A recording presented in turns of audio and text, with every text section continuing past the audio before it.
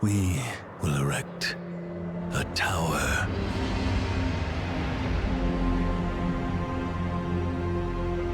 In its wall, we will store knowledge, lest we make the same mistakes. Its peak will touch the sky, so we are not scattered and divided.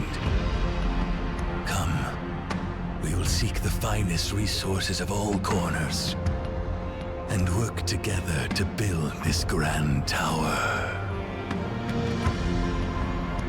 Come, we will make this miracle grow through time.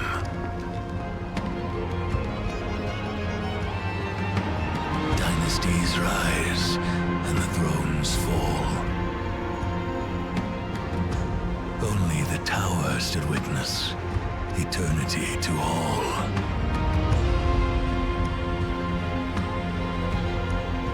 Come, we will continue to build this tower. Day after day, year after year, generations after generations. Come, we will build this tower. Its height that forever reaches for the heavens.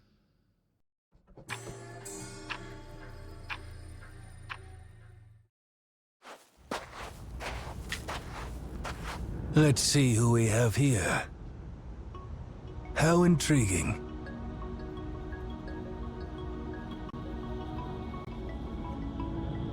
An outsider who once basked in the sunlight, but chose to descend into the depths of the caves.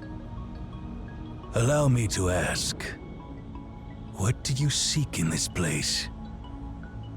Ah, you wish to know about your past, about where you were and what you had before you arrived here in this moment. Unfortunately, I don't have the answer to that. A complete blank slate is the perfect starting point for everything, don't you think? Who am I, you ask? My name is Cosmos. I oversee a place. See that tower, standing tall like a beacon to the heaven?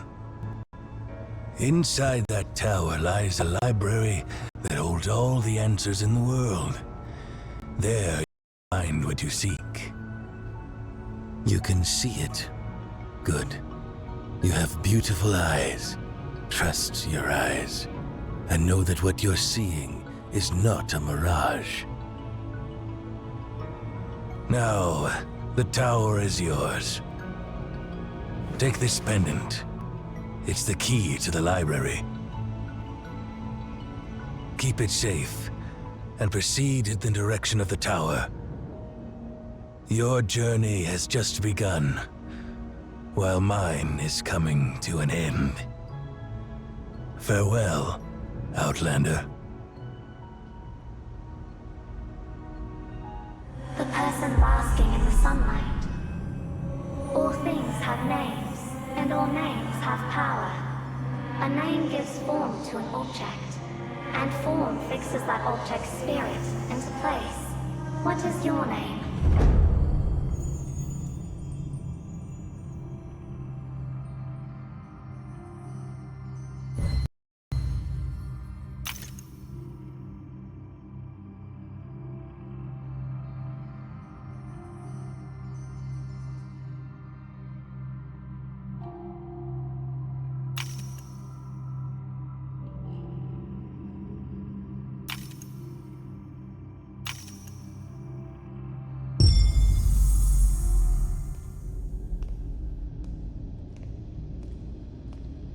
We're almost there.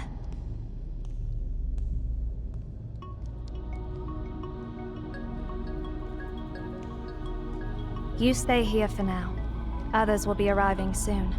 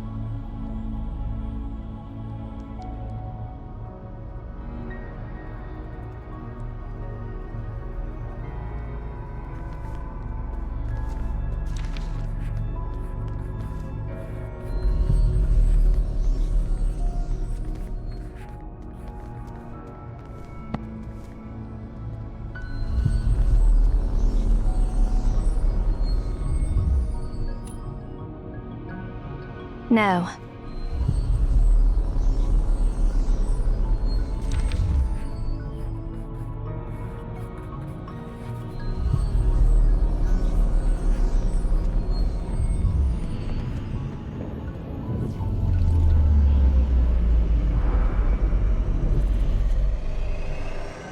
Why are you bringing an outsider here, Zero? We haven't received any visit requests from our allies lately. Oh, if it's some lost traveler, just erase their memory and send them back to the nearest town.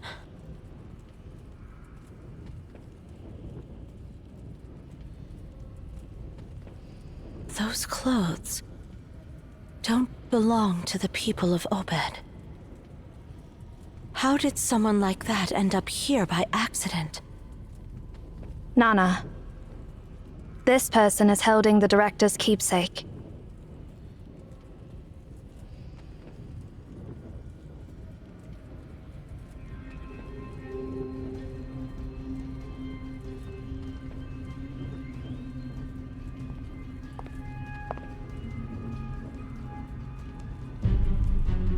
I'm Nana.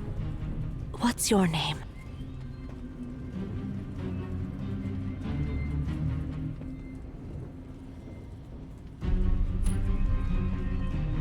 It's all right if you don't want to talk about yourself, but where did you get this?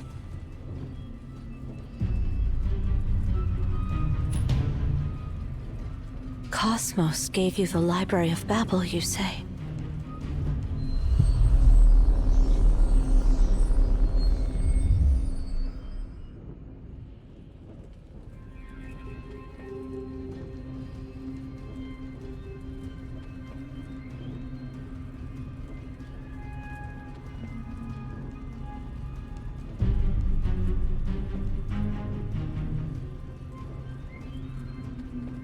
Do you know what it means to hold this pendant?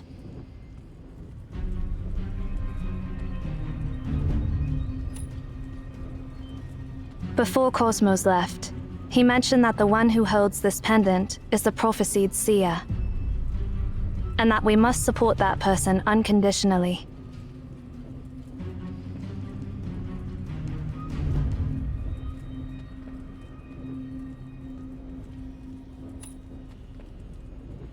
Let's put aside whether that prophecy is true or not. This person seems completely unaware of our world. Seer can sense the existence of this tower. That doesn't automatically make your guest one of us. There's no point in arguing now. Let's gather Seer's bio information and...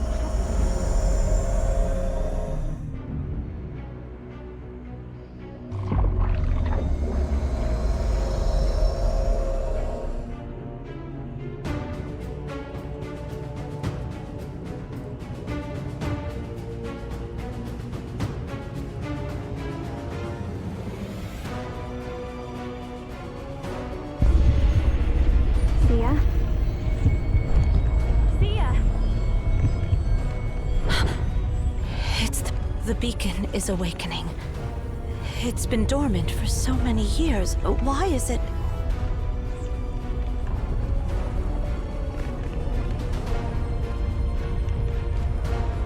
The Library of Babel is opening.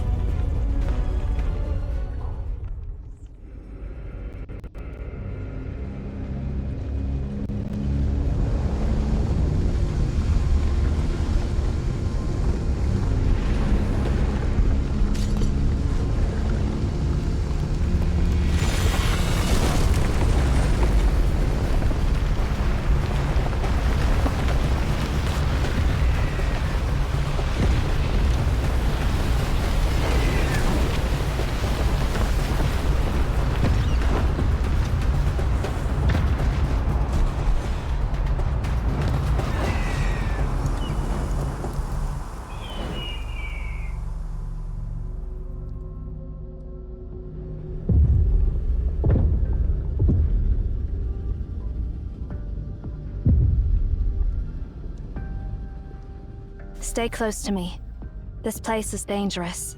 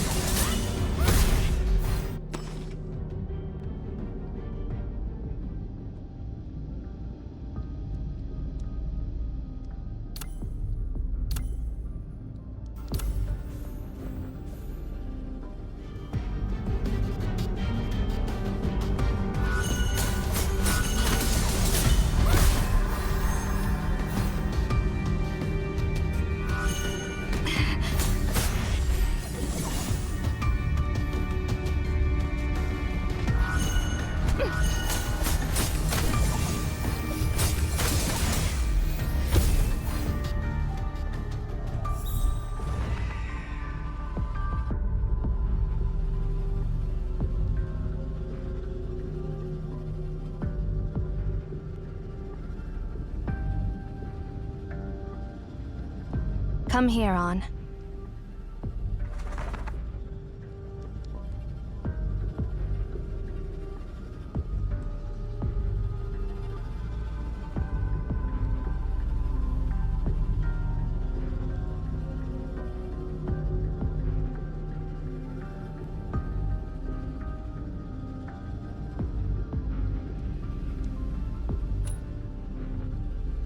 Indeed.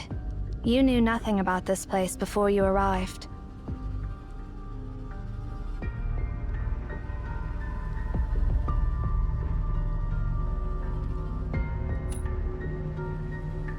I can't provide any further information until I confirm your identity. Relax. I'll ensure your safety until the beacon is deactivated. As long as you stay within my sight. I need to find my other comrades. Stay close to me. It's dangerous here.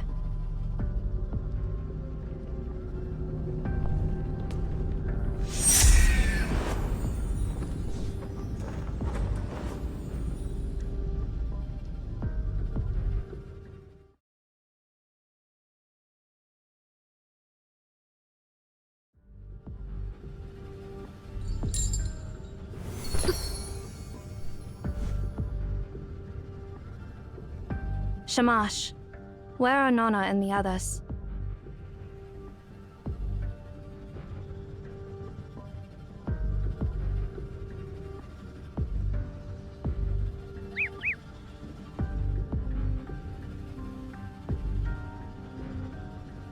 Let's hope they're not caught up in the unknown sector.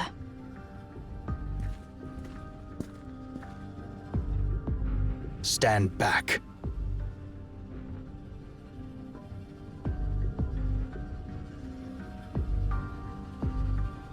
Don't move.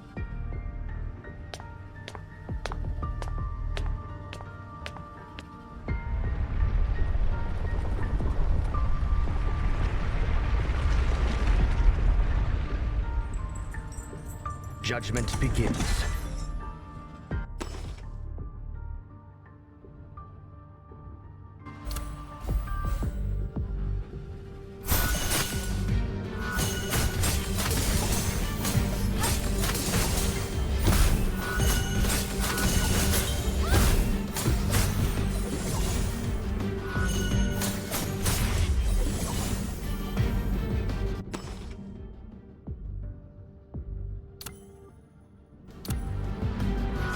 Ansu, end it all!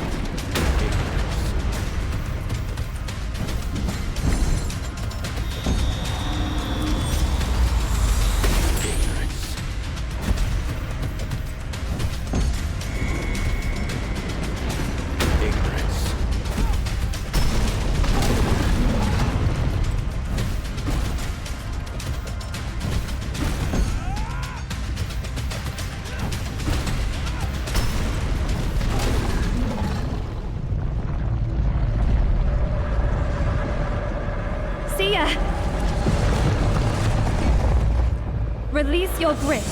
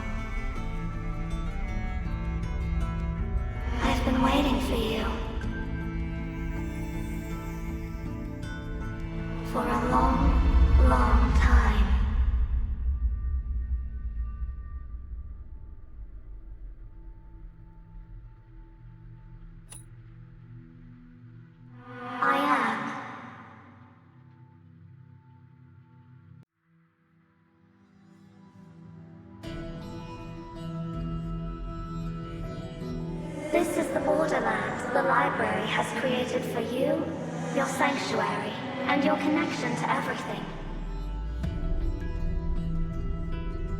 You can come back to this place whenever you want, and through it, you can reach anywhere you desire. However, when you return to your story, you'll forget everything that happened here. Hold my hand.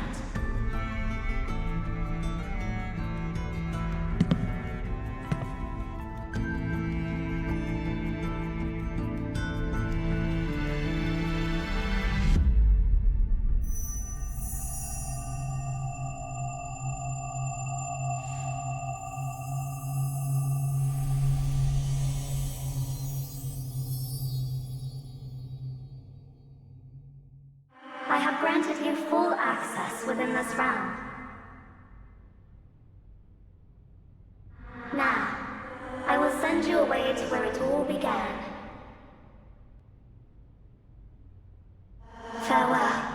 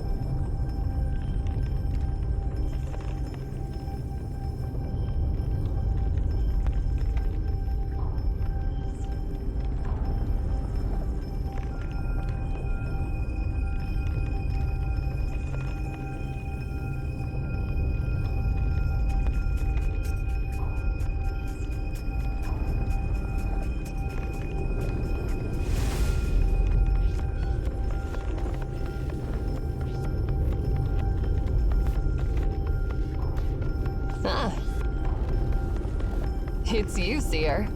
So, is this when we first met?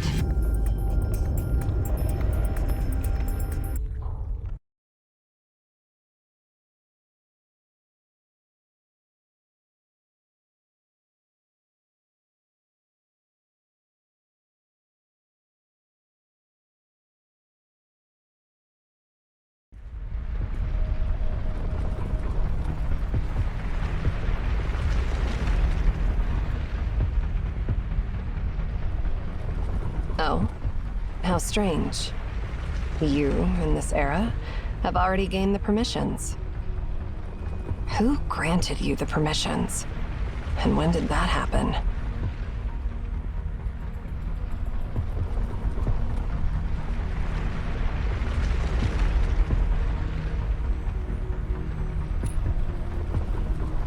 I'd love to introduce myself, but I'll let the version of me who met you for the first time do it. As much as I'd like to catch up, the current situation doesn't allow it.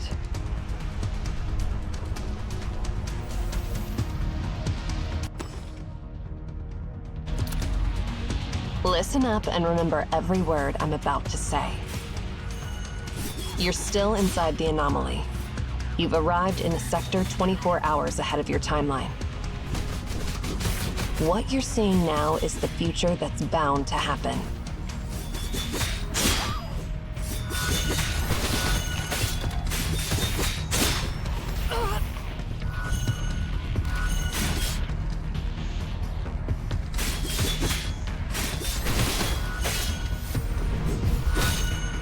Interesting fellow.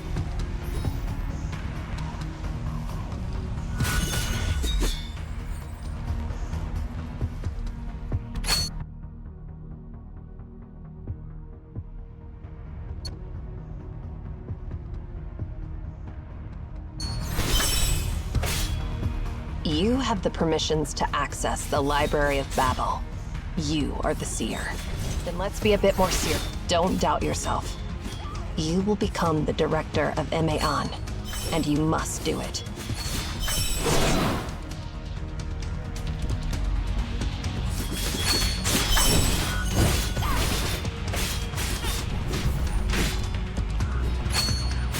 Compared to the humiliation from that time. Then let's be a bit more serious. Here it comes.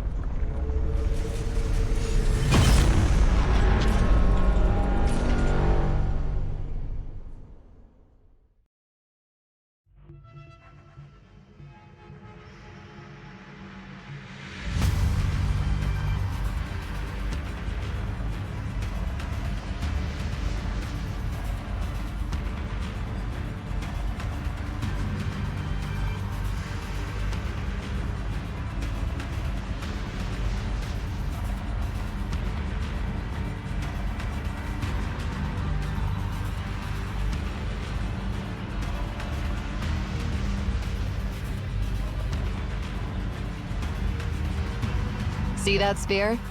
That's the menace destroying this realm. Soon, it will obliterate this place completely.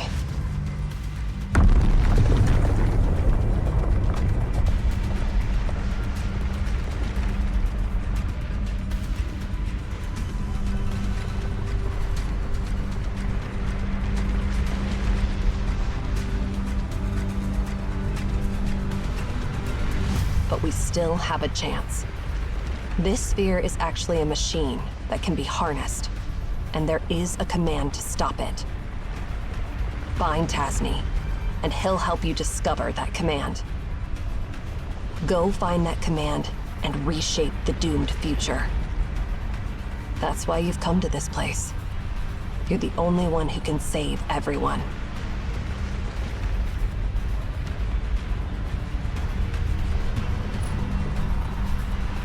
I understand that you're confused. You don't need to understand my words. Just remember them.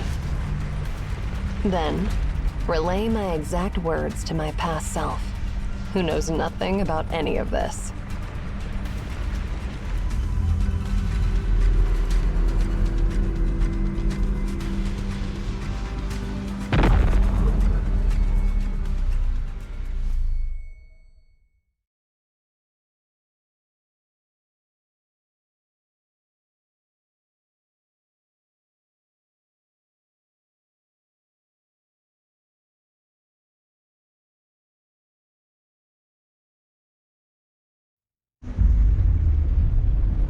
Farewell. Oh, I guess it's see you later.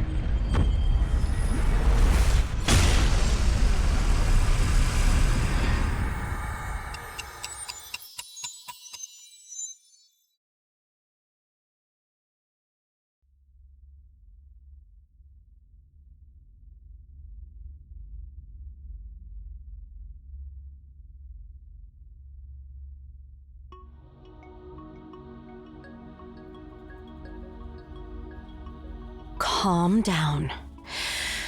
Take a deep breath.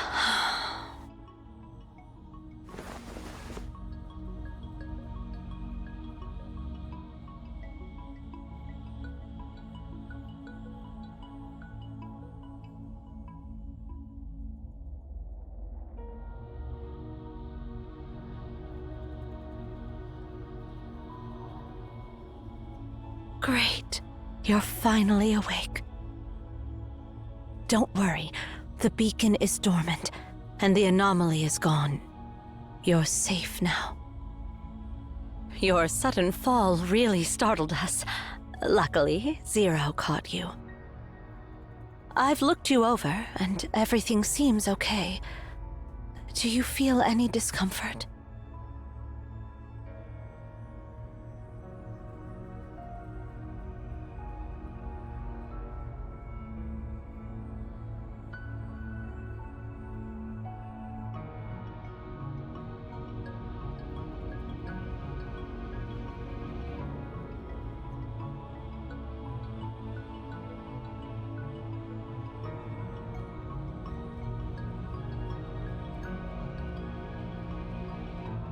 How much longer do you plan to stay in this state?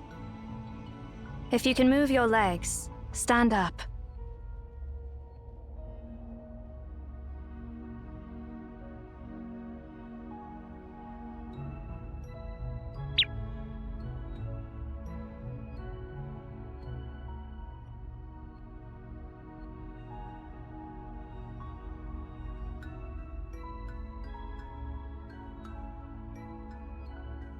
On.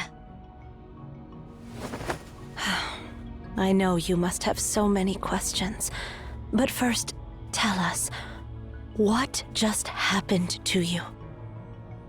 It's okay if you're still trying to wrap your head around it. We got caught up in this anomaly called the Library of Babel. Just tell us what you remember in the order it happened from your point of view. Then we'll try to answer your questions.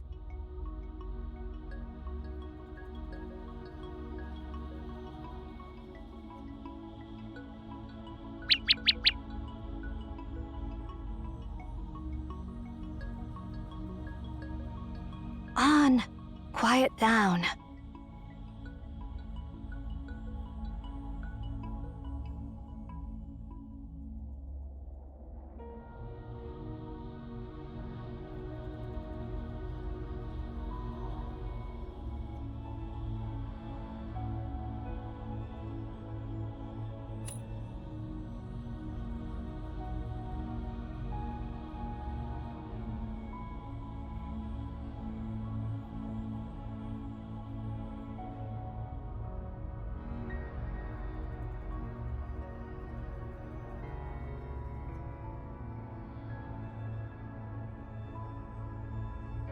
So you and Zero were attacked by an unknown giant within the anomaly, and you were thrown to a distant sector where you met Erishon from the future.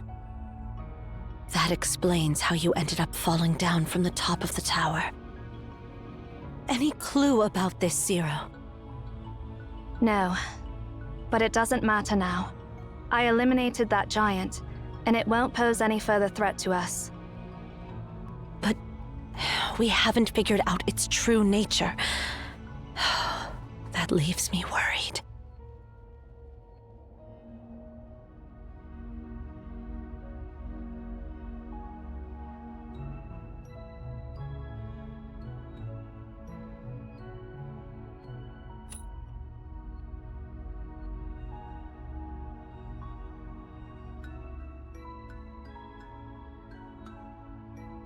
If what you said is true, you'll soon know who she is.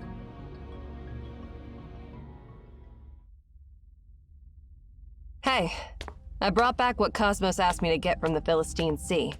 Can someone give me a hand with it? I mean, seriously, why do I have to salvage a chunk of copper sphere from the seabed? It's really weighing me down. Huh? Who do we have here? Oh. Did I come at a bad time? Why are you all looking at me like that?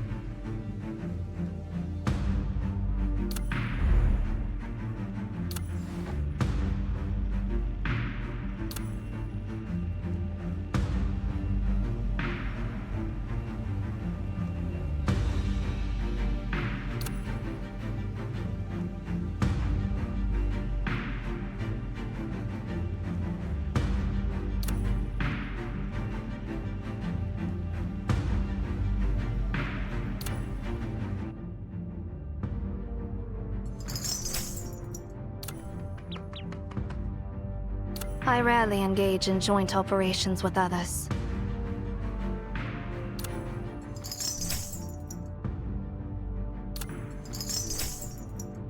Execute.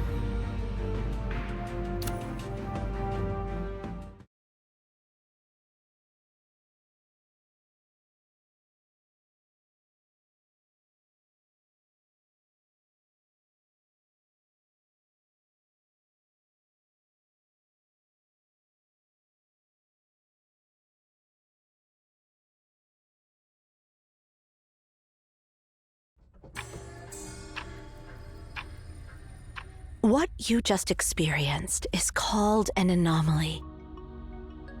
The anomaly originates from that black monolith. We call them beacon. There are numerous beacons and anomalies in the world. That monolith is just one of them. The vision it creates is called the Library of Babel. To put it simply, when the beacon is activated, the space within the tower becomes infinite, and time itself materializes separately. This will result in the creation of a new Library of Babel that exists outside our timeline. So, theoretically, one can travel to the future within the Library of Babel. However, besides you, there is only one other person I know who has experienced it. Cosmos, the one who gave you the pendant. And the messages brought back by people like you are known as prophecies. We have constructed this tower to control and monitor the beacon and the Library of Babel for millennia. We call ourselves Maon. As time has passed, the beacon has been activating less frequently. I never expected it to activate on your arrival. So, my warm welcome is the shocking news that an outlander who knows nothing is now our new director? Your story is as intriguing as your name.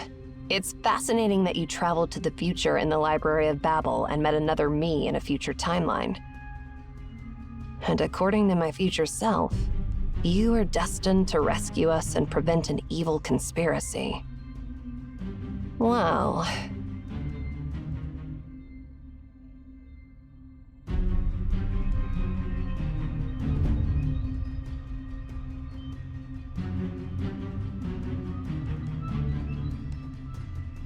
You're not welcome here. Leave. Now.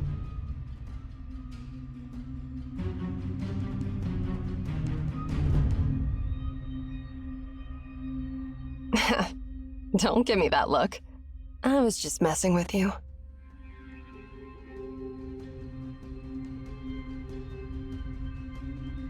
But seriously, doesn't this all sound absurd? Some random outlander shows up out of nowhere claiming to be the seer, and now we're dealing with a piece of scrap metal that's supposed to turn into a bomb and destroy everything. Do you really believe that this copper sphere, lying on a seabed for who knows how long, can still be activated?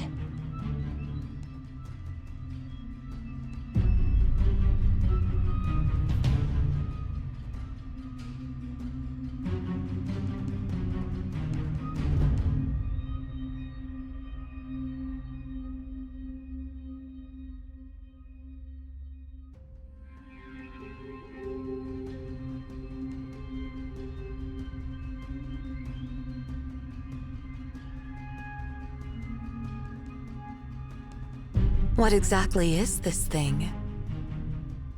I don't know. All Cosmos said was it's the remnants of an anomaly from Memphis. He said nothing on how it ended up buried in the Philistine Sea. Interestingly, though, I was attacked by the Nemesis while recovering it. That means our operation was compromised.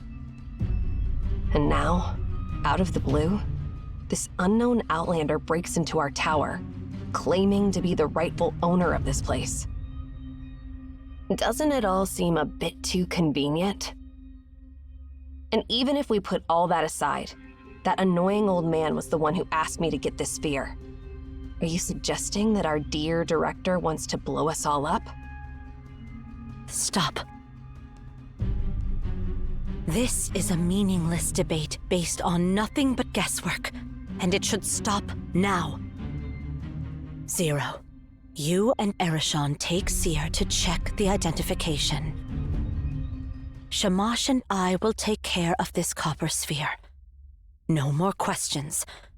Just do as I say.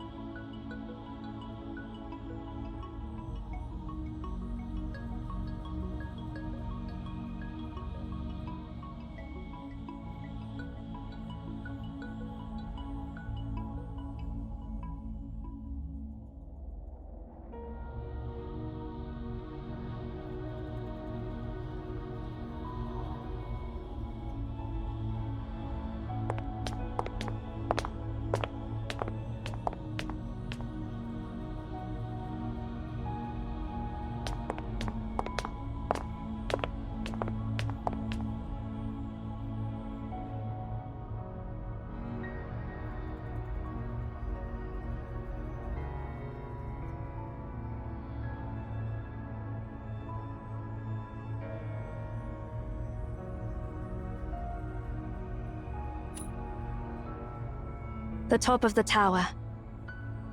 I need to collect your biometric data and cross-reference it with the World Population Database to verify your identity.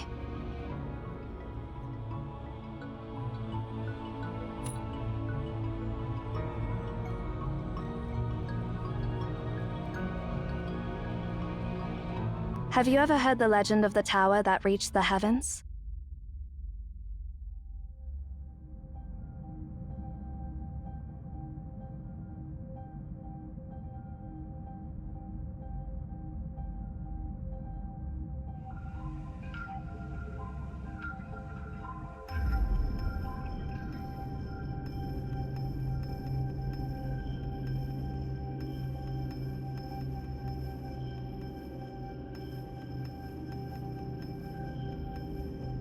It is a legend, and it is not. To be precise, it became just a legend one day. 57 years ago, Cyril launched its first satellite into space. That was the moment when mankind saw the whole world with their own eyes. The concept of heaven was shattered, and the tower built to reach it naturally lost its purpose. At that moment, it was reduced from reality to legend. If you were an ordinary person, you would not be able to see this tower. Because it's been forgotten by the collective subconscious of humanity, any ordinary person cannot recognize its existence. Which means, you must be one of us.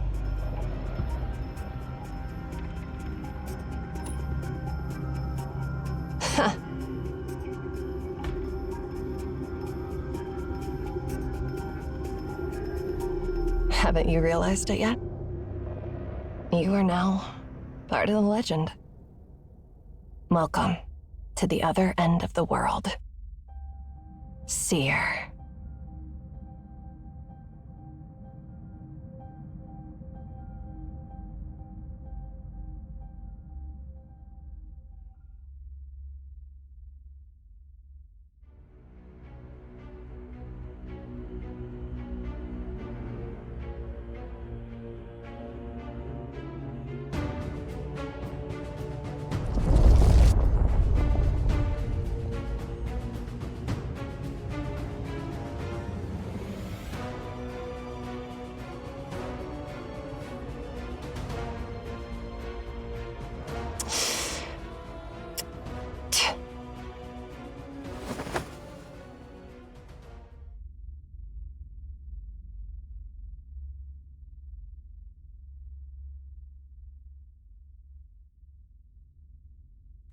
The beacon?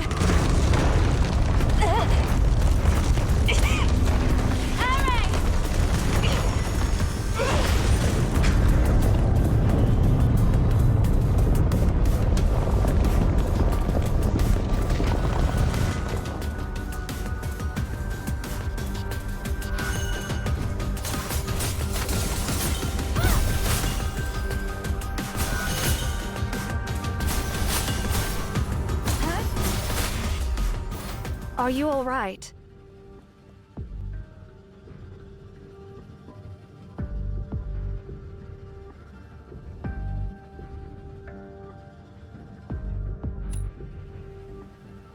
I see.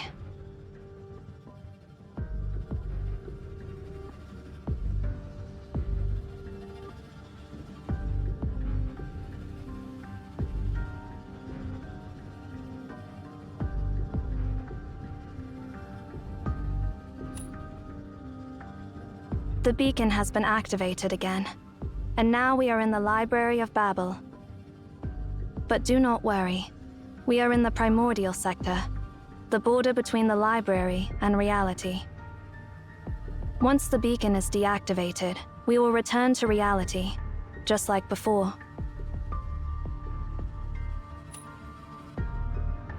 Yes, the library is divided into the primordial sector and the unknown sector. The primordial sector corresponds to a specific area, known as the prototype, within the tower in reality. The unknown sector was created by the library itself through the method of exhaustion. If you are not in the primordial sector when the beacon is deactivated, you will not be able to get back to the real world.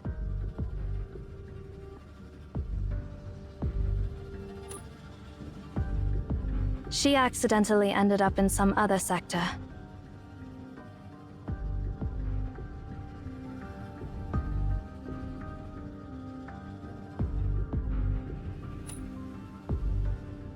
Arishan is no fool. She can take care of herself.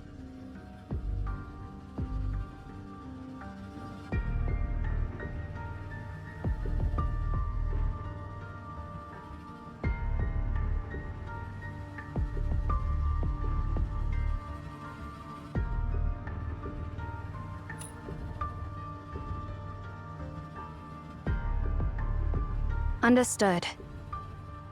Please stay by my side. I will protect you. Go scout the area ahead on.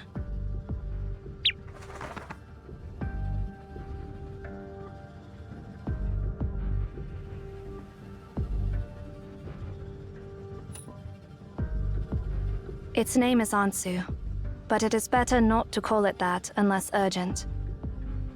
All beings have names, and names hold power. Calling something by its true name reveals its true nature.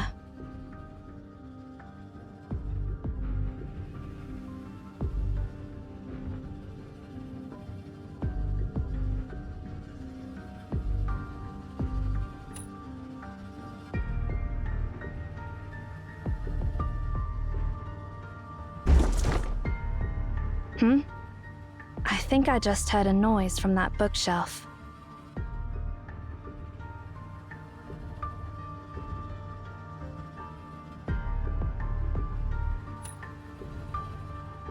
The way these books are arranged seems to be hinting at something.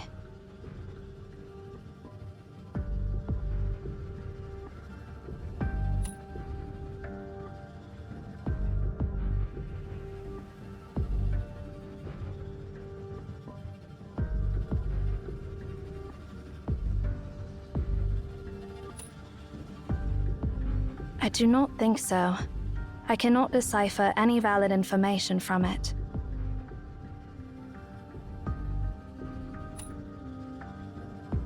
Yes.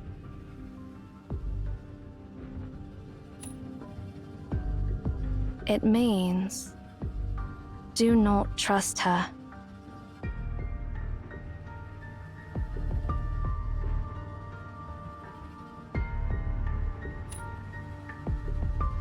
I do not know. Looks like someone tried to send us a message through these bookshelves. Do you have any thoughts?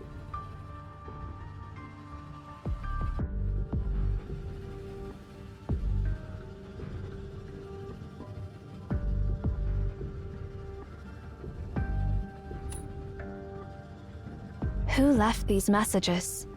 And what were they trying to warn us about?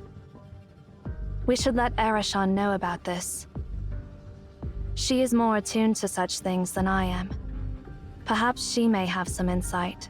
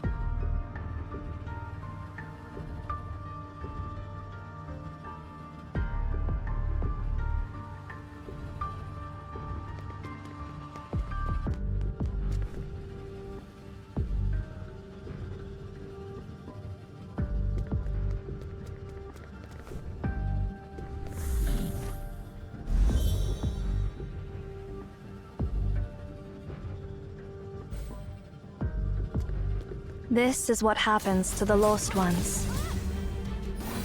No need to feel sorry for them. They're merely byproducts that the library has not fully digested.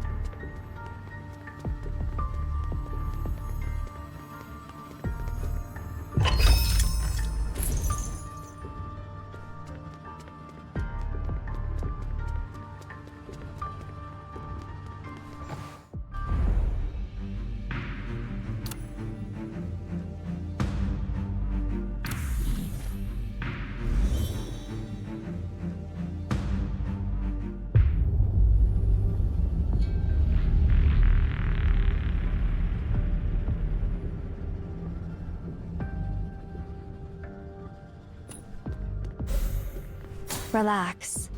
The laws of physics in the library do not work the same as in reality. Let's keep moving.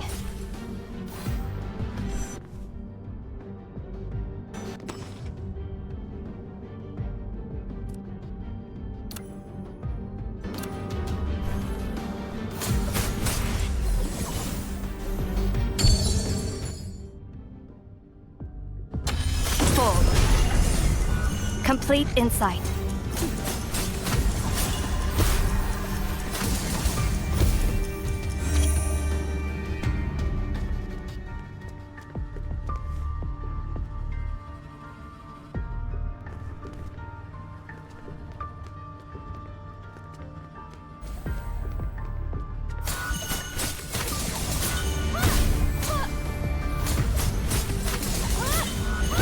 Complete insight.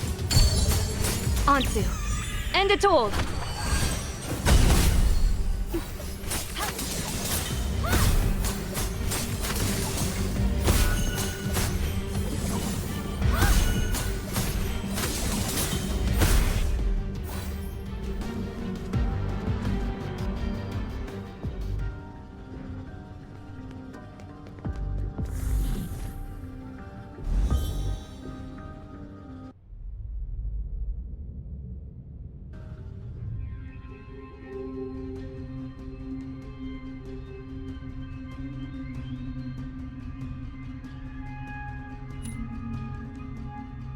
We have entered the unknown sector, a derivative sector created by the library itself through the method of exhaustion.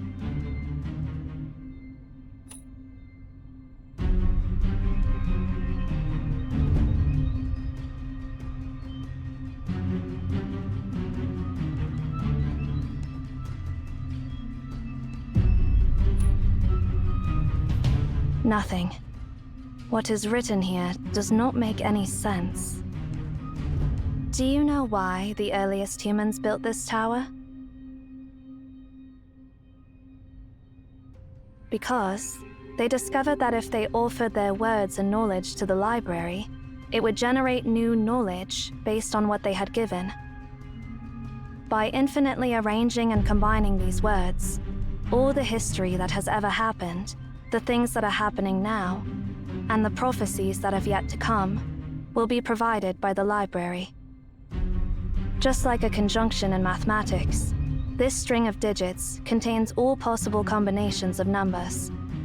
Similarly, the library contains all possible combinations of words. This library serves as a repository for the entirety of humanity's known and unknown knowledge. It holds every question ever asked by humanity, with all the possible answers to those questions.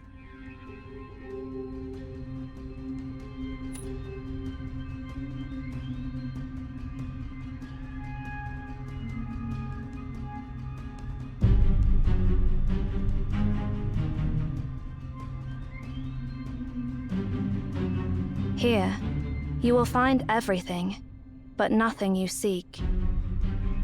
You will be lost in an endless sea of information. If we go any deeper, we may end up on the path of no return. We have to get back to the primordial sector.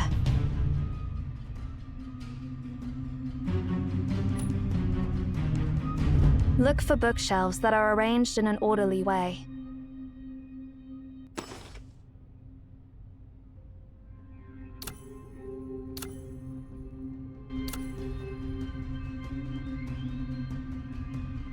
Remember, follow the passage with the most orderly arranged bookshelves, and you will find a way out.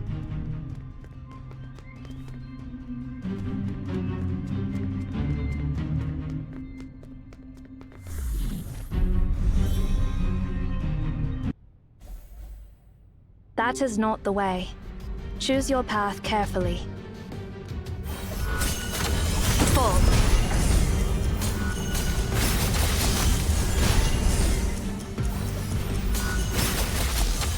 Fall.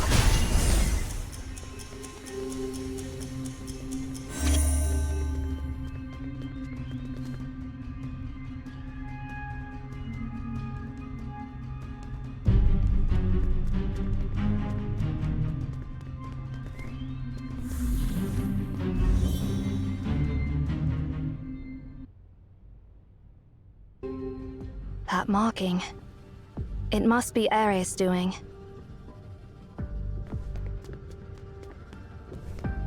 These traces are new. Causing widespread damage, behaving impulsively, and showing a blatant disregard for the consequences. Quite the way for her to behave. If we continue to follow these traces, we will find her in no time, barring any unforeseen circumstances.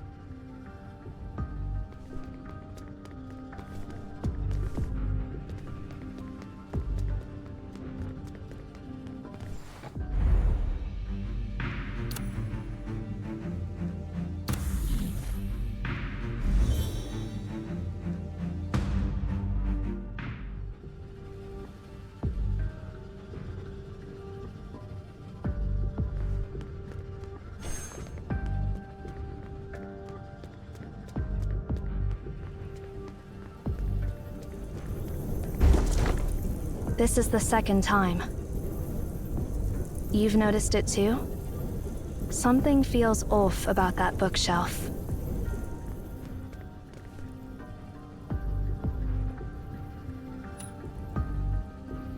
Irreversible. That is the direct translation. Irreversible? What is irreversible?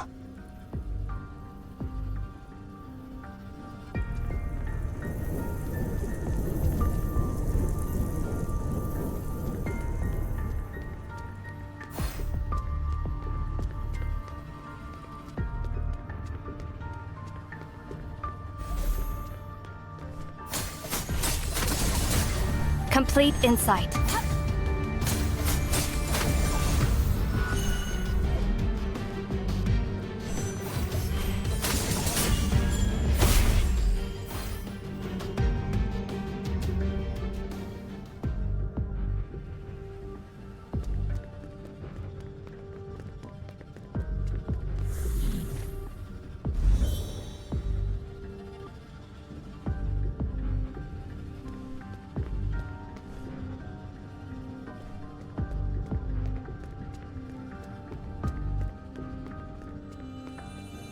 the pendant.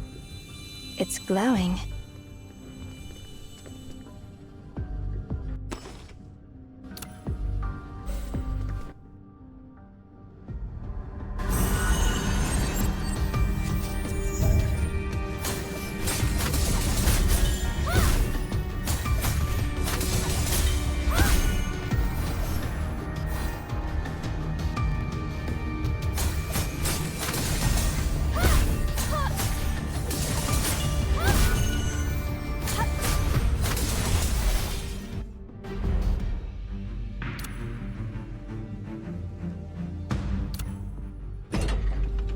It seems you have the ability to freeze the flow of time in a small area within the library.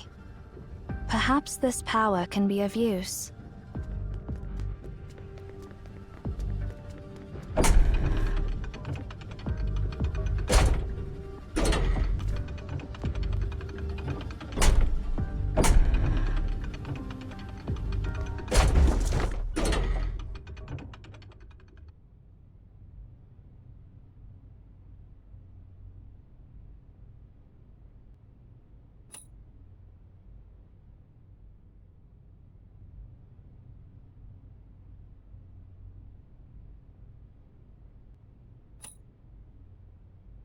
Sure.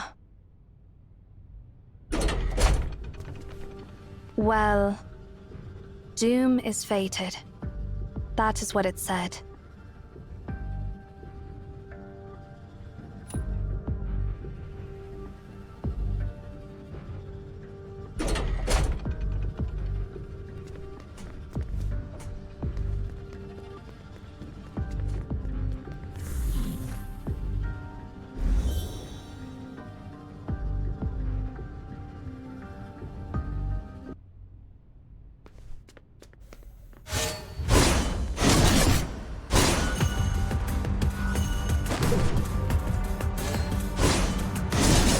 Looking pretty awful there, Zero.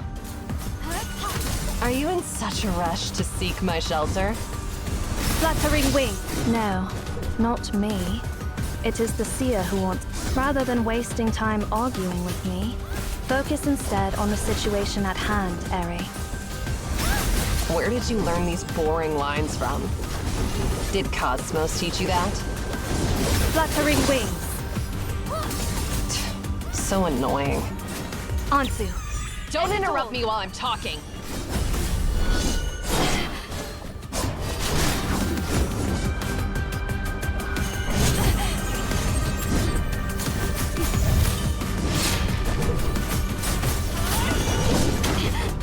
Fluttering wings.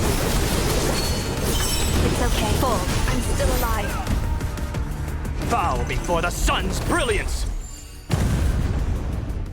Already calling that simpleton the seer, huh? You are getting more vulgar. Is that a bad habit you picked up during your years outside? No one can control the activation of the beacon. What Sia said was true, and the prophecy is true. This is enough to prove Sia's identity. Or are you being stubborn for the sake of the impossible? This attitude, caring about absolutely nothing. It's seriously disgusting. I wonder what it'll take to crack that icy expression of yours. I do not understand why you are so fixated on something beyond your control.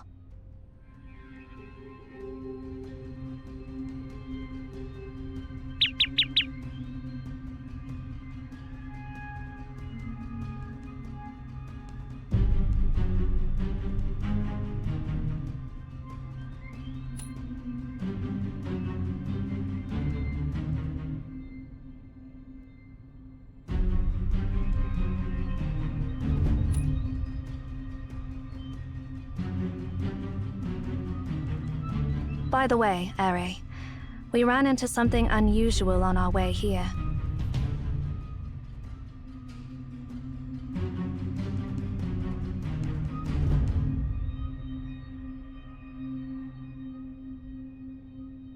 Is there anything in this place that isn't weird? Instead of getting sidetracked by irrelevant stuff, perhaps we should focus on what to do next.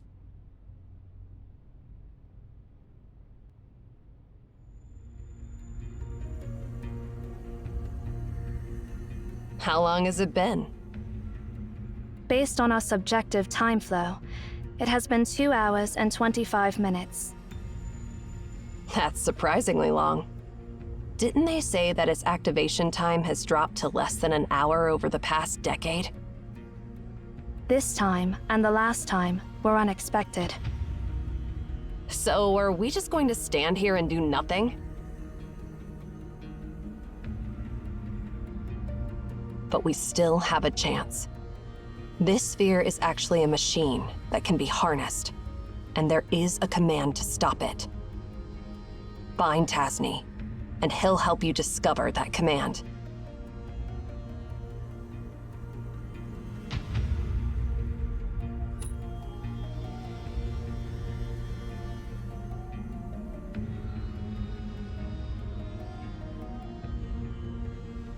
That reminds me. Looks like we don't have to stand around and wait after all. There's one more thing we haven't verified yet. Didn't you claim you can scan the library? And didn't you say that the future me asked you to find Tasni?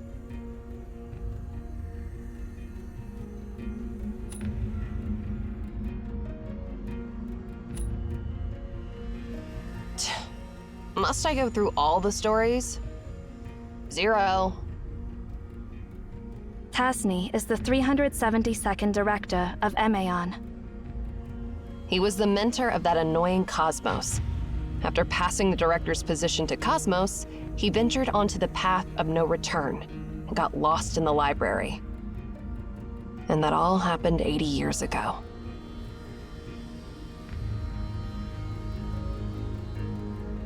So, if we want to see him, we have to go back 80 years.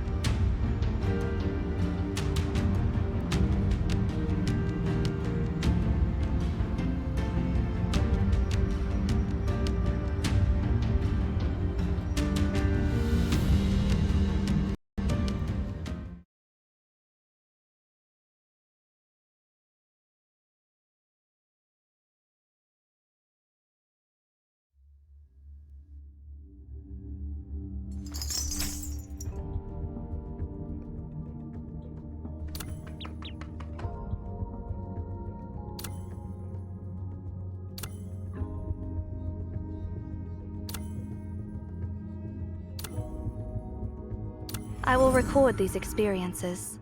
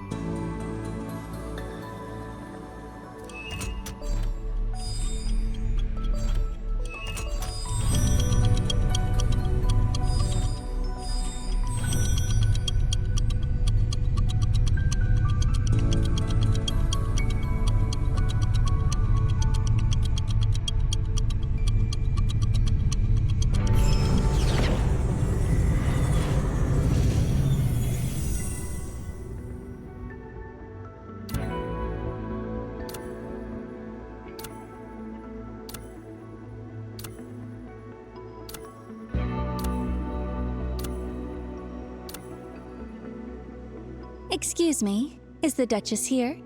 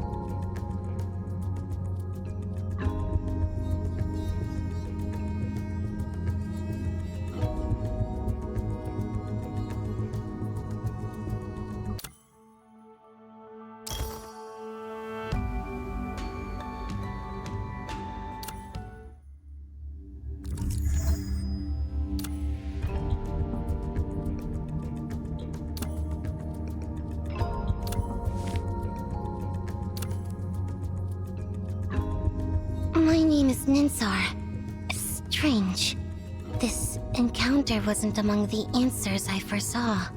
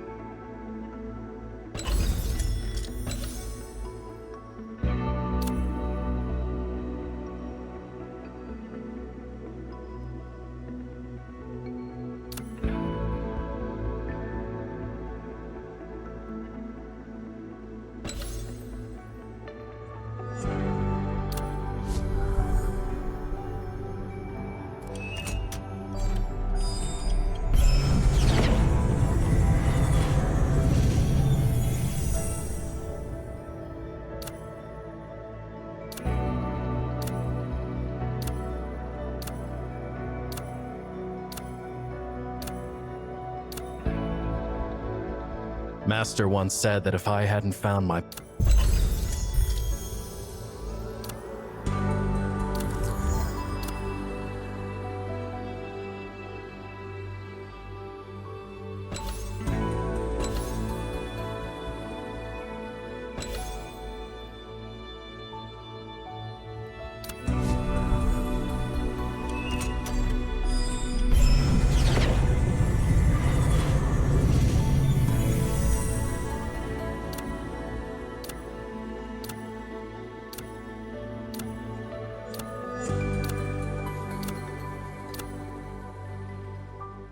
exit Weishi.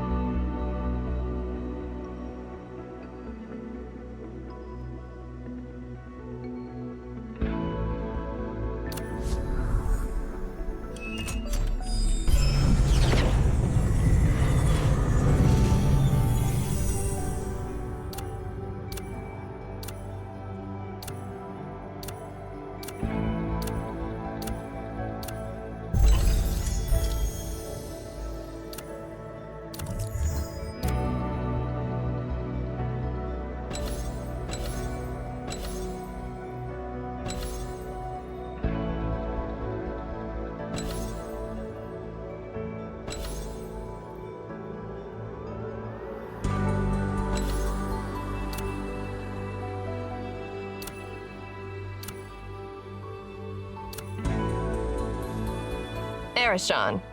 You should remember this name, right? Since I...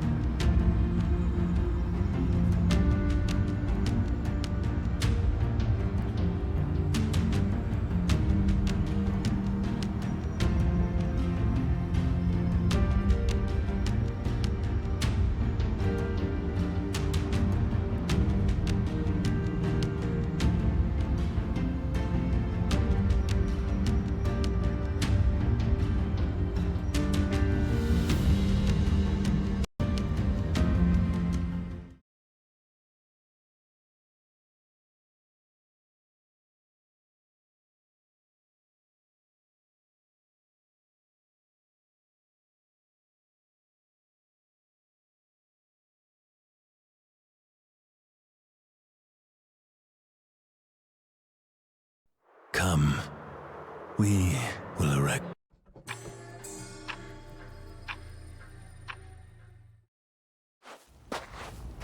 The person basking in the sunlight. All things have names, and all names have power. A name gives form to an object, and form fixes that object's spirit into place. What is your name?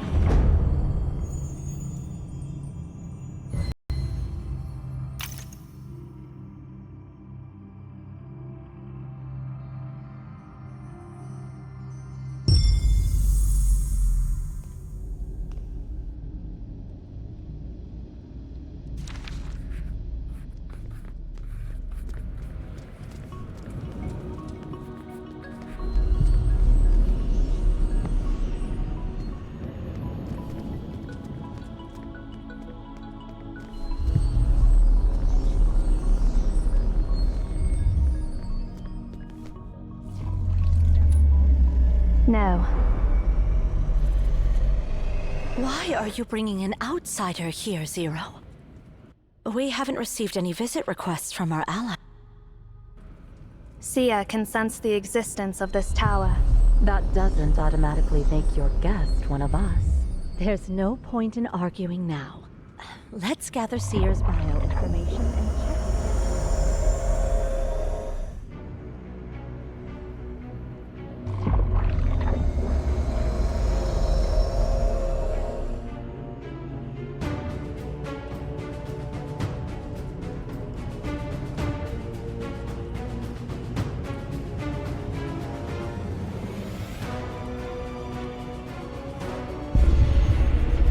Sia? Sia!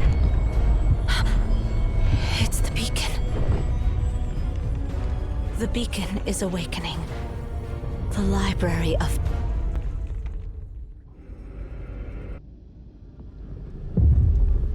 Stay close to me. This place is dangerous.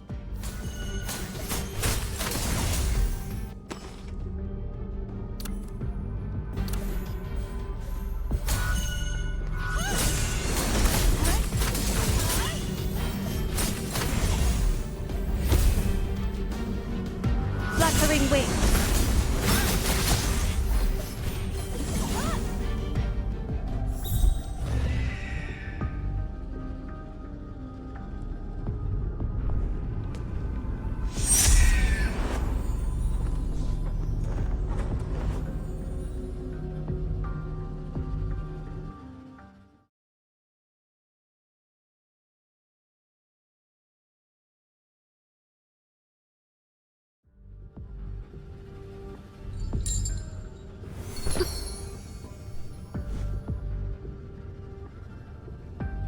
Shamash, where are Nona?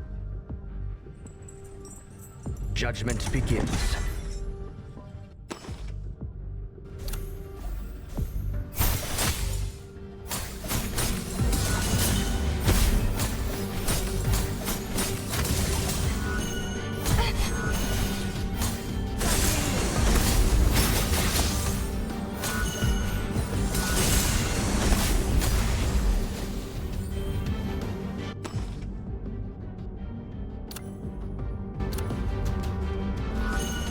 advancing.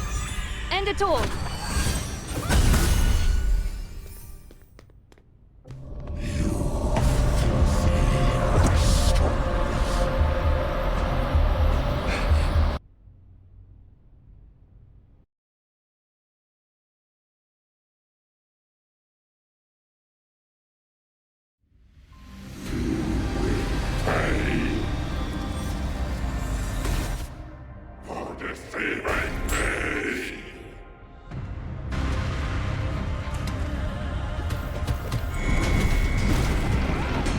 Ignorance.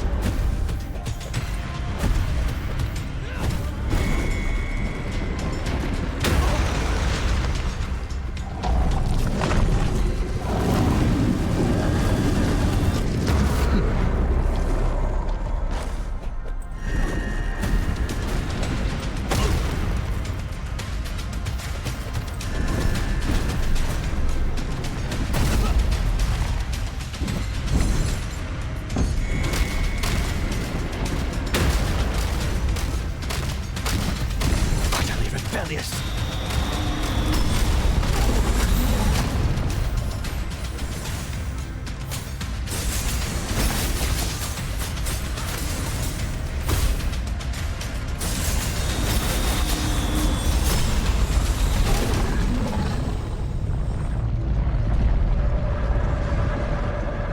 Sia! Release your grip.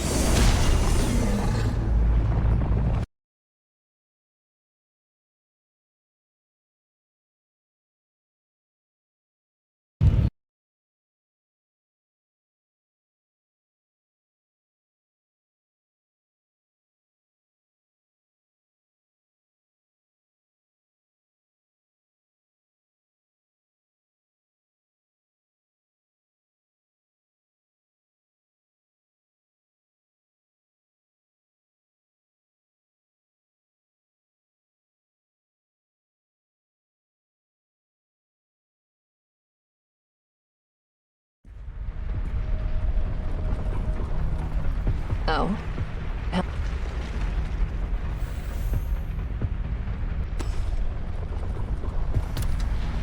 Listen up and remember every word I'm about to say.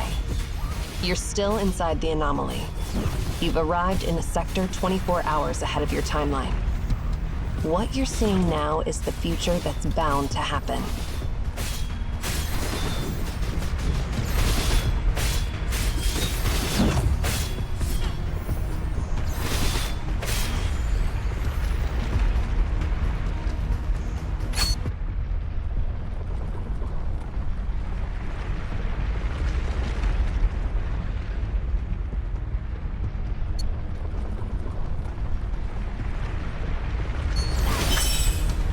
You have the permissions to access the Library of Babel.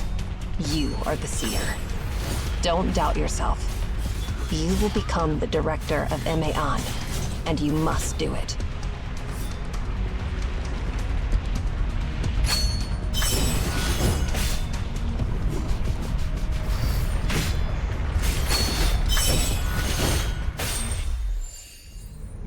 Here it comes.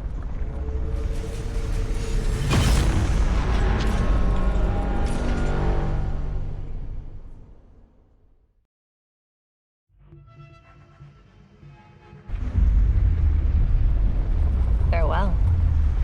Oh, I guess it's see you later.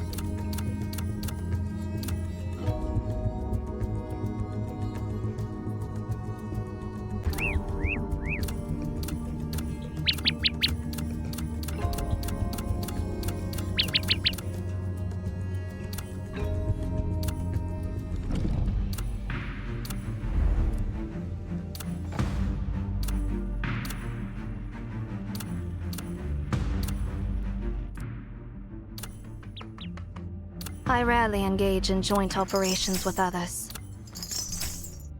Execute.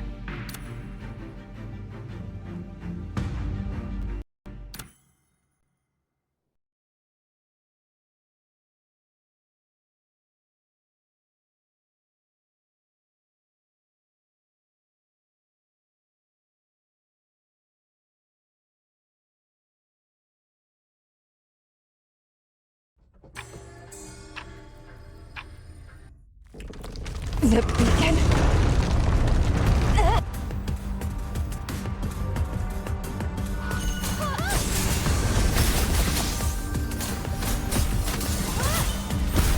Fluttering wings.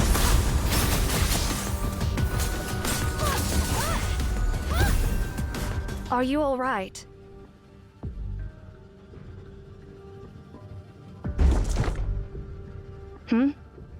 I think...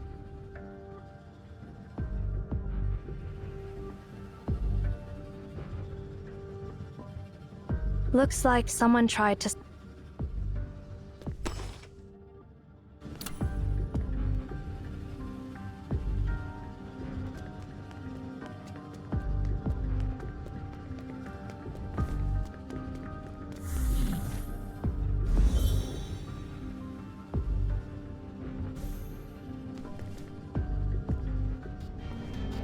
This is what happens to the lost ones.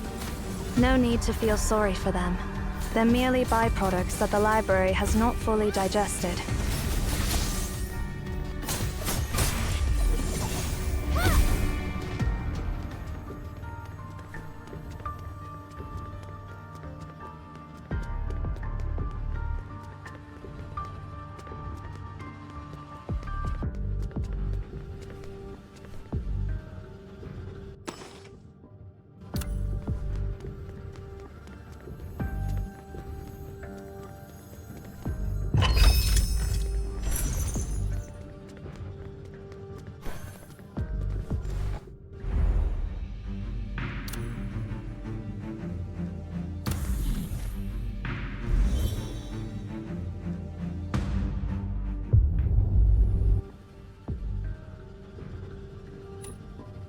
Relax. The laws of physics in the library do not work the same as in reality. Let's keep moving.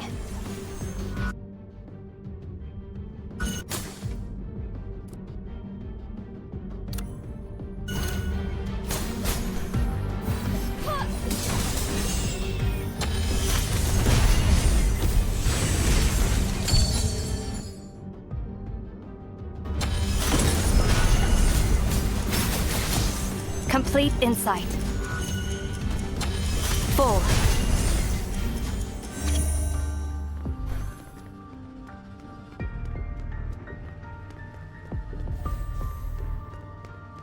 Ansu. End it all.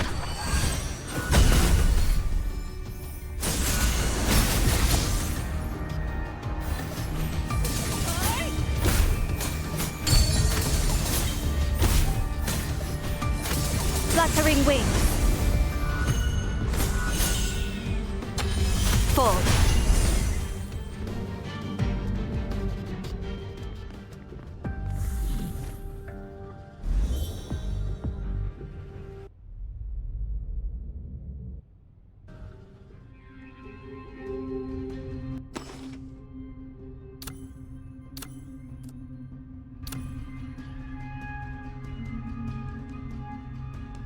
Remember, follow the passage with the most orderly arranged bookshelves, and you will find a way out.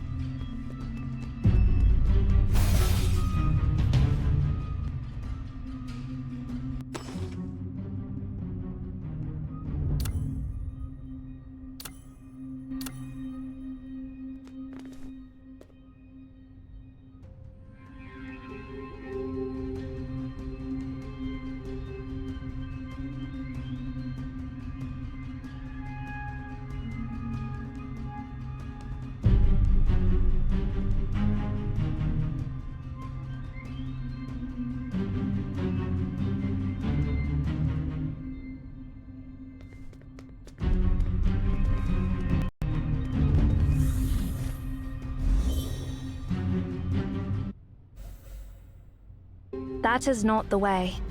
Choose your path carefully.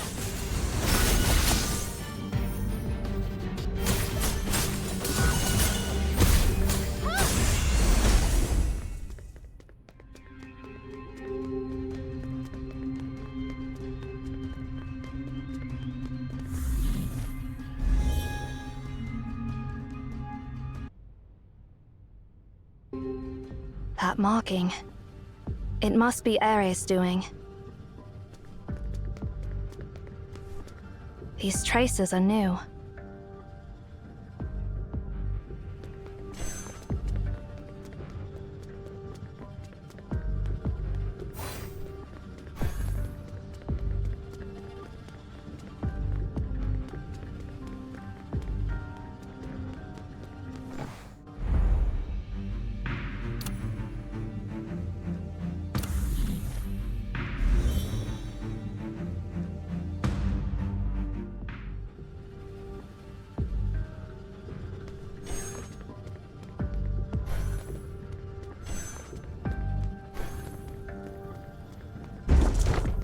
This is the second time.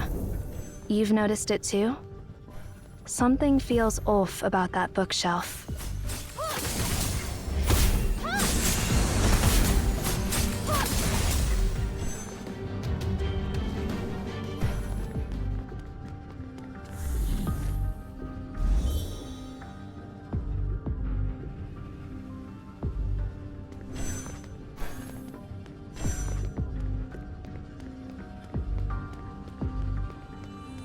The pendant. It's glowing.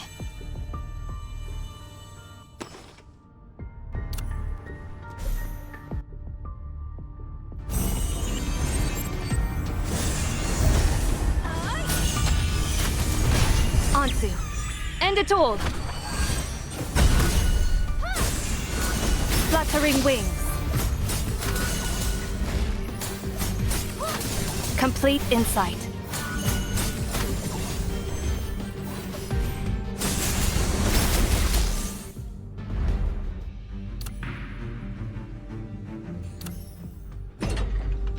It seems you have the ability to freeze the flow of time in a small area within the library. Perhaps this power can be of use.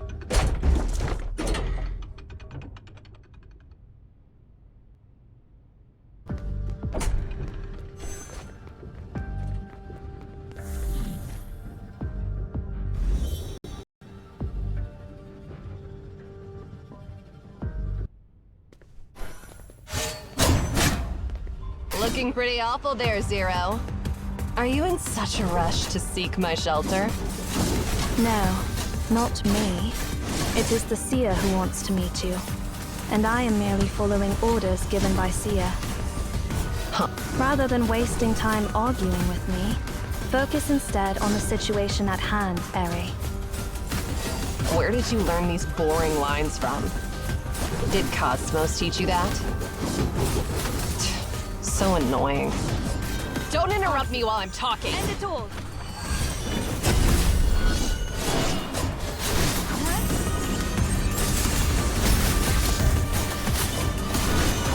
Complete insight.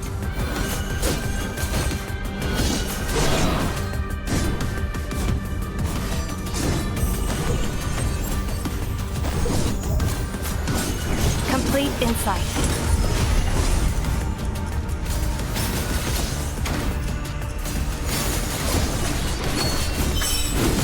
Fluttering wings. Already calling that simpleton the seer.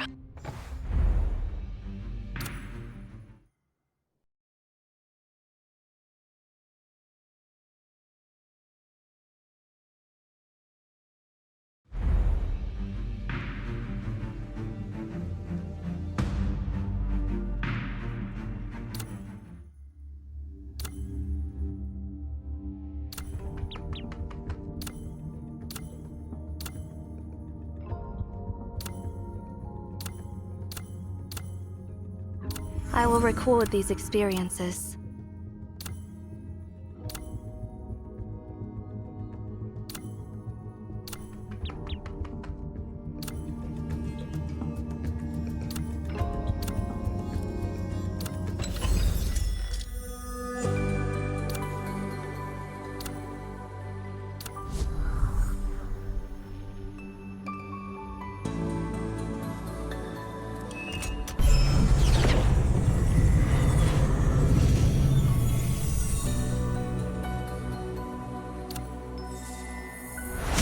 Excuse me, is the Duchess here?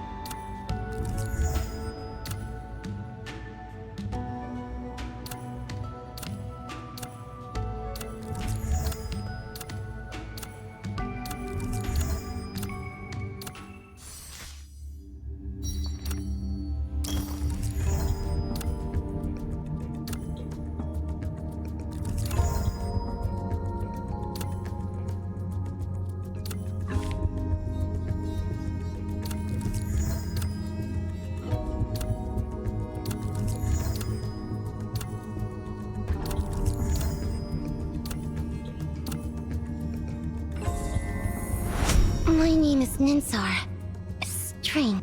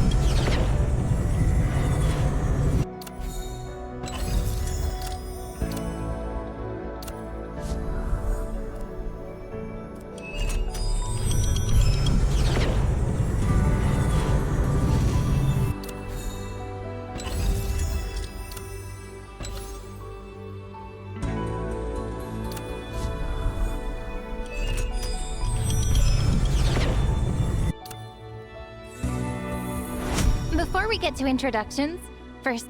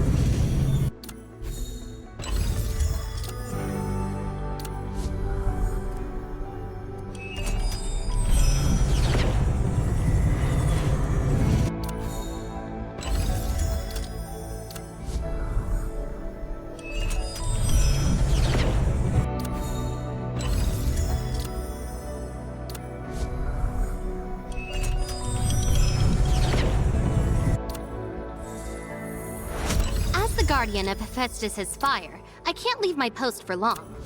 I should be able to return after registration, right? I'm Hefe. Hefe from Hephaestus.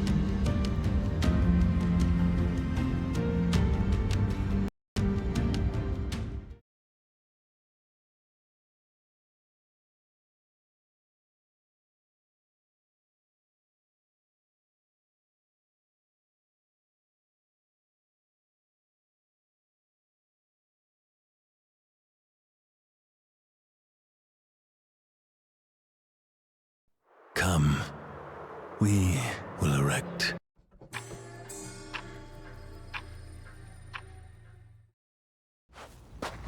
The person basking in the sunlight. All things have names, and all names have power. A name gives form to an object, and form fixes that object's spirit into place. What is your...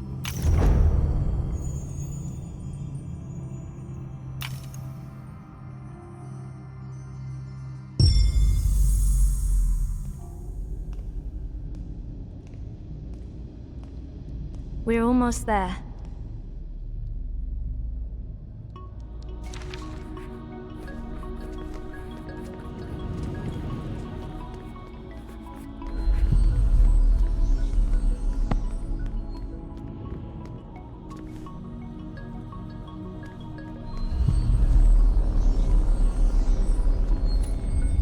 No.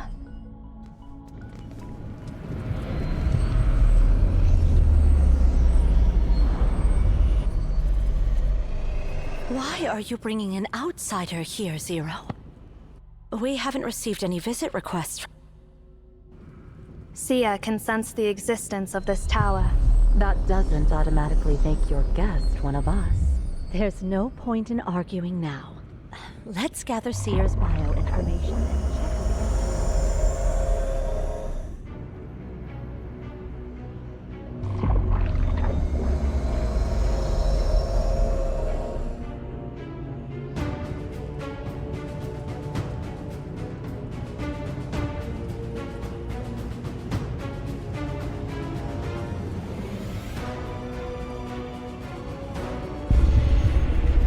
Sia? Sia! It's the beacon. The beacon is awakening. It's been dormant for so many years. Why is it? The Library of Pebble is opening.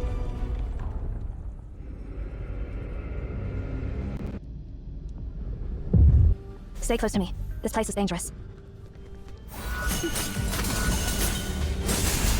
Fluttering wings!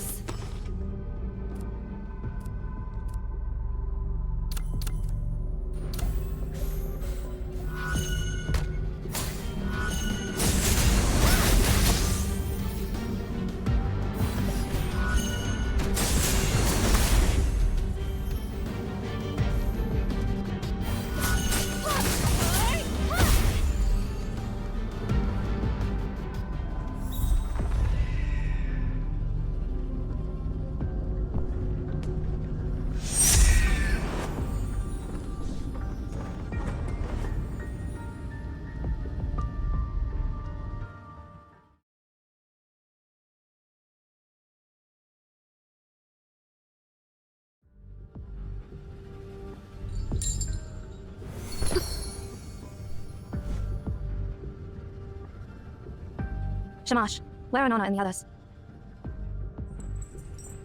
Judgment begins.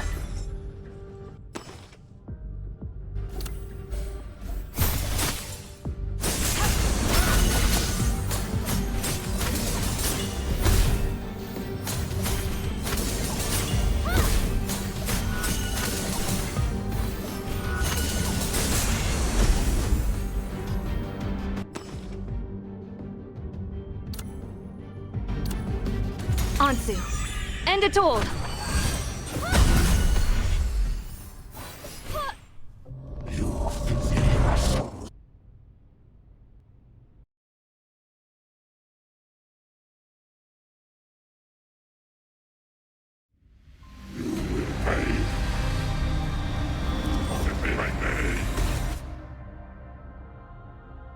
Ignorance.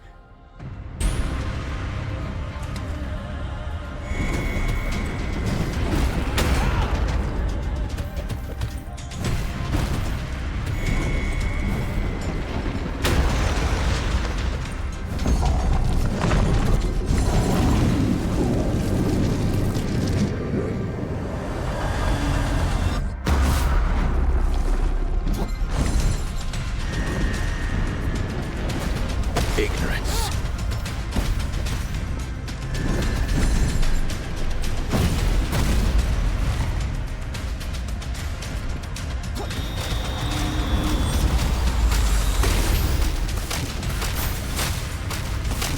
Wutheringwaves. Complete insight.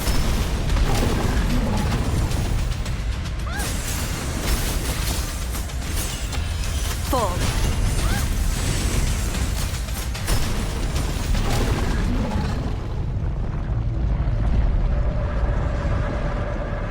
See ya! Release.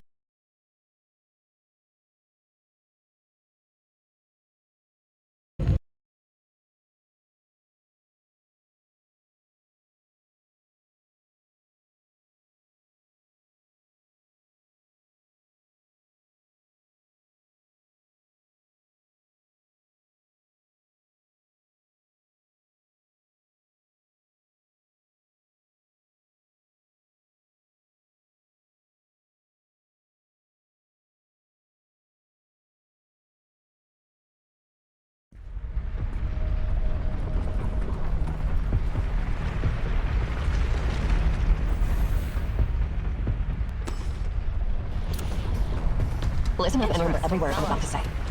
You're still inside the anomaly. You've arrived in the sector 24 hours ahead of your timeline. What you're seeing now is the future that's bound to happen.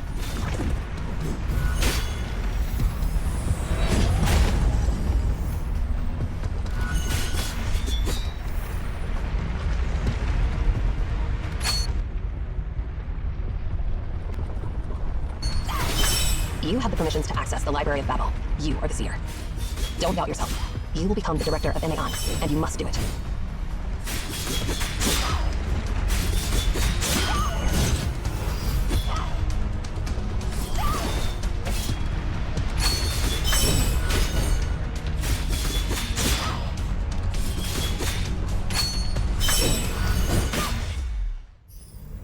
Here it comes.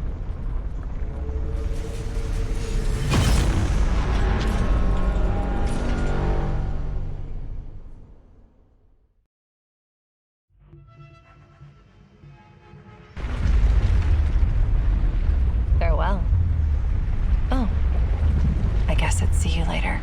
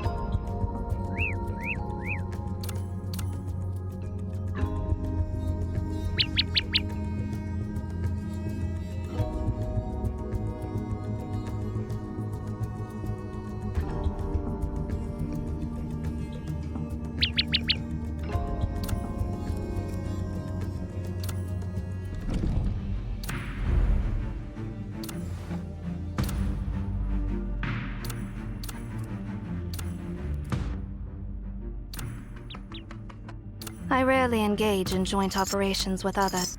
Execute.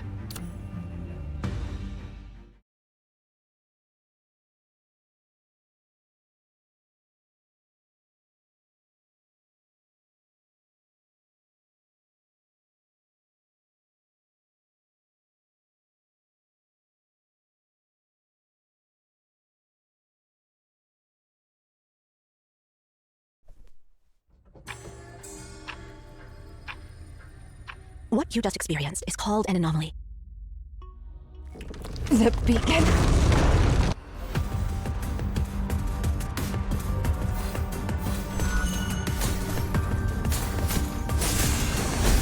Fluttering wings.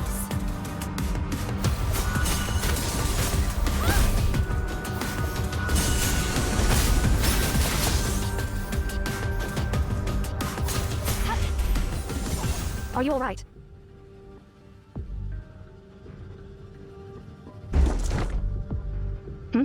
I think I just heard a noise from that bookshelf.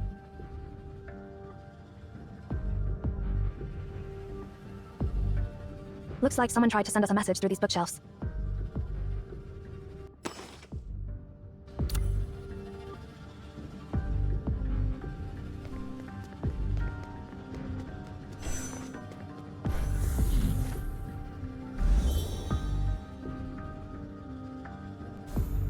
This is what happens to the lost ones.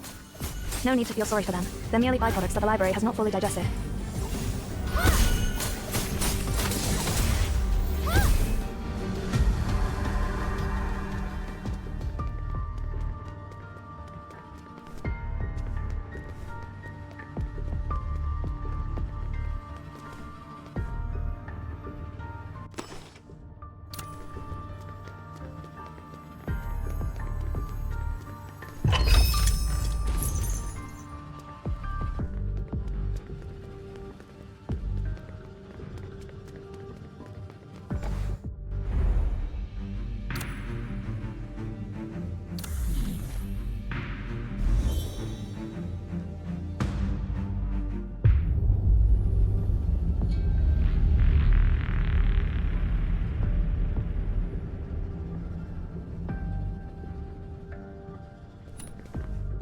Relax. The laws of physics in the library do not work the same as in reality.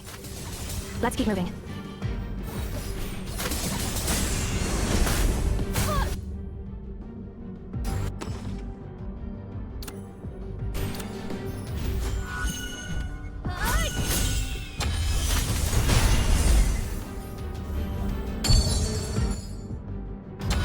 Fall. Fluttering wings.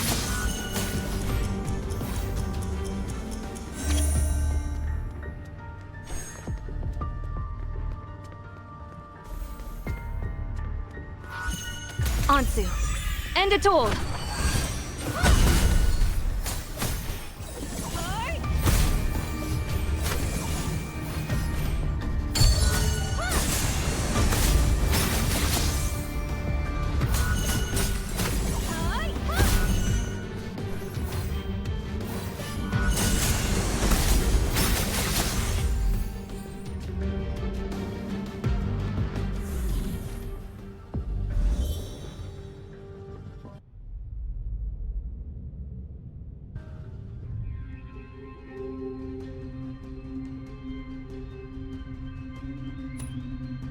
We have entered the unknown sector, a derivative sector created by the library itself.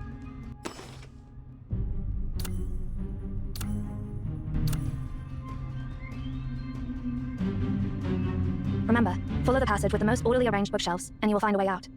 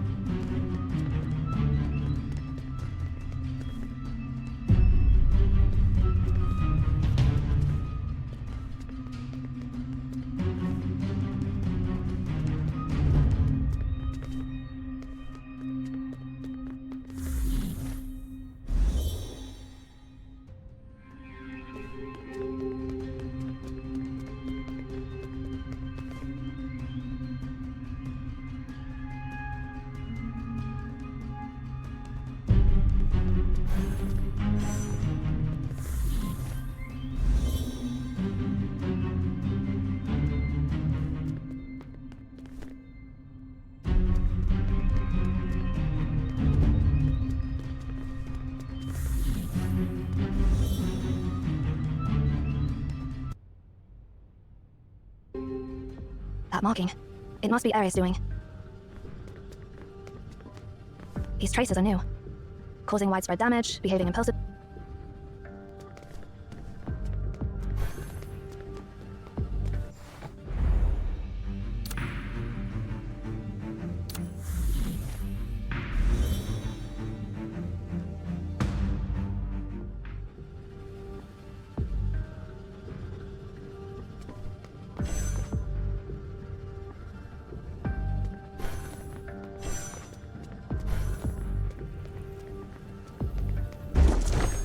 This is the second time.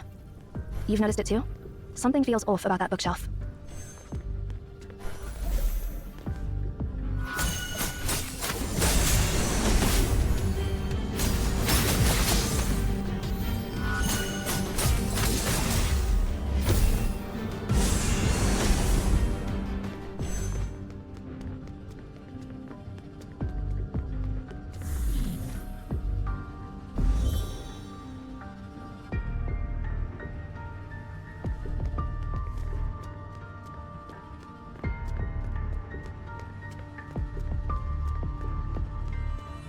The pendant. It's glowing.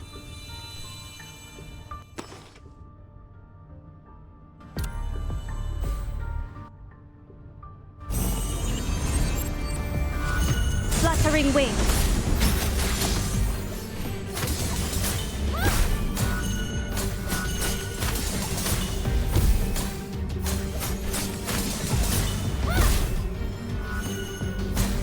Fluttering wings.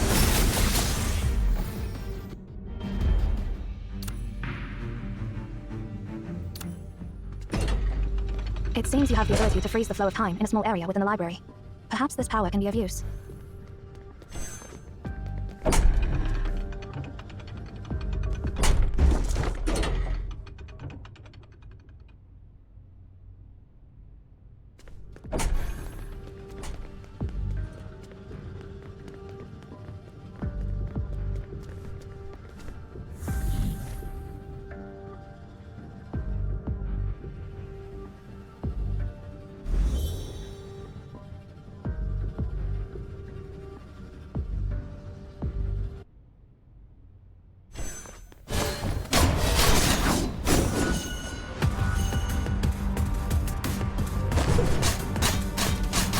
Looking pretty awful there, Zero. Are you in such a rush to seek my shelter? No, not me. It is the seer who wants to meet you, and I am merely following orders given by seer. Huh? Rather than wasting time arguing with me, focus instead on the situation at hand, Eri. Where did you learn these boring lines from? Did Cosmos teach you that?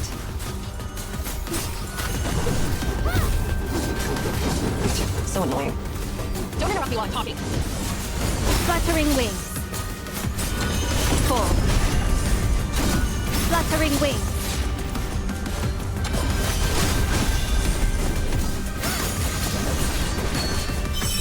Ansu. End it all. Already calling that simpleton a seer, huh?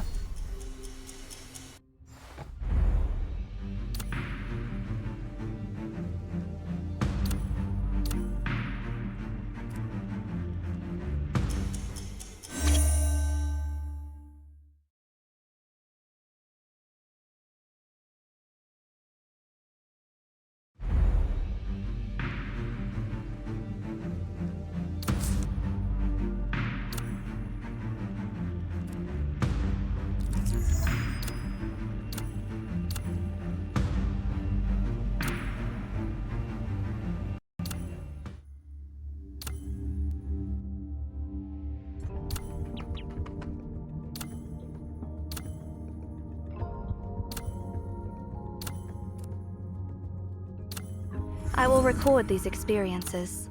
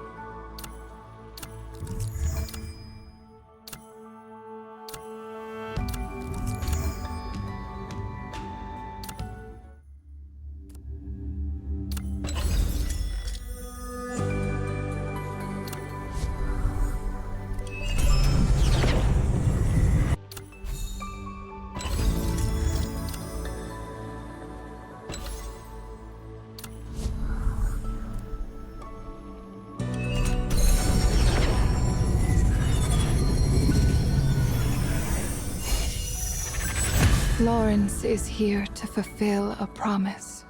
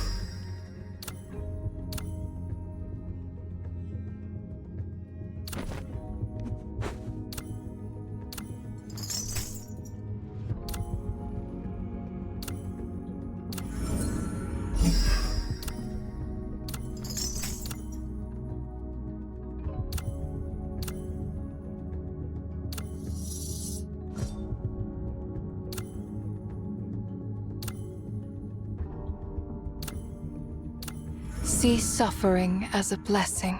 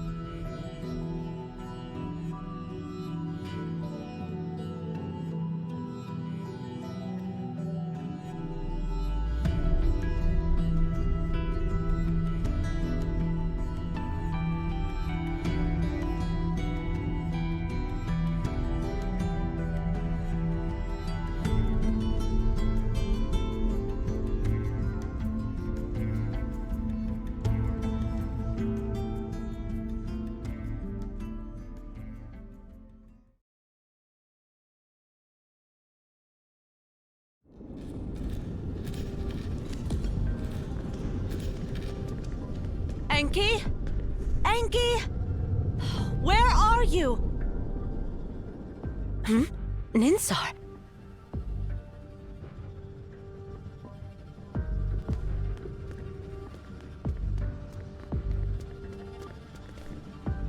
$59mm. 98mm. 60mm.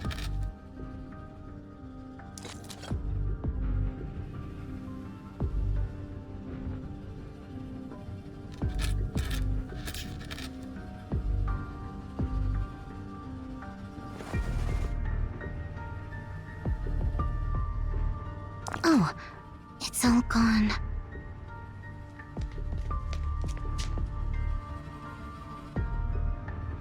Ninsar, great, you're here. Where's Enki? About 10 minutes and 36 seconds ago, he went to known sector B19 on modern floor. Oh, I've said it so many times. When the library is opened, stay in your current original sector. Oh, why can't he just listen?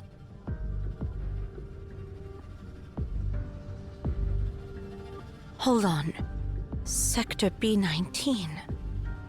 Isn't that the starting sector where the squad of no return was before they departed? Yes. Oh, what a troublemaker. This Tasni's child is just a carbon copy of him. Judging by his speed and usual antics, he should be in sector A87 on the same floor. You're fast, Nana. If you go after him, there's still time. All right, I get it.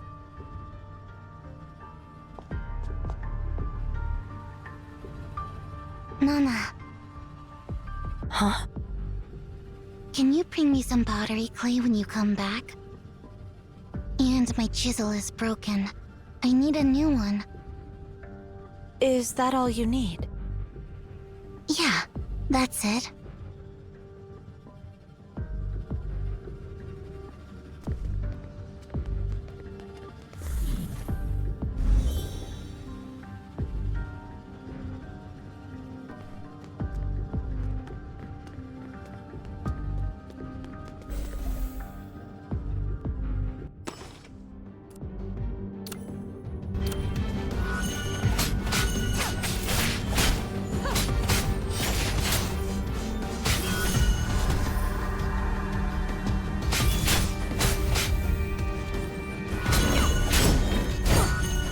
Futile effort!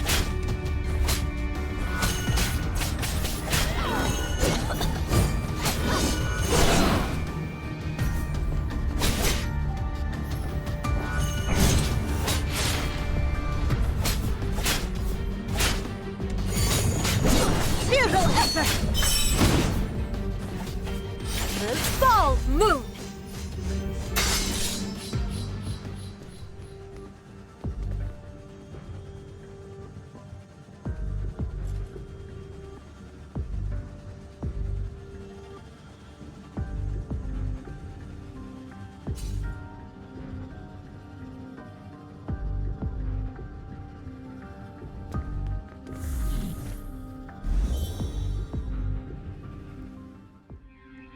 This way leads to the starting sector for the squad of no return. Enki left his special markers here. Looks like that brat has already made up his mind to leave.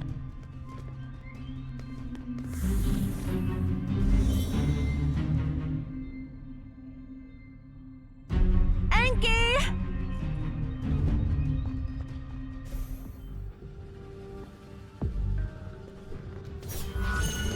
Futile effort!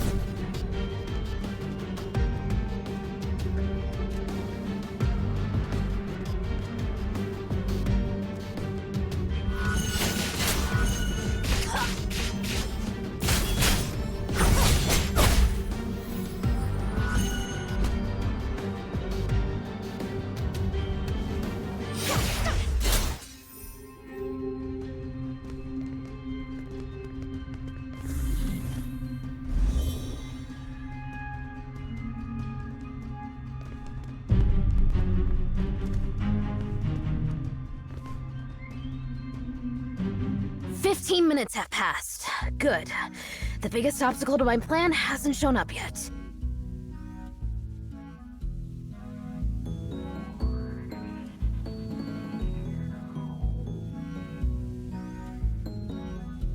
Once I cross the next sector, I can blend in with the squad of no return. And this time, I will...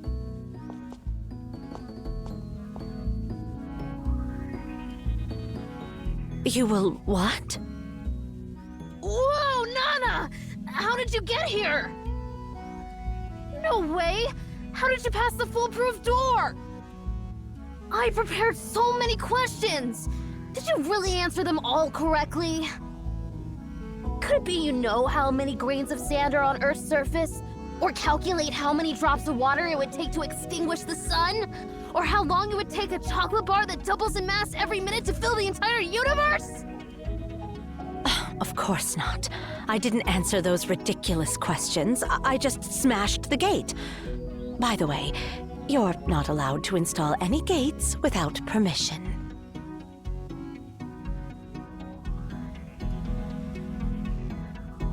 I protest! Only the most despicable of brutes would resort to such a crude method to bypass the foolproof door! You're cheating! Cheating! How could you?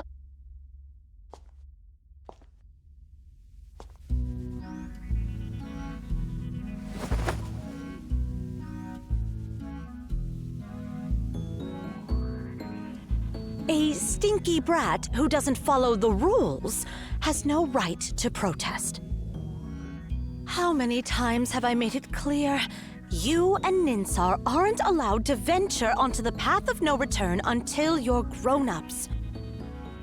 If you continue to be so disobedient, I will kick you out of the tower for the rest of your life.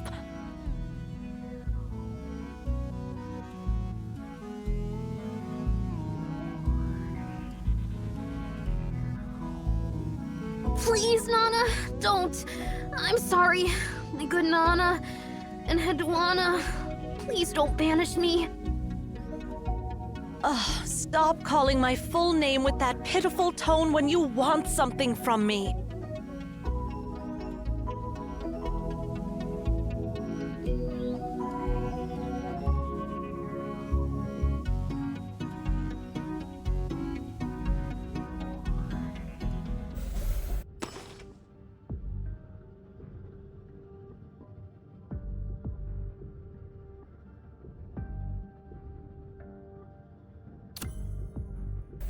I'm not acting innocent. I mean it.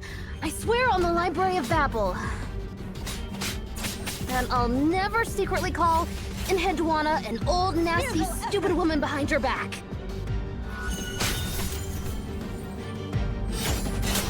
Oh, chill out. Oh, for the sake of Tasni. For the sake of Tasni. Waning Crescent!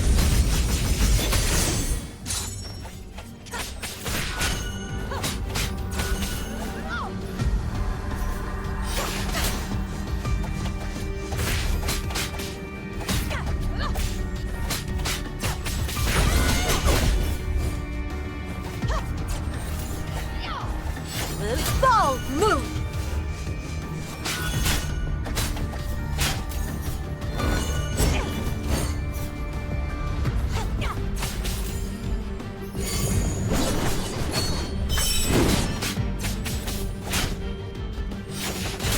All right.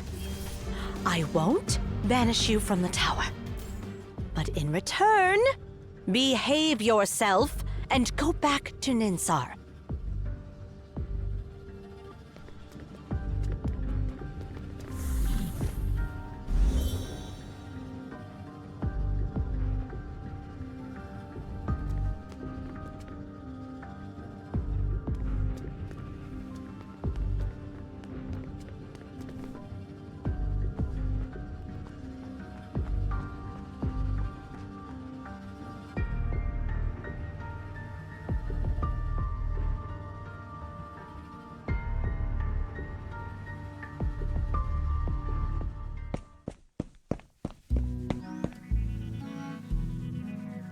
You idiots! Idiots! Yeah, I mean it! You're such an idiot!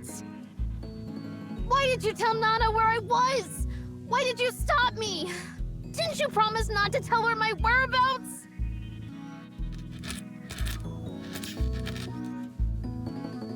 That was just your one-sided request. I don't remember agreeing to it. I don't care! You're mean and stupid! Ninsar is a dummy. I'll never play with you again, and I'll never talk to you anymore. People who don't keep their promises are the worst.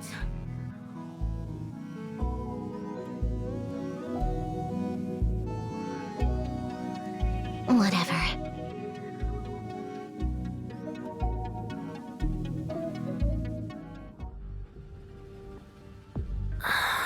Hey. Idiot. Idiot. Ninsar. Ninsar.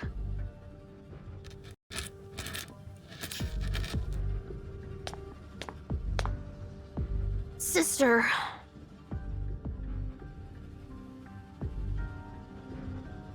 What's wrong?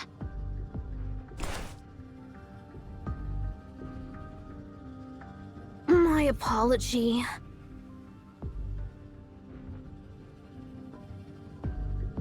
Here, I fixed it for you.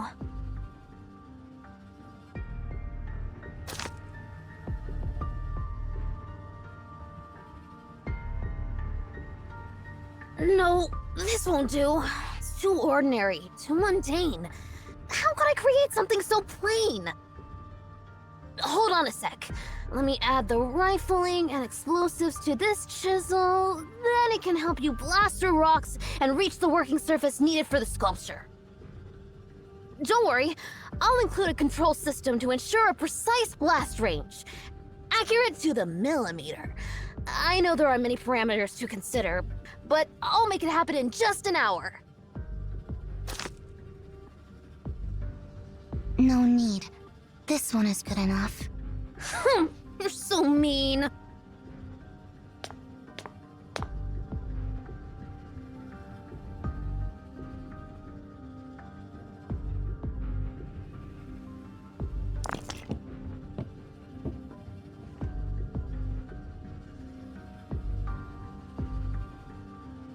I'll call this child Mer.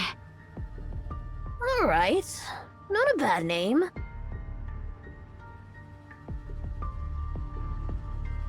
Well? Sally has been interrupting my work lately. Can you do something to make her quiet down?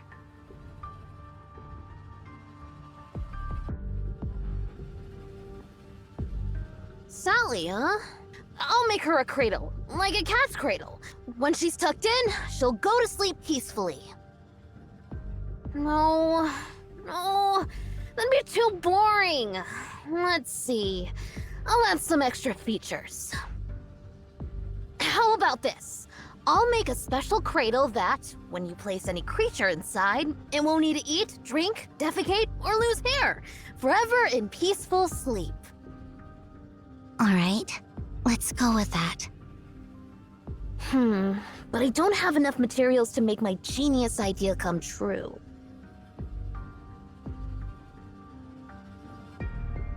Hey, Ninsar, perhaps we could use your...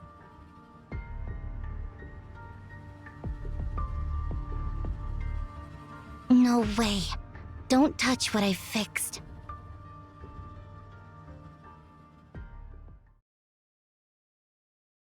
I just don't get it. Aren't you bored of restoring these ancient relics day in and day out? Even if you fix them, they're just lifeless objects that won't progress any further. So why don't you let me give them a makeover? I don't understand either. Why do you have to make Nana angry? Why do you always want to go deep into the library? If you have questions, just ask me, and I'll give you the answers. You don't need to find your answer in the library. What are you exactly looking for in there?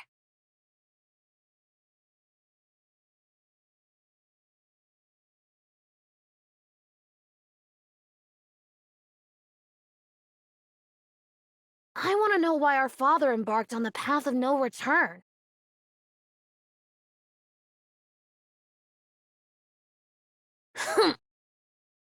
So how about stop acting all smart if you can't even answer such a simple question, sister? If I can go deeper into the library, maybe one day I'll meet our father and ask him that question myself. You know that's not going to happen. He left 10 years ago. Even if we set out now, we'll never find the time sector he's in. Please, Enki, don't say anything like that again.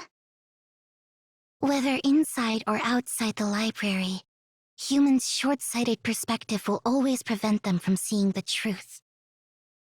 Don't let the library consume you.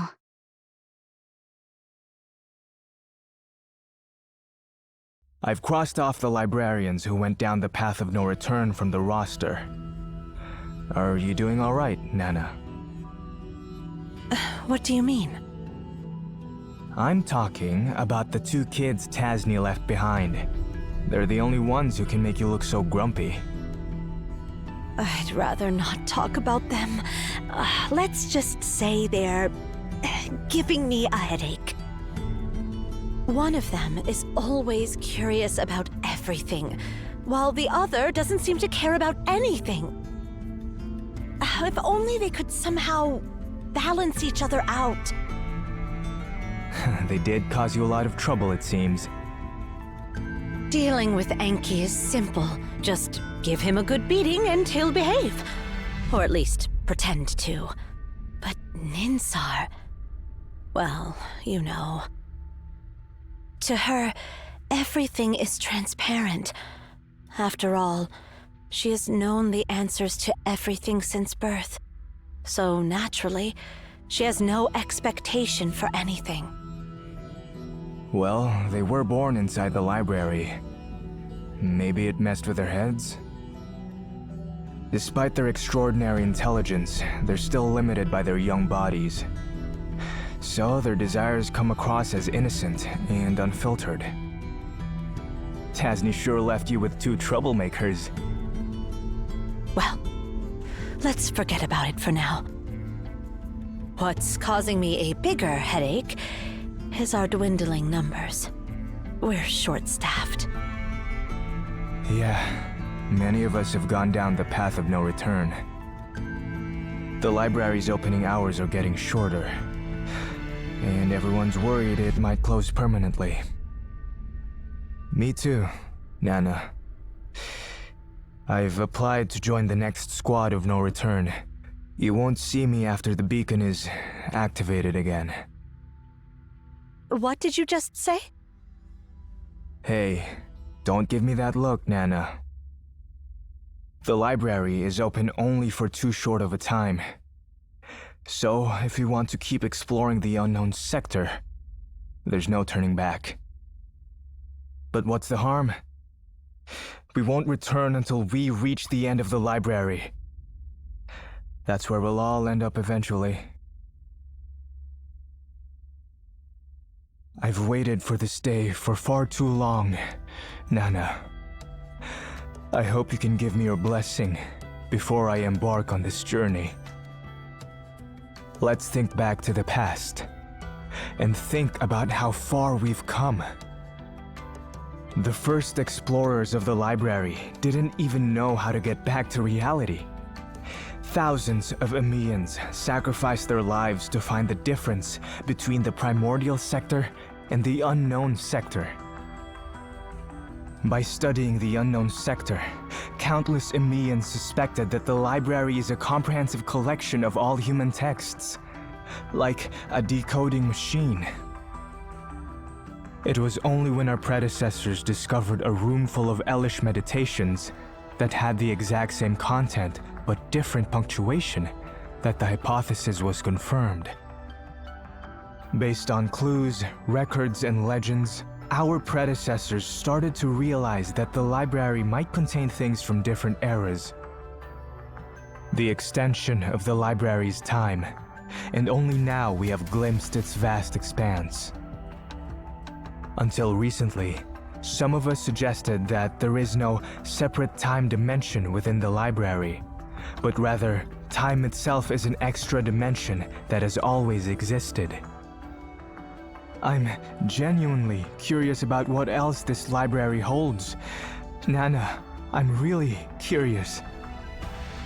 What is it exactly? Does it have an end? And why does it keep creating new content? There are so many unknowns ahead, and I must embark on this journey. How can I resist? Pray for me, Nana.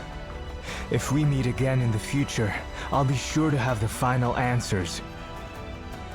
And when that time comes, I'll share everything I've seen and heard with you.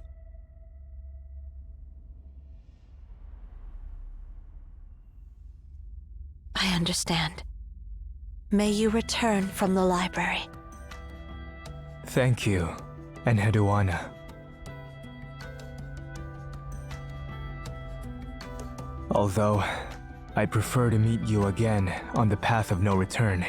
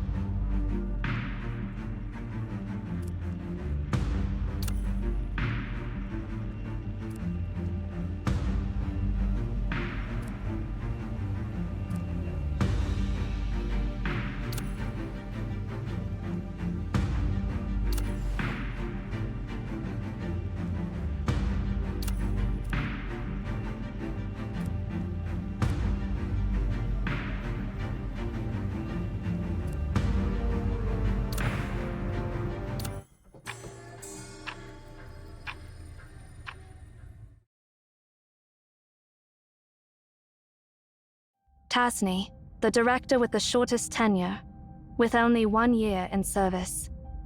There is very little information about himself. Nevertheless, his inventions could fill an entire encyclopedia.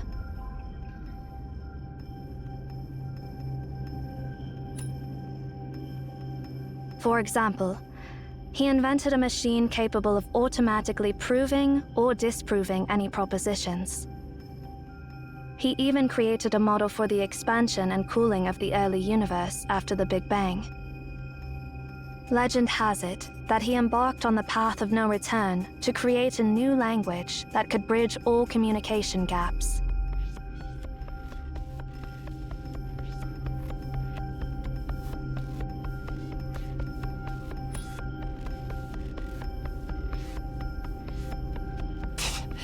You've got quite a funny way of speaking.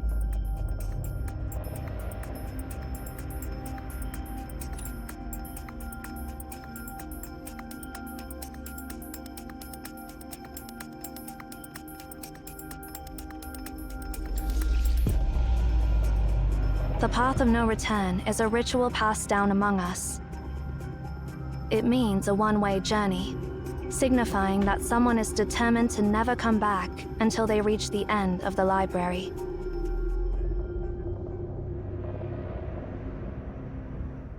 Yep. Basically, those folks were tired of life and decided to off themselves. Plain and simple. Ari. What? Is there something wrong with what I said?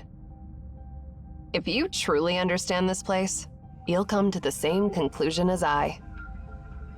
Zero has explained it to you, right? The library is essentially a bizarre phenomenon that utilizes the method of exhaustion to an extreme. When the library opens, it contains not only all possible combinations of text, but also all possible timelines for each sector. Didn't you see it for yourself? Those infinite unknown sectors are the result of this exhaustive process. Imagine an infinite number of monkeys typing away, and eventually, one of them will type out everything that happened in your life. The question is, how do you find that specific monkey? It contains everything, and it contains nothing. Such is the Library of Babel. But in the past, people had superstitious belief that this library held a book of omniscience, a compilation and index of all books. Supposedly, finding that book would give you the key to all the answers.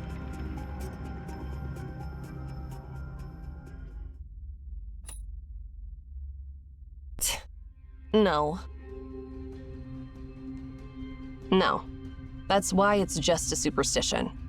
Nowadays, few would go down that path for such nonsense. Once you embark on the path, you must leave at the exact same time and the exact same place you entered before the closure. Missed, and you can no longer return.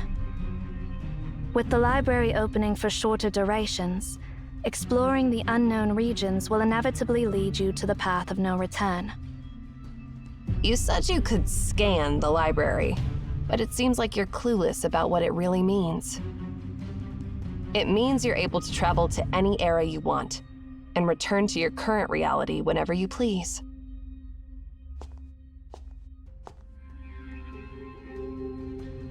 Do you understand why countless Emaons are so drawn to such superstition about the library?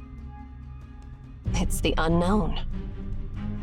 The fear of the unknown leads them to see the library as a god, so much so that they're willing to sacrifice their ideals and their very lives for it. Your claim of being able to scan the library is, to us, blasphemy. If our endeavors, even at the cost of our lives, mean nothing more than a walk in the park to you, then your very presence will shake the core of our foundations.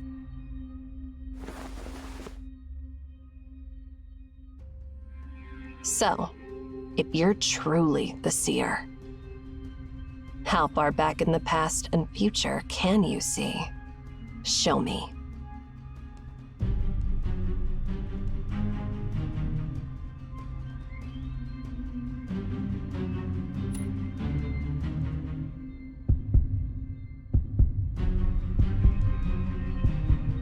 Ari, stop it.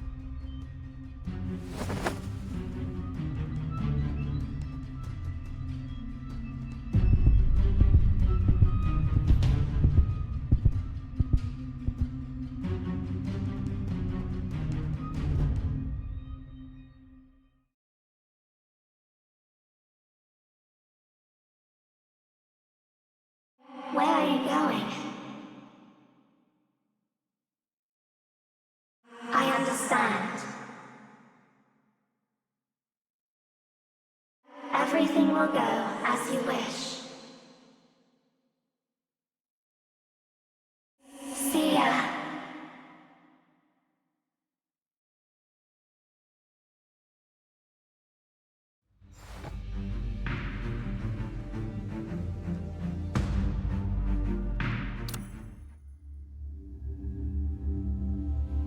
Huh?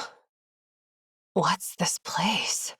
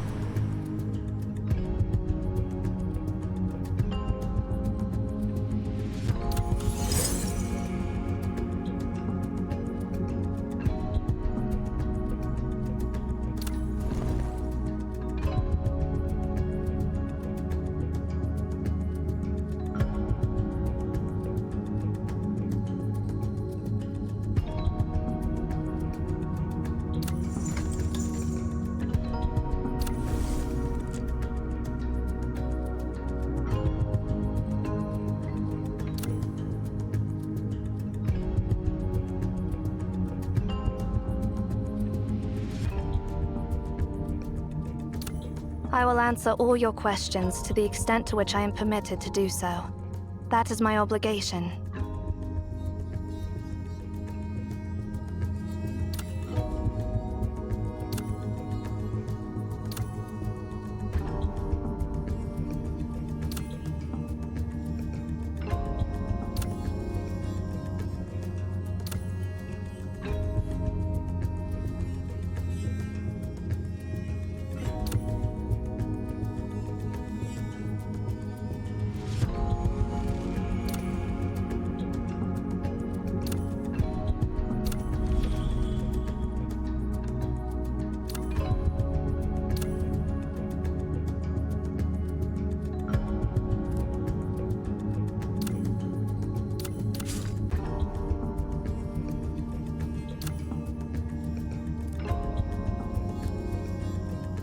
Oh, it's you. Looks like you brought us to quite an amazing place. No wonder. Ever since I first saw you, it felt like your soul was looking down at us from a very distant place. Ignore my quirky words. Pretend I'm just a whisper in the wind. I'd love to explore this spot first and quietly witness the marvels you'll unveil to me next. Oh, by the way, that silly bird has something to say to you. How about indulging it for a bit?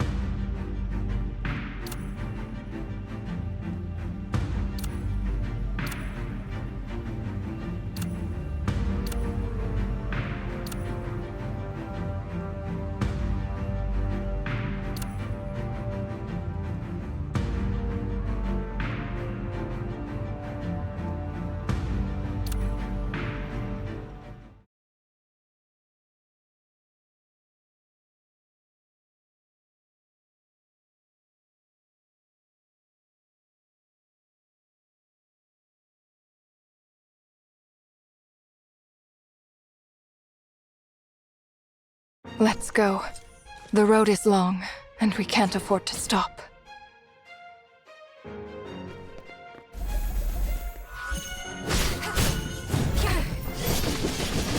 Forgive all the fire is burning.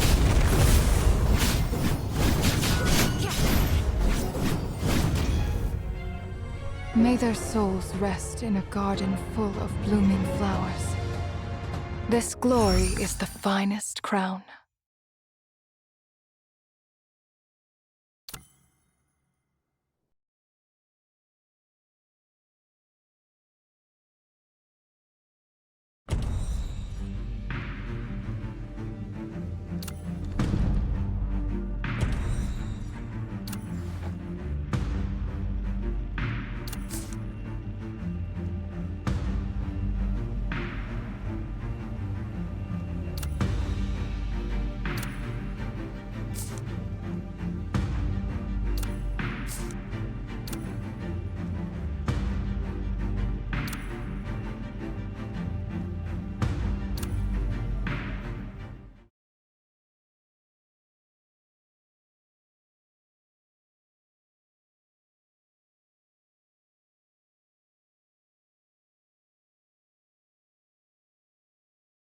Let's go.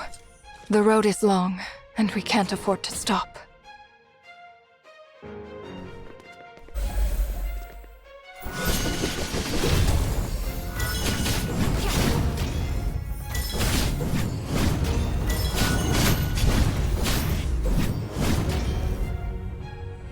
May their souls rest in a garden full of blooming flowers. This glory is the finest crown.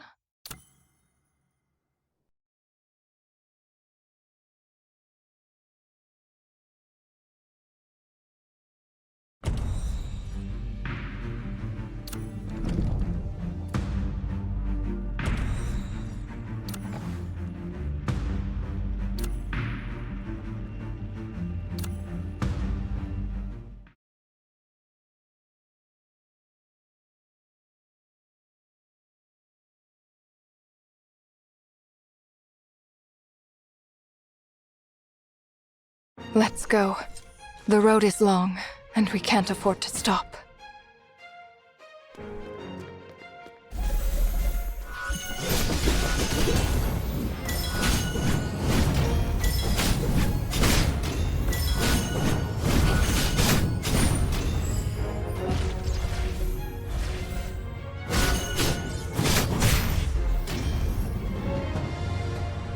May their souls rest in a garden full of blooming flowers. This glory is the finest crown.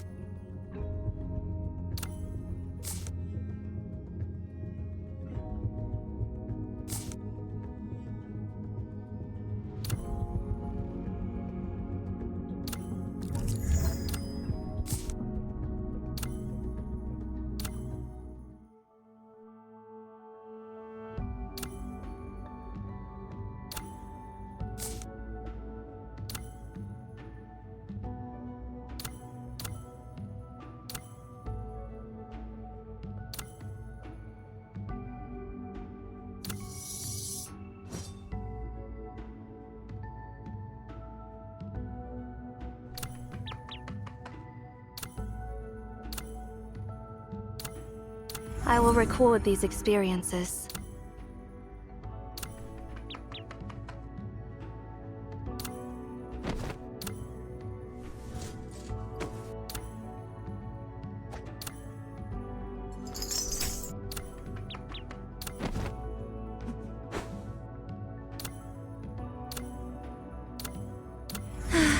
This reminds me of my days as an apprentice steward.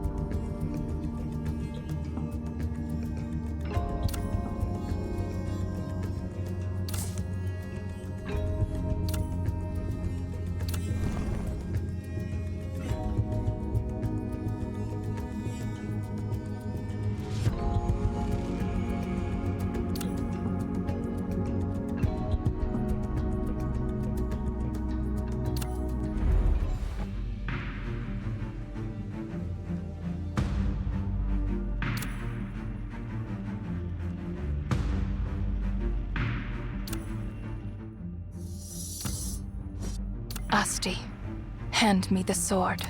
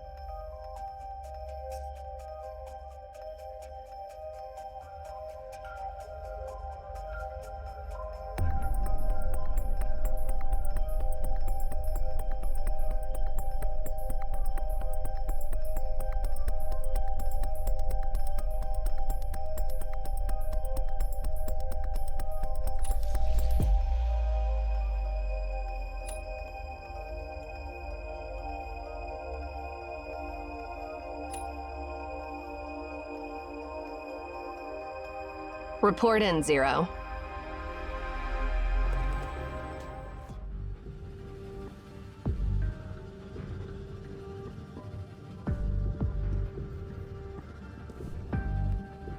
It has been confirmed that the sector we were previously in was B80, and 3 years ago, the content of the books in this sector was changed to modern computer theory. For 100 years before that, this sector was exclusively dedicated to astrophysics.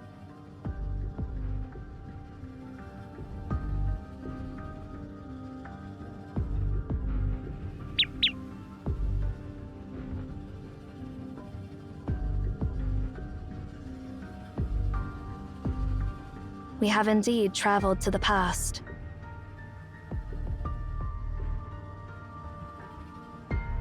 How did you perceive it?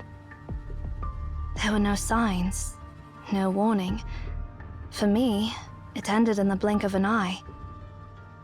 Me too. Hey, I'm talking to you. How did you manage to do that?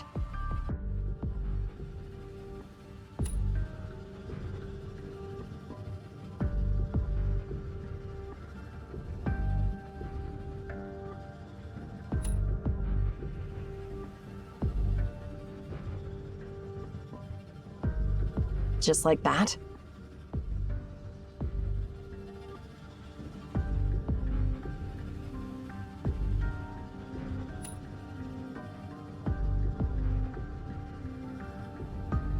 That doesn't make sense at all. Where did Cosmos find such a bizarre person?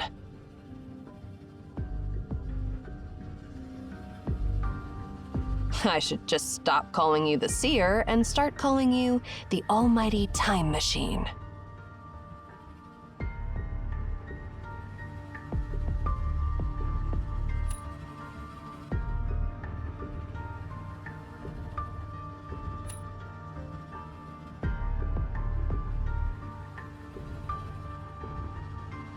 We've come this far already. Let's go find Tasni and the command to stop the spear. We can't be too prepared anyway. I'm curious what other miracles I'll witness on this trip.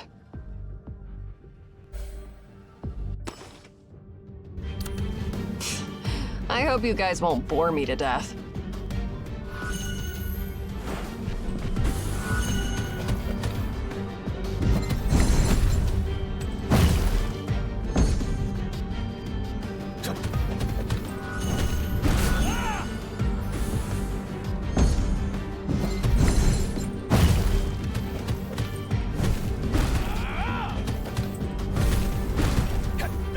Judgment.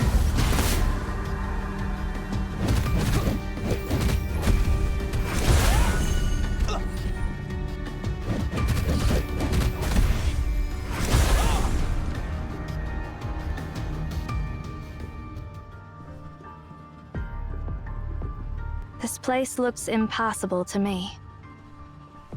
Huh? Why don't we just smash through it?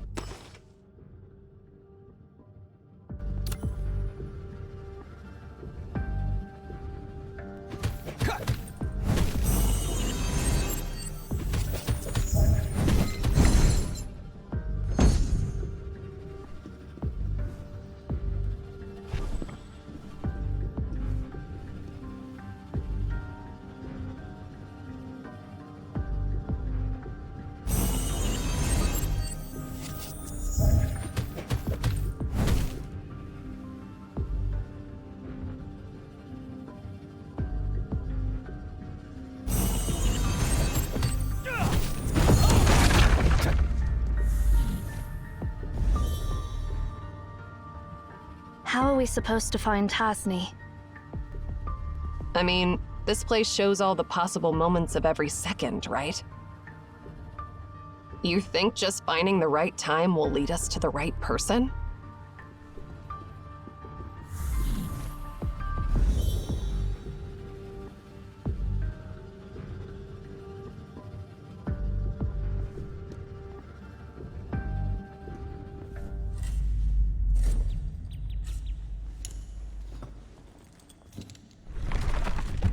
A kid? What's a kid doing here in the library? You are...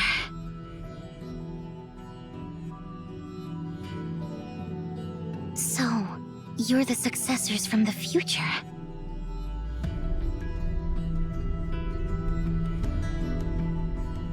So, visitors from another sector, what are you seeking?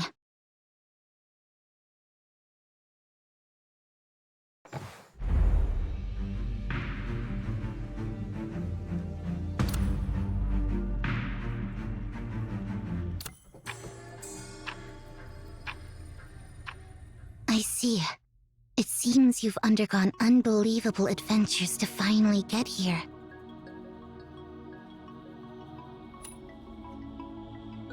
My name is Ninsar. Don't you have anything to ask us? No, I have nothing to ask you, Bloodline of Cosmos.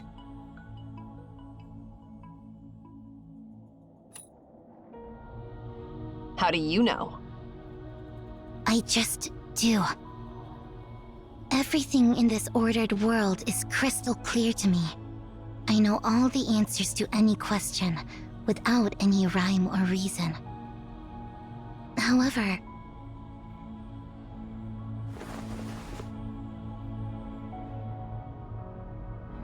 Come.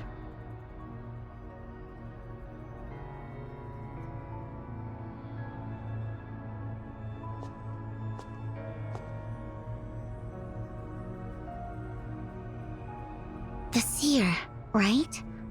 So, the future Cosmos did receive an interesting prophecy. I knew that a person who was so good at disguise wasn't as ordinary as he seemed.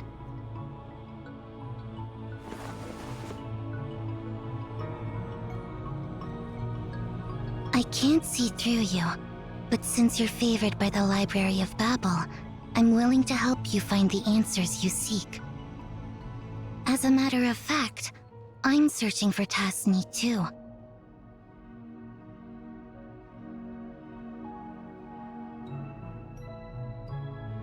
Tasni is my bloodline.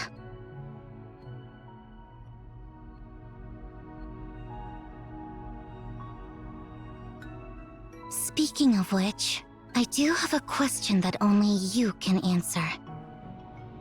Have you seen a librarian named Enki on the list?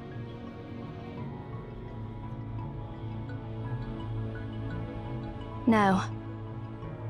And your name is not on them either. I see.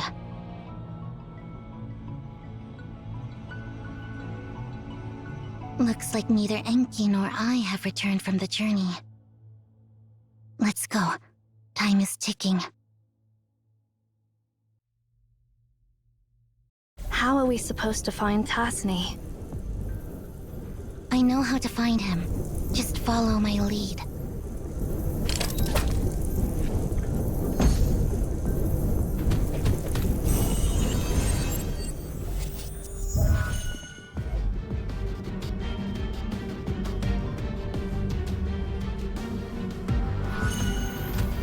Chains bind only the sinners.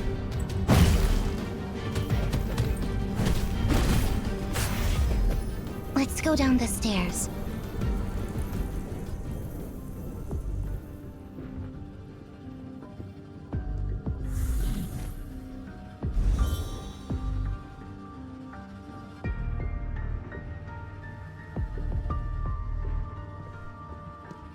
A dead end. It's not a dead end. You know what to do. Bloodline of Cosmos. Don't talk like you know me so well. Who's that Enki you mentioned earlier? He's my younger brother. He ventured down the path of no return before I did. I went out to find him and bring him back. But now it looks like I failed. Ignorance. Bow before the sun's brilliance! Utterly rebellious.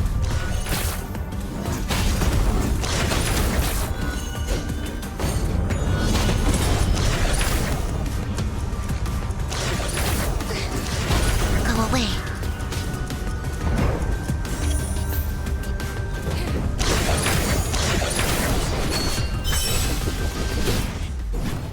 Let's move upward.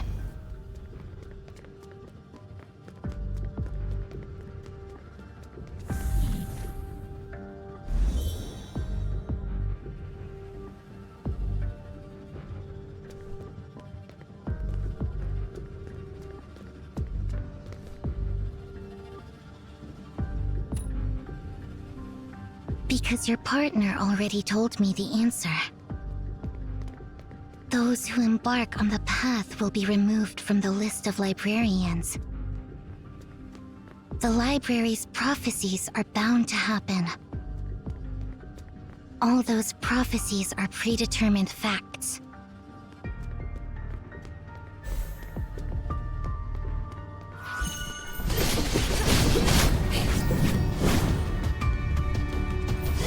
Forgive all sins.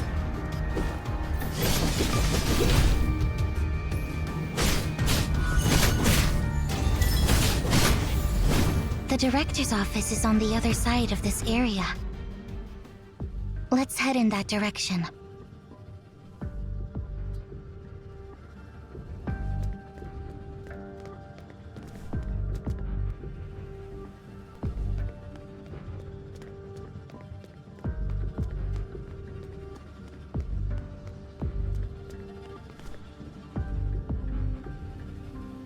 Why is this area blocked off?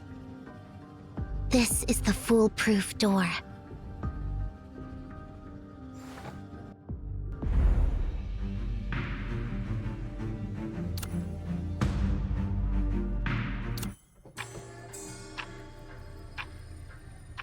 The foolproof door?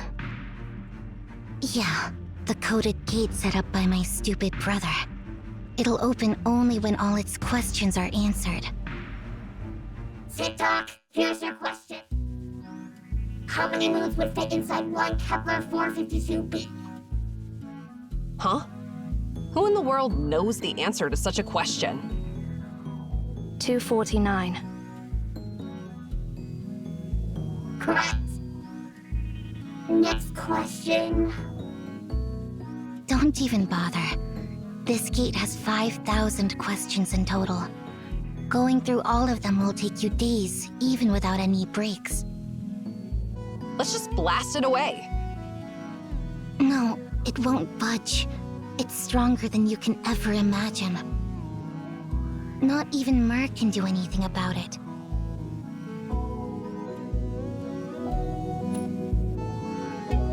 Enki left a back door so that someone could open it.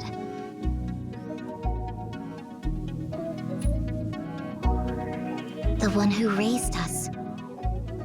That's not important. Well, let's get back to the main hall, and I'll tell you what to do. See those messed up books? Enki did that on purpose. Just put them back on the center shelf in a specific order, clockwise, and that gate will open.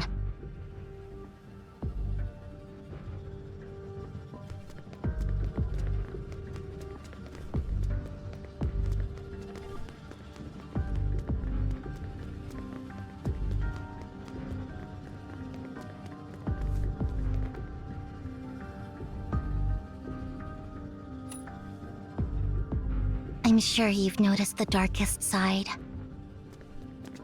The moon never turns its back on us. She's always accustomed to tidying up everything from that direction. Start with the darkest side, and place the books back on the center shelf in a clockwise order.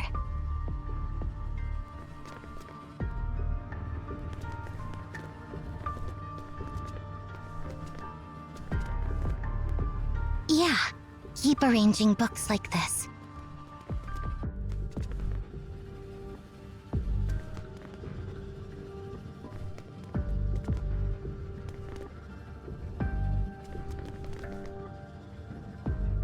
The gate should be open now.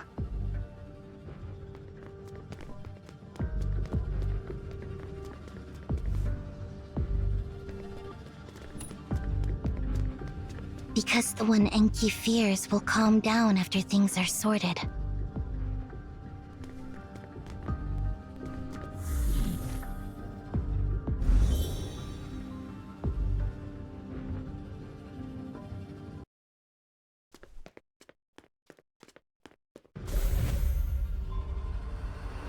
Looks like we'll have to deal with some problems before finding Tasni.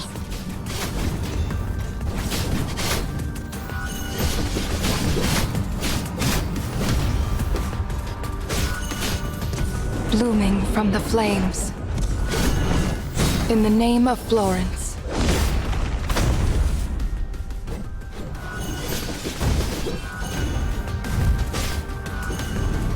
Forgive all sins. Go check under the desk. There, you'll find the answer you're seeking.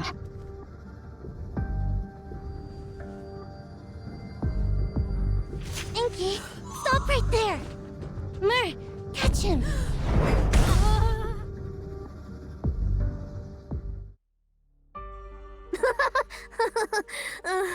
Long time no see, Minsar.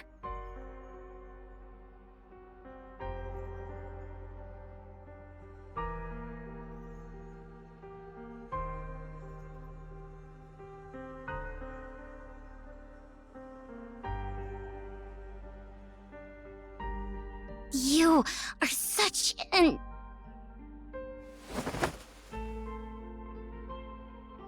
Sis?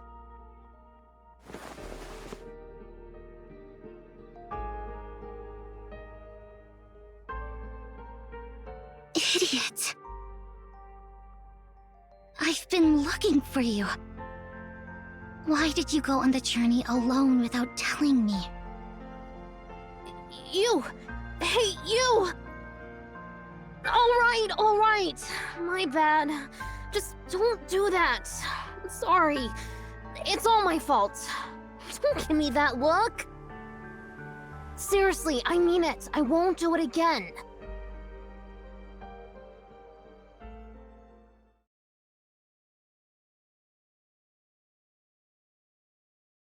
Hey, who are they? Why don't you introduce me to them? Hey there, guys! Are you Ninsar's friends? I can't believe my silly sis actually made friends! I'm Enki, her younger brother. That's obvious, right? Well, I mean, if that's not obvious to you, then your stupidity would go beyond the height of folly. Your outfits. Are you also Emaons? But I've never seen you in the tower before. Are you newbies who joined after I left? Wow! Then you must have heard about me from my stupid successor, Cosmos, right? Exactly!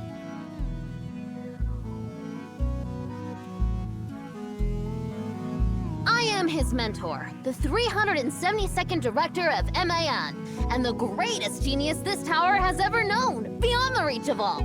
That is, I am... Enki Tasni!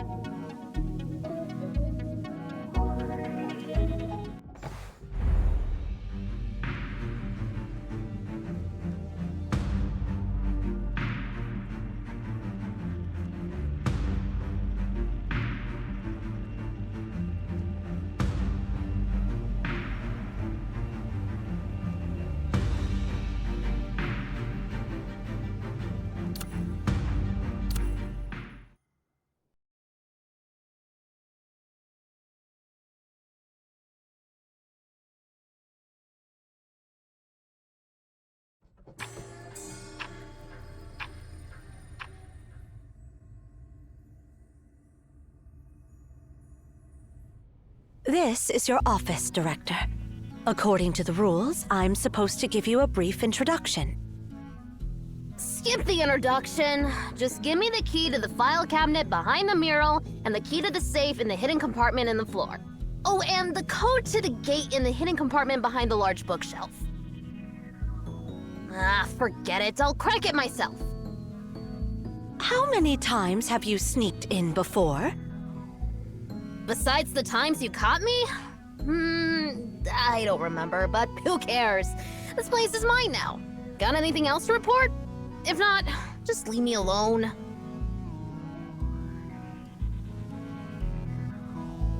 This is the password for the Tower of Babel's core server, along with the key to the first original archive of historical documents. And here, the highest authority password for the CAVE Central Database. Are you even listening, Director? The CAVE leaders have been notified about the change in MAON's leadership, and they're planning a remote meeting this afternoon. Put it off. Huh? Or, better yet, you can attend in my place. I didn't become the director just to listen to those blabbering idiots. Enki. We are MAON, the mouthpieces of the gods. We are obliged to listen to the prayers of the travelers from all directions and solve their problems. This has been the teaching of the MAON since it was founded. You are now our director, our spokesperson. You must take your responsibility seriously. It's not something you can just say no to.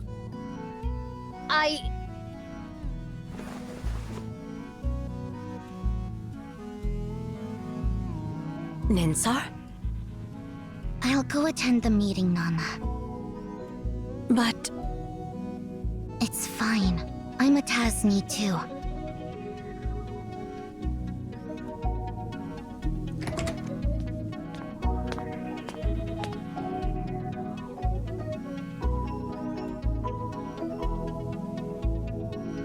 Back from the meeting with that bunch of morons?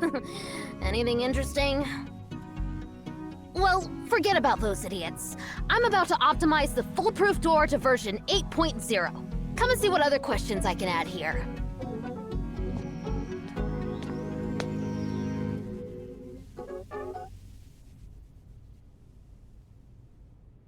Nothing special happened this year. All the other beacons, except the black monolith at the Tower of Babel, have stayed quiet. I knew it. Nana's just so stuck in her ways, to put it politely. She said she listens to the prayers of travelers from all directions when, in fact, she just wants to check for any anomaly and keep tabs on everyone around the world. Obviously, we all know that anomalies have occurred maybe once every decade, if that, over the past century. Seriously, they should just disband this so-called CAVE. When was the last time we heard anything about Nemesis? They've been gone for years. If you ask me, they're smarter for bailing early after seeing the writing on the wall. But something interesting is going on between Polestar and Cyril. What's so interesting about countries' politics? They can do whatever for all I care. It's always about famine, plague, and war. Same old boring stuff over and over again. Unoriginal and incredibly stupid.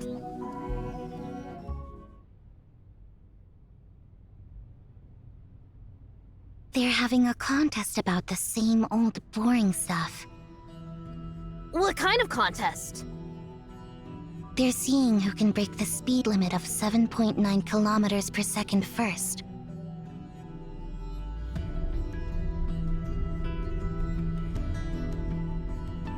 So, who will win? Cyril. How much longer till they do it? 24 years from now.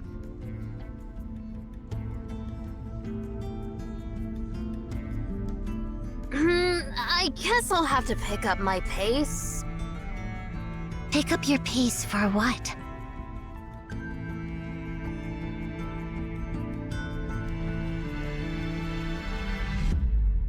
Answer my question, Enki.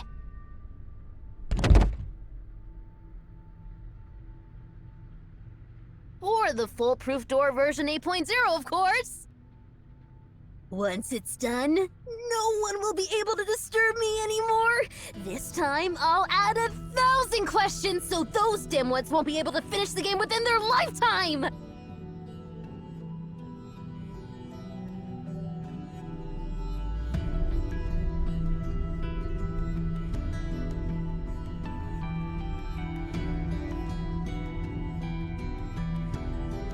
Why did you become the director of Emion, Enki?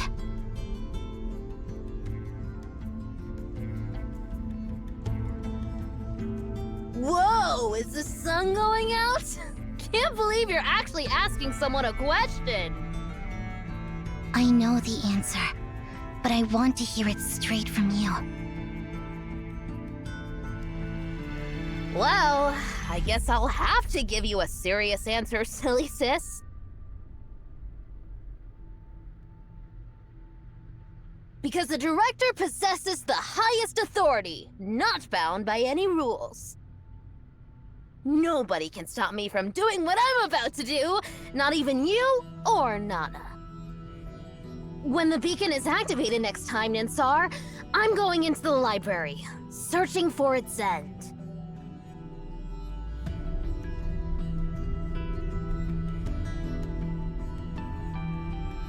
Finally, my journey will begin! Be happy for me, sis!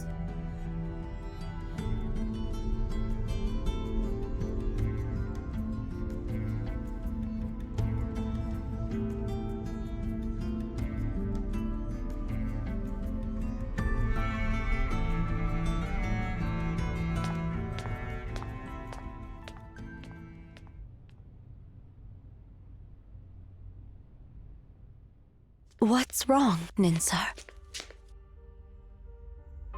Why are you sitting here alone, looking so down?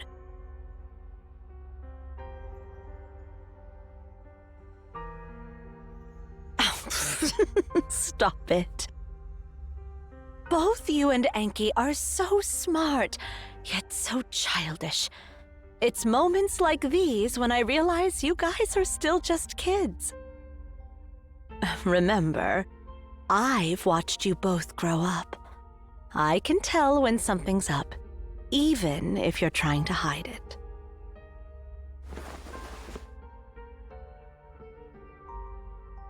Nana? I'm here.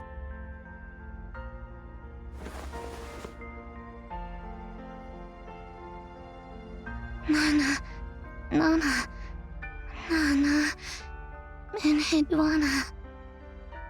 I'm here. Enki is about to leave, isn't he? Yes. Yeah.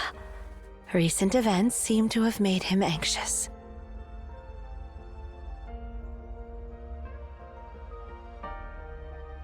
Nana, can we shoot down those artificial satellites made by Polestar and Cyril?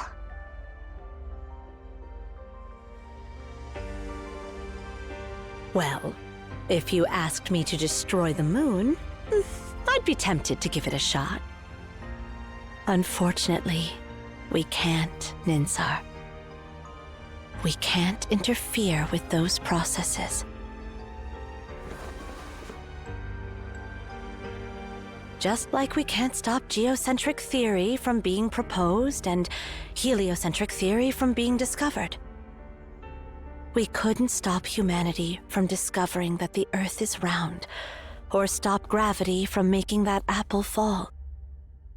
Likewise, we can't prevent the discovery of the gravitational constant, or the launch of the first artificial satellite into the sky. Sooner or later, the rationality of this world will reach a point where it won't tolerate anomalies. Or us. At that time, we'll quietly step off the stage for the sake of our compatriots still living in the cave. No need to be sad about it. It's an inevitable process. An unstoppable tide.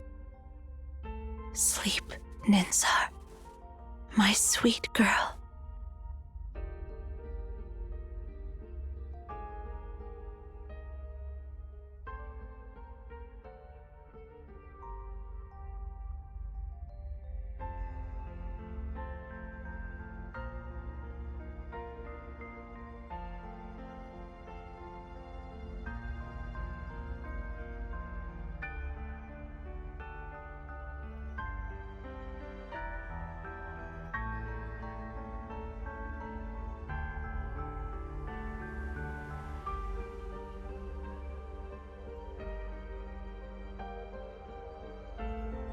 My poor, sweet girl.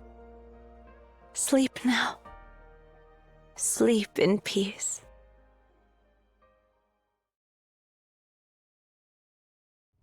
What are you doing, Enki?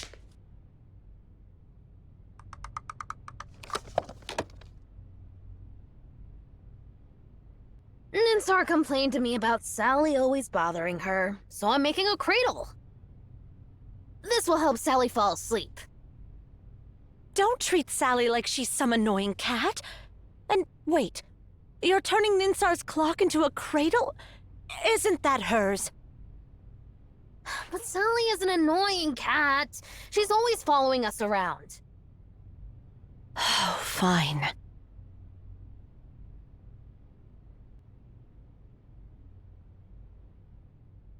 Let's talk about something else. I just spoke with Ninsar, Enki. You shouldn't have made your sister so sad like that.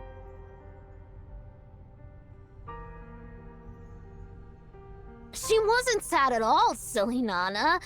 It was all an act. She doesn't get sad. Fine. Whatever you say. Actually, I didn't come to talk about your sister either.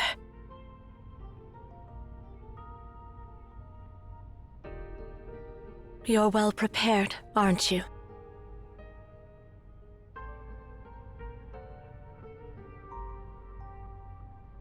I am.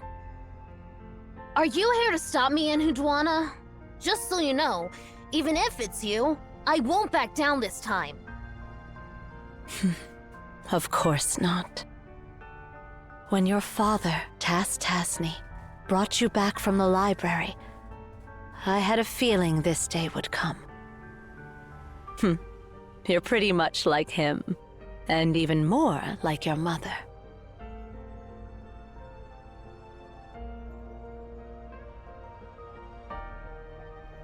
Our mother? Yeah, your mother.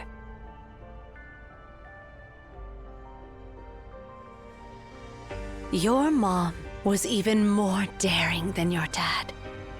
She gave birth to you while exploring the library, and after entrusting you to Tass, she continued her journey without hesitation. If it weren't for Tass's conscience, you might have ended up as nutrients for the library, I'm afraid.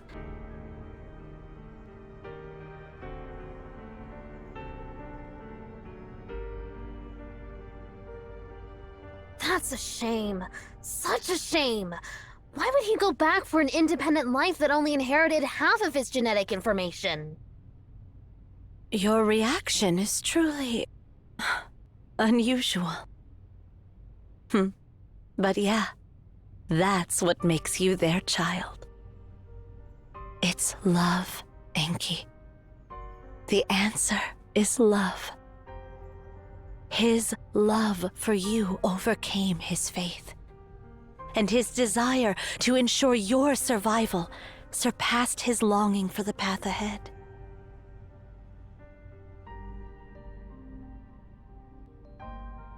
I don't get what you're saying. Are you talking about the brain's release of phenylethylamine, oxytocin, or dopamine?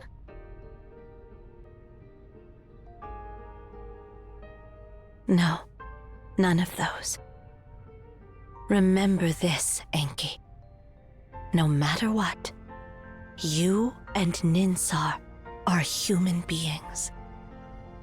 Only by understanding the vulnerability of being human can you appreciate the significance of strength.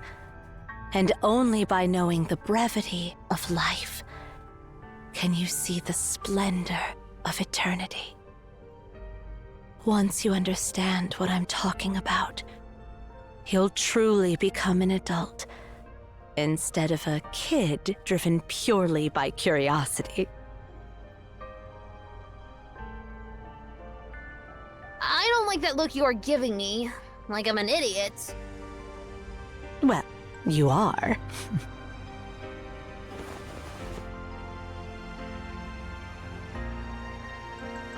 You know what? You've been calling others idiots this whole time, but you've never realized your own foolishness. Who's the real silly one here? Hey! I'm not silly. All right, you're not.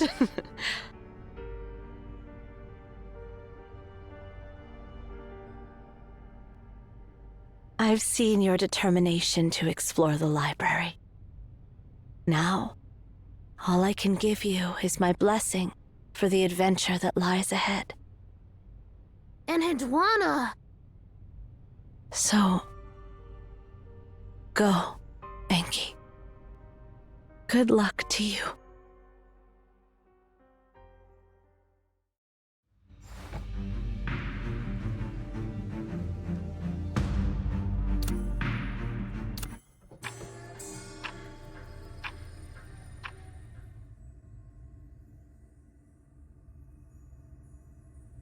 I am his mentor, the 372nd director of MAN, and the greatest genius this tower has ever known, beyond the reach of all.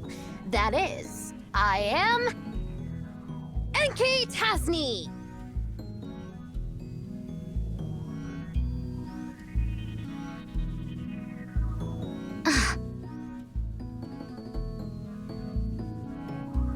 Oh, I forgot to mention.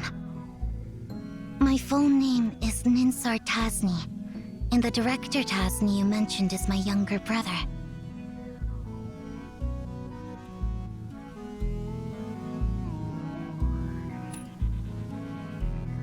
Because you didn't ask? I don't give out answers unless I'm asked. Huh? What's up with all the silence? Why did everyone suddenly get so quiet?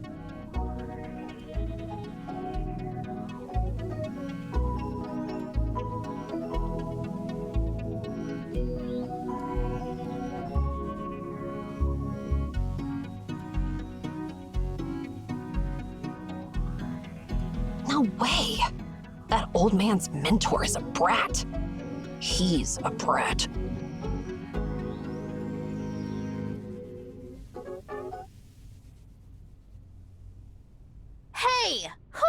you're talking to? Cosmos respects me very much. Although he's a mediocrity, he's my apprentice. I can't just let your rude words slide. She is Cosmos' granddaughter. Oh, I get it. That makes sense now.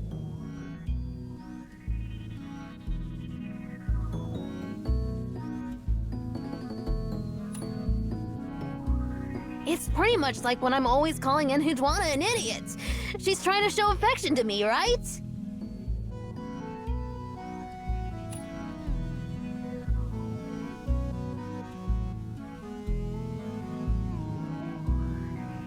Who are you saying is trying to show affection to you? You brat Zero! Don't cover me now!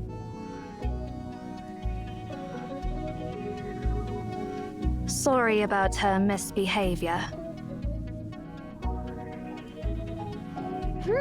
Looks like you're really getting along well. Just like us, right, Ninsar?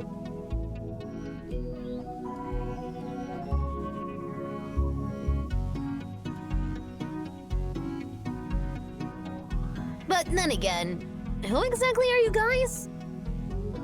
Let me explain.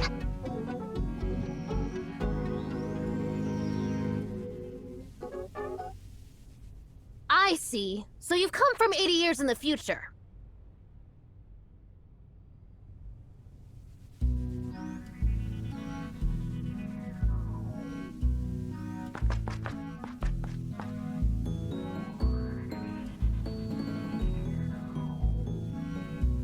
This is fascinating!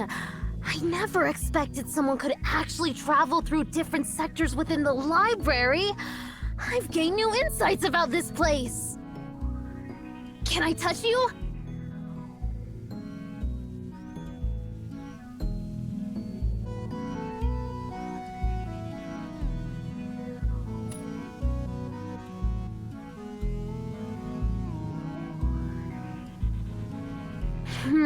Your skull looks normal. No hidden organs, or extra ears or eyes. How do you perceive the abnormal passage of time? Or maybe you don't actively perceive it.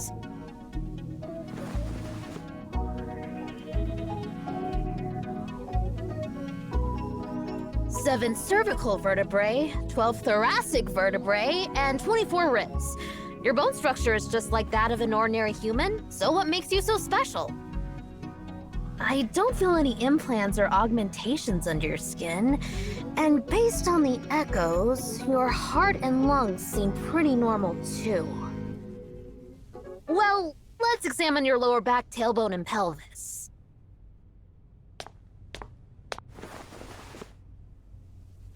Master Anki, please be gentle with our seer.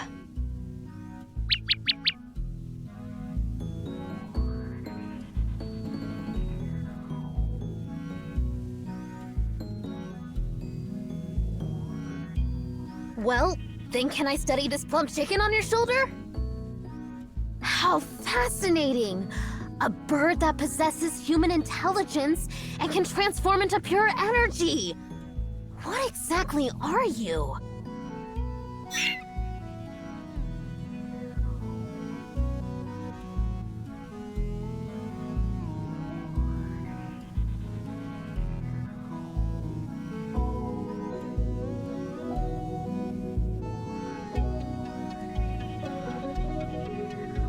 Can you show me your ability?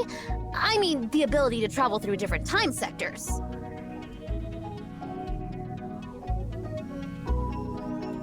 Oh, forget it. Never mind. It feels like cheating if you can just go wherever you want. It's dull. I want to savor the novelty of this library fully. I'd rather take a long route than a shortcut.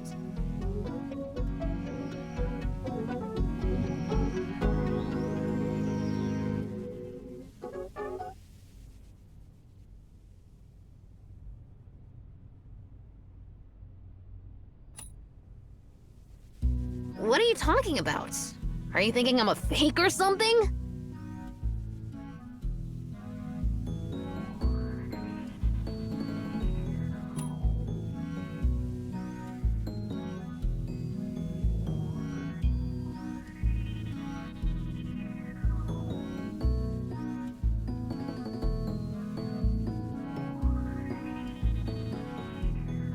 The truth verifier?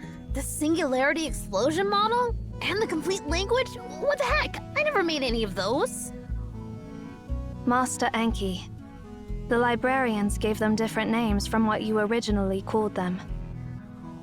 The truth verifier is actually the multi-button self-regulating rhythmic hypnotizer. Ah, now I get it. That's a remarkable device. You throw a proposition at it, and it just keeps clattering away all night. Perfect for curing insomnia. But those idiots thought it was a waste to have it by my bedside, so they forced me to hand it over. But before I did, I gave it one final task. There are no propositions in the world that this machine can't prove. If they want to hear it clatter, they can listen to it all they want.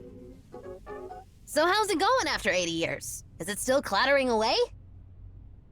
As you expected, the truth verifier still operates to this day, ceaselessly outputting the proof process. We simply cannot repurpose it. I see. So, what about the singularity explosion model you mentioned? That is actually your personal cookbook called Singularity Popcorn. Oh, right! But I thought it was a complete failure. I was trying to calculate the exact space-time coordinates where the shockwave of a singularity explosion would decay just enough to turn corn kernels into popcorn. But the next singularity cycle would take too long for the recipe to come to fruition in my lifetime. So, I chucked that cookbook into the shredder. Wait, did they retrieve it? Exactly. The librarians retrieved that invaluable book from the shredder. Seriously, I just don't understand what those idiots are thinking. What about this complete language? Which one of my genius creations did they misunderstand this time? That is a brand new language you invented to eliminate all communication barriers between humans. Every word in it is as precise as math. Oh, so you're calling it the complete language. Well, that's a way better name than what I had in mind. I was going to call it a vulgar language even fools can understand. Those idiots speaking different languages keep annoying me every day. So, to solve the problem once and for all, I dedicated myself to unifying all the swear words in and others into a single language. All I need to do is unleash a string of curses in that language, and anyone, anywhere in the world will perfectly understand what I mean. I'm busy, so stop bothering me and get lost! And the best part? It retains the emotional essence of the original obscenities!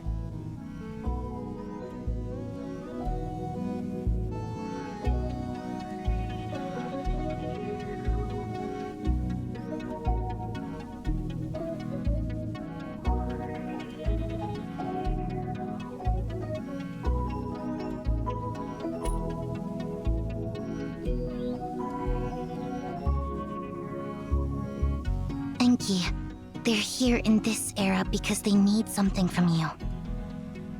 Oh, right. You guys are here for that copper sphere, right? Got any specifics on it? Yes, it is here. Awesome! Let me take a look.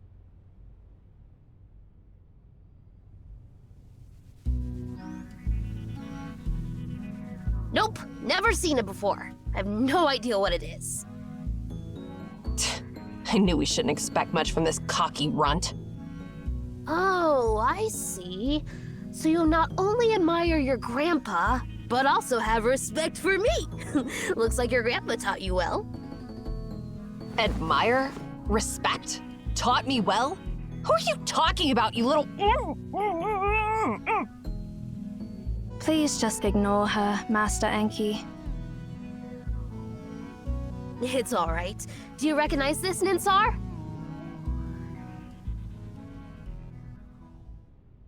You are the source of life. You fell from the heavens to the Memphis River. Your descent was meant for us and stirred ripples throughout the valley. At dawn, you rise in the sky. You exalt the day. You give nourishment to humanity, just as you give them life. Spare us your mumbo-jumbo prayers. I'm translating the text on this sphere.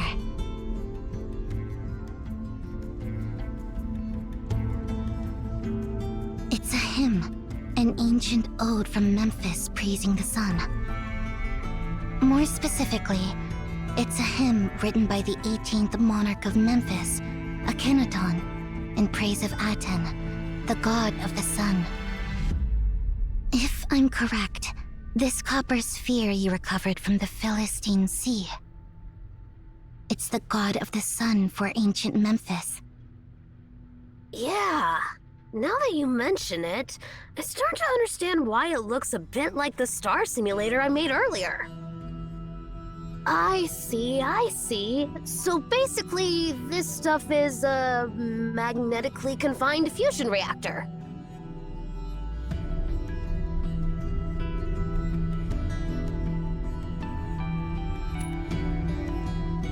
Just as we suspected, Eri. I had a feeling it might be something like that, but I didn't think it would be an actual nuclear explosion. No wonder it obliterates everything.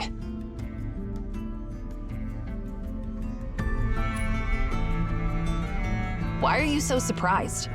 Even the real sun is just a massive fusion reactor.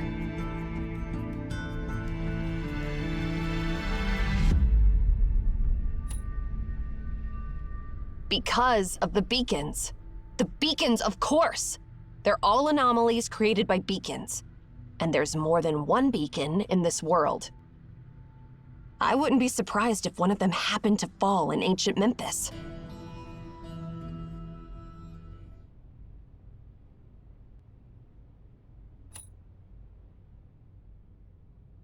It's not really a god. At least, not in the grand universal sense. The idea of God originally came from ignorance. Ancient people did not understand the unknown and could not control it, hence they revered it as gods. It has nothing to do with rituals, worship, sacrifices, fear, obedience, or faith. It is just a collective term for things beyond human knowledge. And any phenomenon caused by these things beyond human knowledge is called an anomaly. Any highly advanced technology might seem like magic at first. But once you unveil the mystery, you'll realize that it's just boring stuff. But come to think of it, for early humans, the sun was a celestial body that brought life to everything. For present humans, the sun is a star that constantly produces nuclear fusion inside. Worshipping the sun for humans is like worshipping farming and production. So, if one can harness the power of nuclear fusion, they essentially harness the sun itself. Even if we keep calling this copper sphere the god of the sun, it's not entirely wrong. I think you're overcomplicating things. Let me simplify it for you. Imagine you throw a light bulb into an ant nest, and the ants start worshipping it as if it's a god or something. Now, imagine that copper sphere as something left on Earth by some powerful alien, then discovered by a bunch of monkeys who end up worshipping it like a god.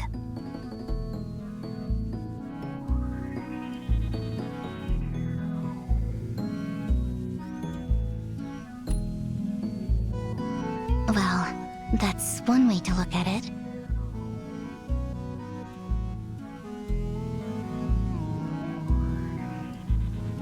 Anyway, if there's a command that can control the copper sphere, it probably wouldn't be in the language of Memphis, or any human language. It is obvious that this sphere was created by someone else. Let's call them gods for now. Naturally, those creators used the language of the gods, or a language completely alien to human understanding, to command their creations. Interesting. Now that's interesting. A vulgar language even fools can understand. I mean, the complete language. I didn't complete it when I ventured down the path of no return. Now, if there's a language that commands gods, then I should definitely include it in the complete language. Even gods should be able to understand the complete language. While I continue my journey, I'll help you study the sphere and this so-called language of gods to figure out the command you're looking for. How long do you think it will take, Master Enki? 3 years should be enough. Since you can travel through time, meet me in this sector 3 years from now.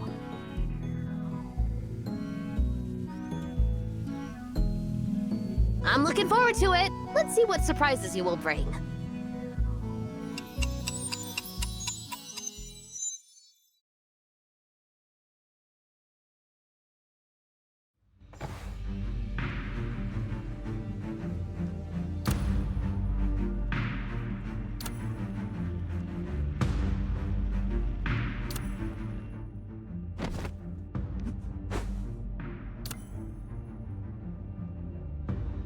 Come, rain or sun, the umbrella is always ready.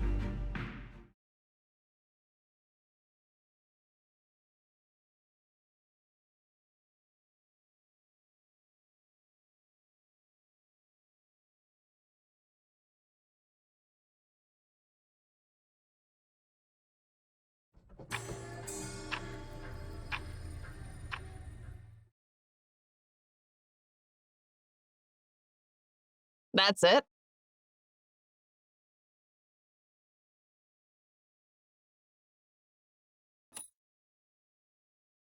Feels like nothing really happened at all. Like always. What did you do exactly?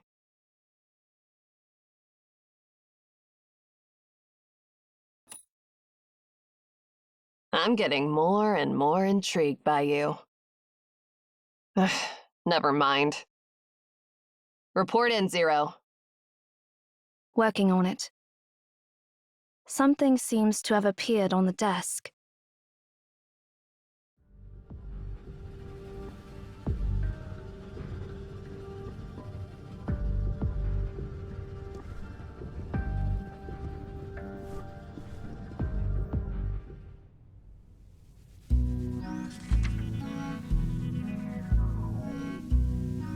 Hey, fools! If you're actually reading this note, congrats! You've made it to the world 3 years later. Praise me, Master Enki, the great god of wisdom! I've sifted through all the documents I could find and translated everything about this copper ball into modern language. P.S. I was thinking of writing the conclusion of a vulgar language even fools can understand crossed out in the complete language, but Ninsar said you probably won't get it, so I gave up on the idea. Seems like the complete language is still too advanced for humans. Well, the stupidity of idiots never ceases to amaze me. I've stored most of the documents in the library, planning to show it off to you. But then I realize it's not worth showing off at all. Displaying knowledge that even morons can comprehend is just plain boring. And who knows if you'll even find that sector after 3 years. So I just tossed it somewhere along the way. Anyway, there are 5 documents in total. If you guys don't have anything better to do, look out for them. Let's get back on track. I'm holed up in the conference room because of some emergencies. I've hidden the access to the conference room in the Hall of Keys. Grab that first and then come find me. I left some markings on the path to the Hall of Keys, so keep your eyes peeled for them. What kind of markings, you ask? Well, the kind only a genius like me can create. Don't bother looking for me if you can't even recognize them. After all, communicating with a dimwit would just bring me down to their level.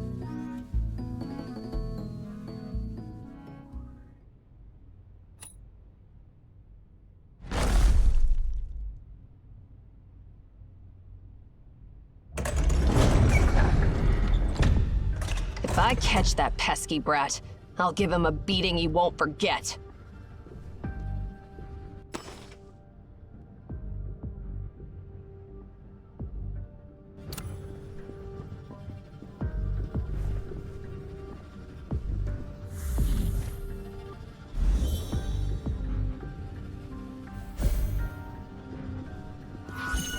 Why is this area in shambles?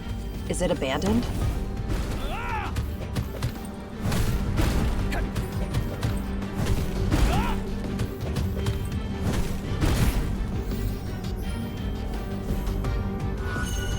Ignorance. Kneel!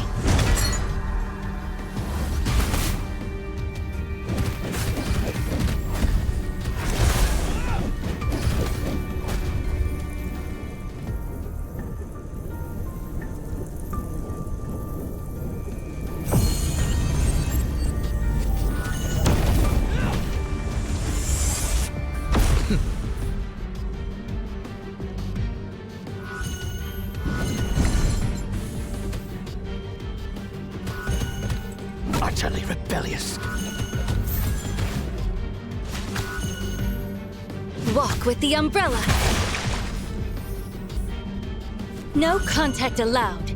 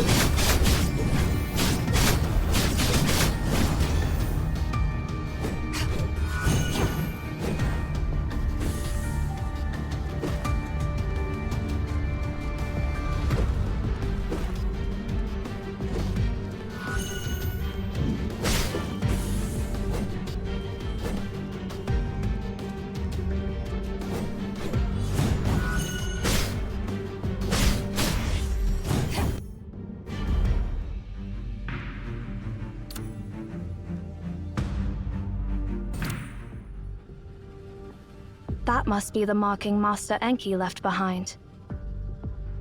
Let's follow it.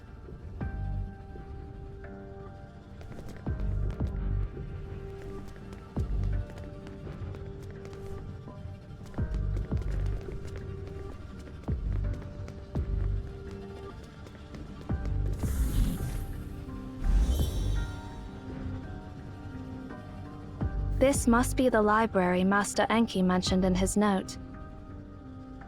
We should keep an eye out for the documents that Master Enki mentioned.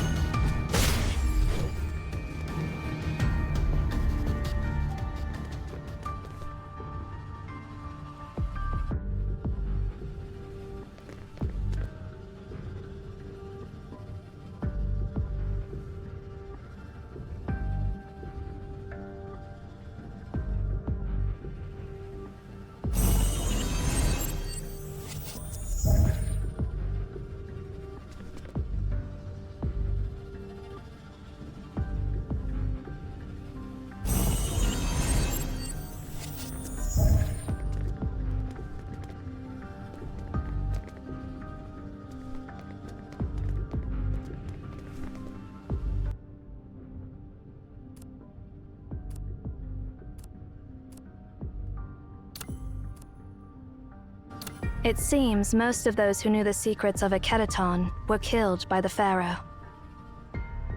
No wonder nothing related to Aten has survived to this day. Once people obtain great power, it's common for them to seek monopolization.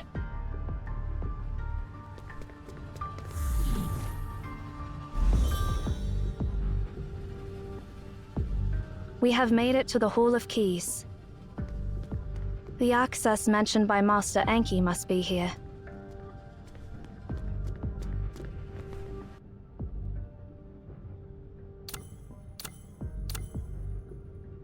All things have names. Names wield power, shaping their existence and binding their essence. What do you think?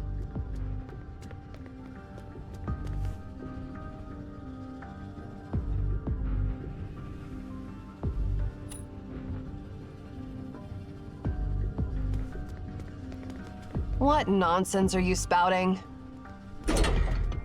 But it's intriguing how humans managed to control the anomaly. The people of Memphis were truly bold.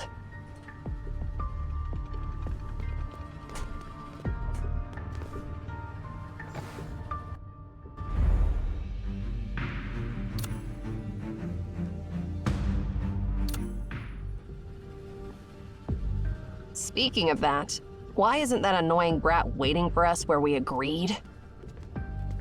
Is he trying to hide from something?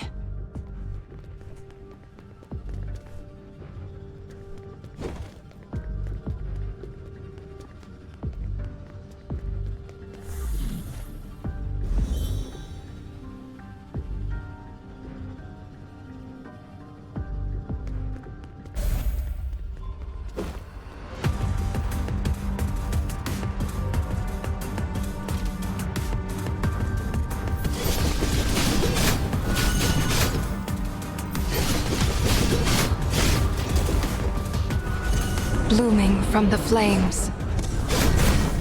In the name of Florence.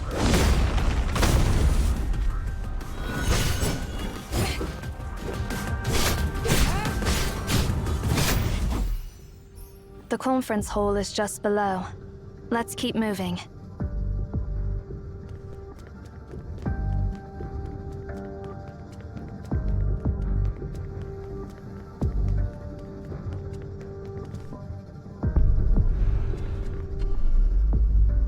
Finally, we're almost to the conference room. Let's hope that runt has found the words to stop a tent from blowing itself up, or I'll... Ugh.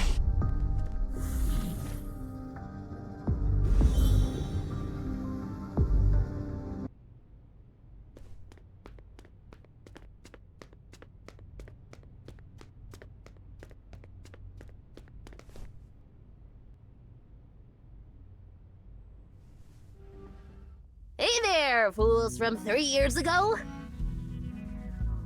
Since you've made it here, you must have found the instructions I left behind, right? Did you collect all 5 documents?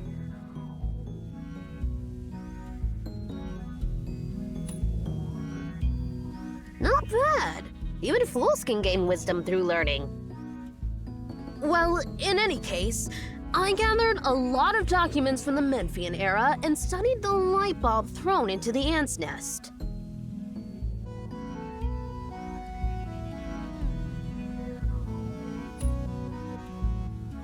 Huh? Aren't we talking about the copper sphere you showed me earlier? Aren't you looking for a way to turn it off? Well, I managed to decipher the language of its creator.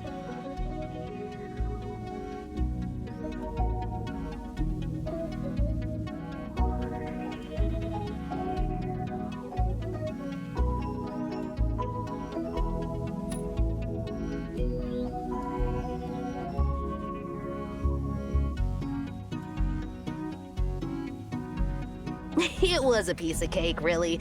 But honestly, when I found the answer, I was a bit disappointed. As I thought, those ancient people were just stupid. The language they revered as divine turned out to be so simple. Well, let me start from the beginning. Thousands of years ago, there was another beacon in Memphis, and it created an anomaly that enveloped the entire city of Akedaton, turning it into perpetual night.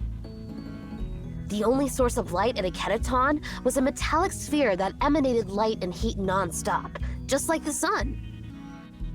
Amenhotep, the 18th monarch of Memphis, honored it as the god of the sun. He named it Aten, and changed his own name to Akedaton, which means the soul of Aten. The so-called language of the gods recorded in the ancient Memphis documents can be easily understood by any math professor in our time, and even more so in your time. If you've been to school, you should understand its true nature. In the Memphian language, Aten is referred to Aten, where A stands for 0 and Ten stands for 1. In their literature, all prayers related to Aten consist of only these 2 syllables. Seriously, it's getting tiresome explaining something as simple as a language with 2 elements. What's it called again?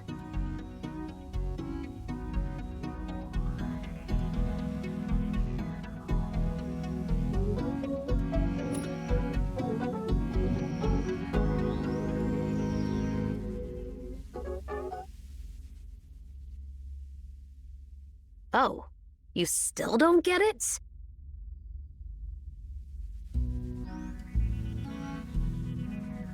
The language of the god? It's binary!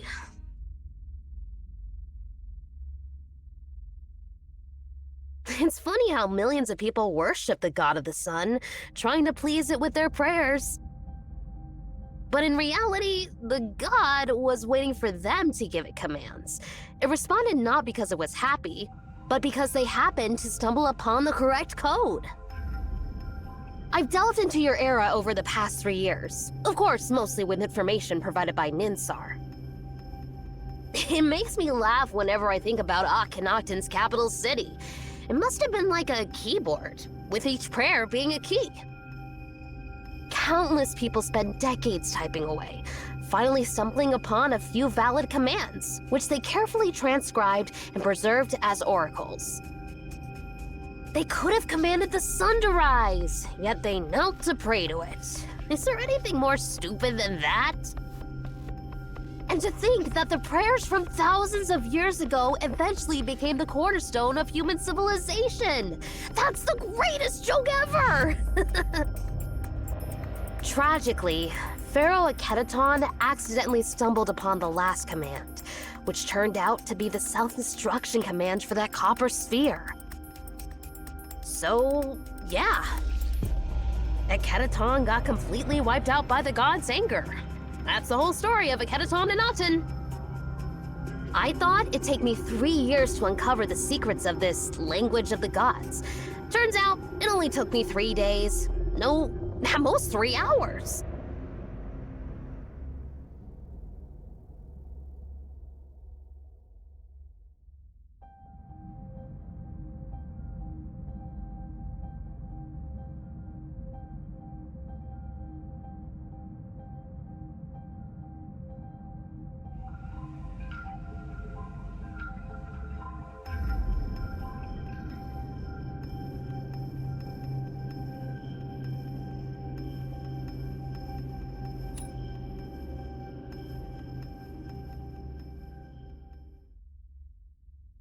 About that, well, you know.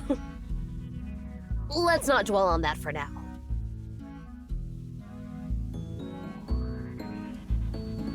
Don't try to change the subject, you little brat! Speaking of which, Master Anki, where's Lady Ninsar? Oh, right! Since I've given you so much information, it's time for a little favor in return.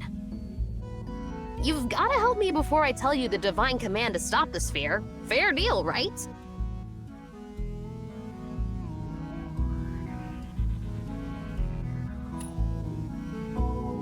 What are you talking about? Aren't you a director too? Actually, not long after we parted ways with you, I had an argument with Ninsar, and that's why I'm hiding out here. She's probably furious with me right now. What did you do? Well, I didn't really do anything. Here's the deal. Ninsar has a grubby cat. So, I made a cat's cradle to keep it from bothering Ninsar ever again. Once you place the cat inside, it won't need to eat, drink, or defecate, and it won't shed hair. It'll just sleep peacefully all the time.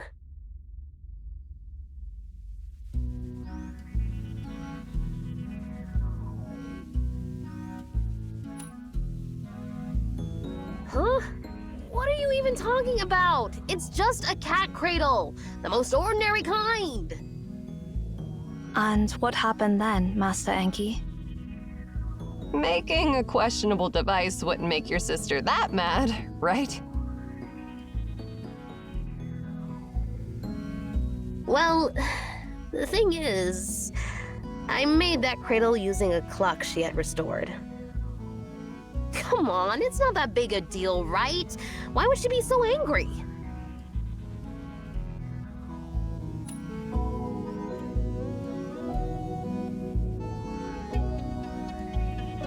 Master Enki, with all due respect, you really brought this upon yourself. Is it really that bad? Hey, you! Is it seriously that bad?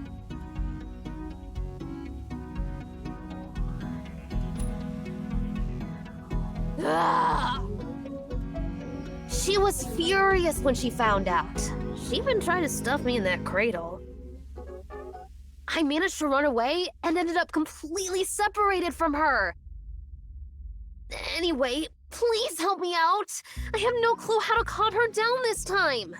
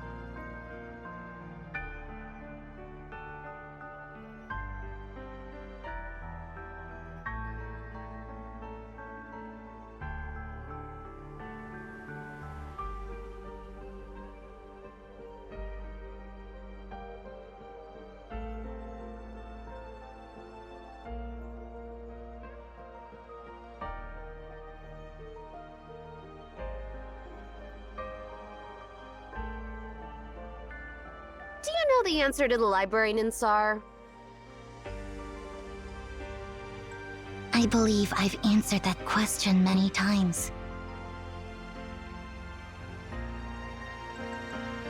I keep asking this because not even you know the answer. You're being mean.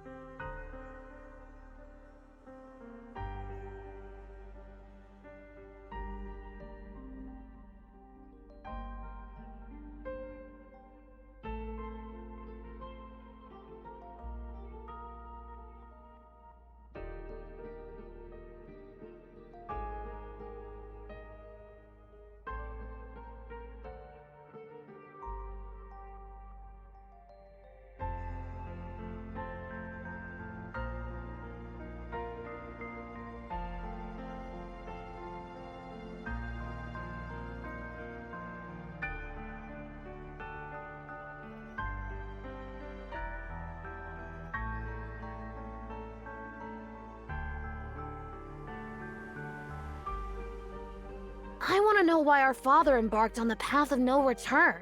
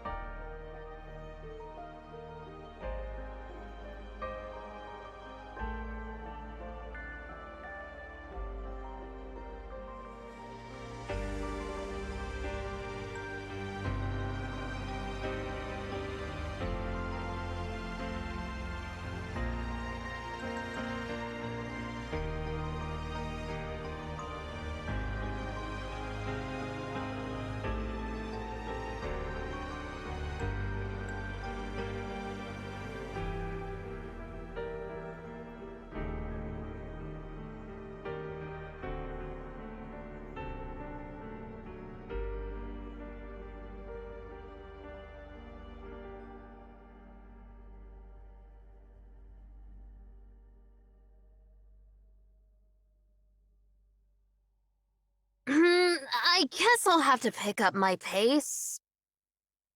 Pick up your pace for what?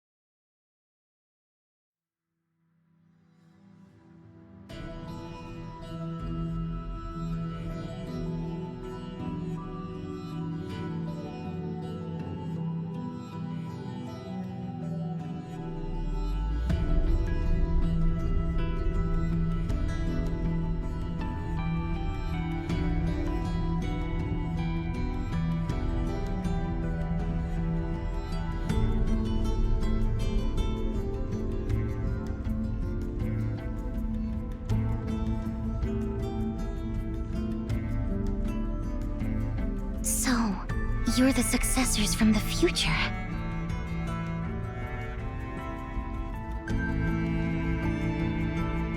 So, visitors from another sector. What are you seeking?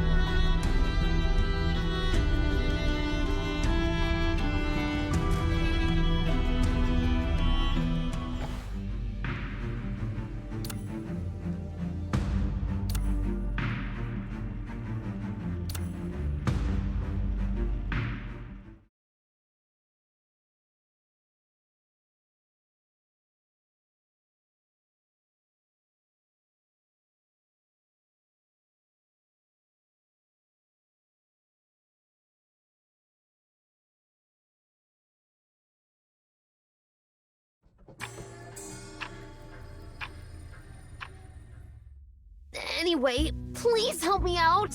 I have no clue how to calm her down this time.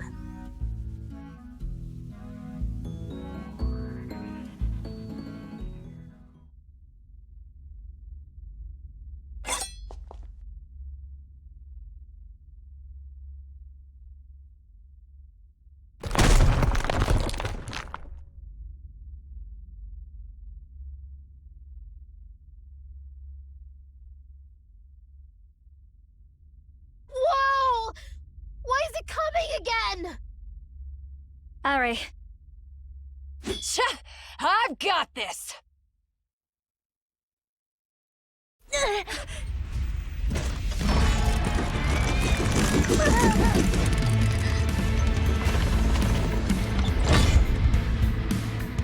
Hey! Pesky brat! How am I supposed to make this monster stop? Attack the clockwork behind it! That powers the entire mechanism!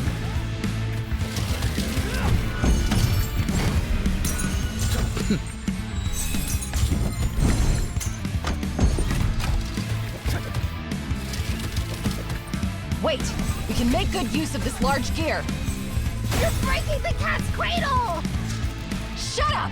Break it, Zero!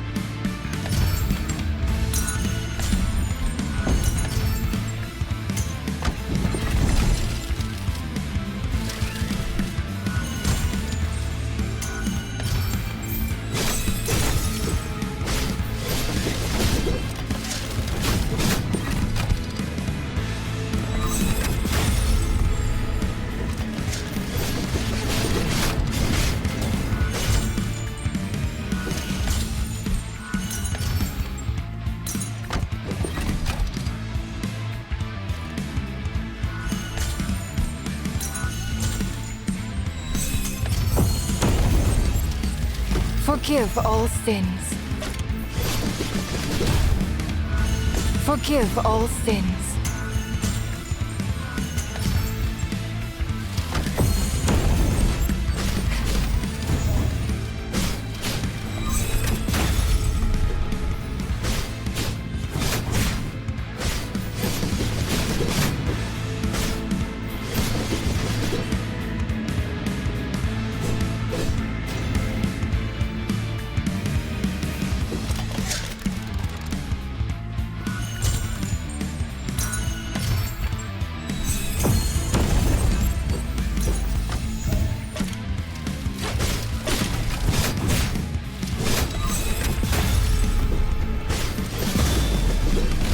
Blooming from the flames.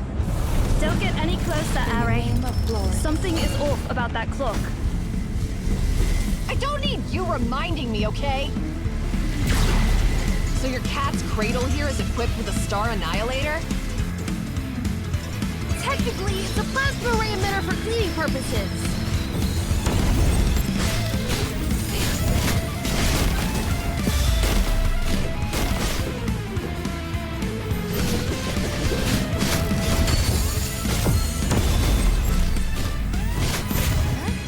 Walk with the umbrella.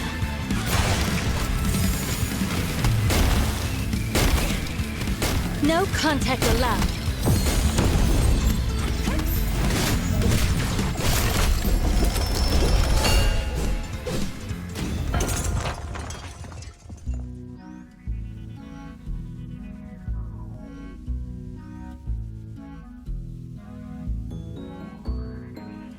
How ridiculous! Who in their right mind would add so many weapons to this so-called cat's cradle?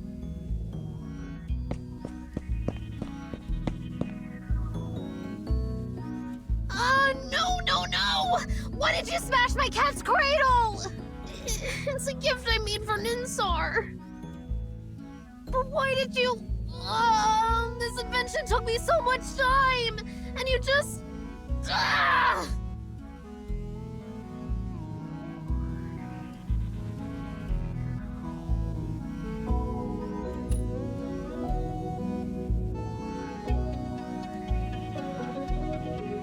Huh? Oh, that's a great name!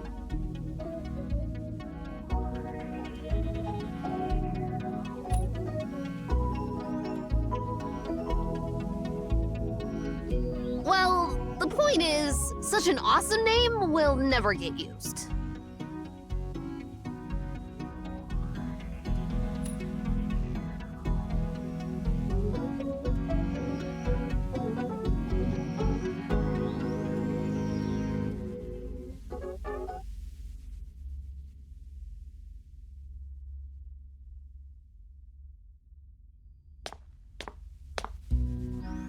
I'm sorry for tampering with your clock.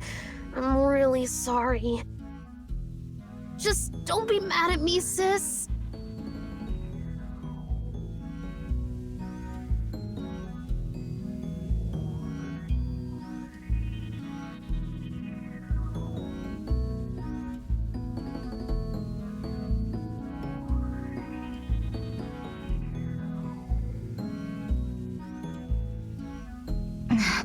Never mind.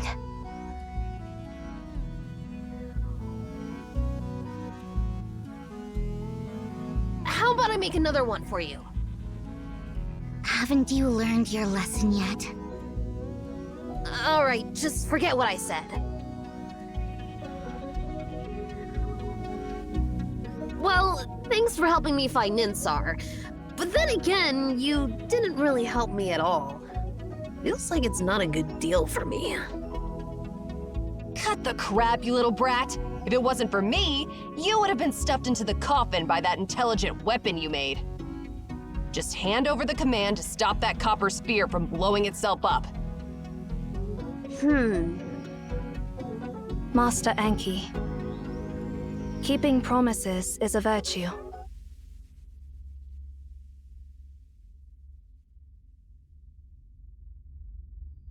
I see. It seems my silly brother bragged to you about something he hasn't actually figured out. It's true that he figured out the grammar of the language of the gods without too much effort. But knowing the grammar and knowing the specific words are two different things. For the past 3 years, Enki has been trying relentlessly to decipher the command to stop Aten from self-destructing. Unfortunately, there are very few examples left in the ancient Memphis text, and he didn't have enough material for semantic and logical analysis. That's why the progress has been slow. Oh, yeah, that's what happened. There should be a complete list of Aten's commands in this library. No, I mean, there has to be. But heck, how am I supposed to find that list in this mountain of books? Finding a particular leaf in a forest might be easier. Or maybe just give me more samples of Aten's commands. If you want me to find the answer, you should at least tell me the full riddle, right? But what's left from the era of Memphis is either mutilated or too vague. In short, I don't know how to stop Aten from blowing itself up.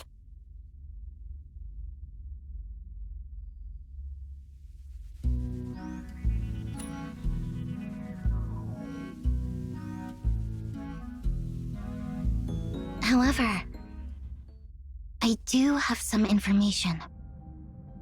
Besides destroying a Keraton, the copper sphere has shown up twice in history. One of them was 2,000 years ago. 2,000 years ago. Back then, Obed was under the rule of the 5th Emperor of the Arsacid Empire. Exactly. Actually, Aten was taken by Emeon at that time, before it got lost for some unknown reason. 2,000 years ago, that was the last time Aten shone in history. Perhaps you should go back and ask the people of that era. Maybe they can give you more valuable information.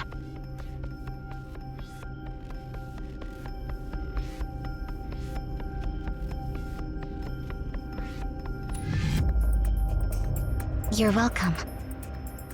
By the way, since you seem to have a deep understanding of antiquities, Master Ninsar,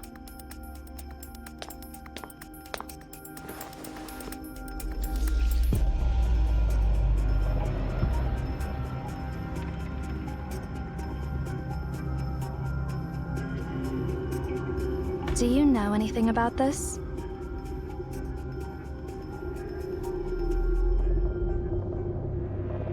This belongs to Darius. Looks like you got caught up in some unexpected incidents before arriving here.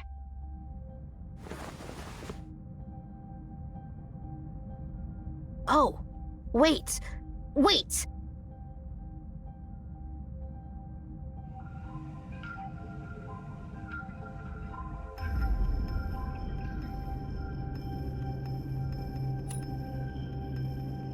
I just remembered something!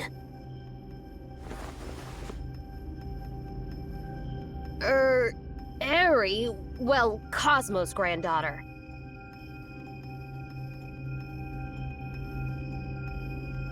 So, it was you from the future who asked Seer to come to me and get the command to stop Autumn, right?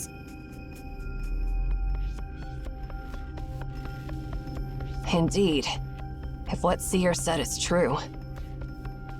Oops. Now, this is bad. Really bad.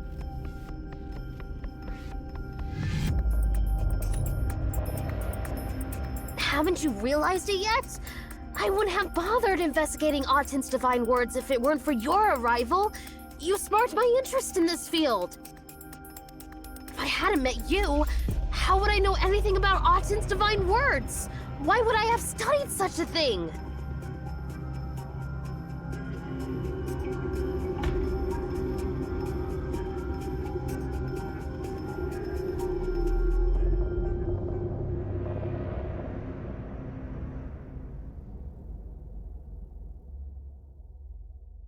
Be careful. The prophecy may actualize itself. Well, that's all the help we can provide. Farewell, my unexpected friends. May we meet again in the future.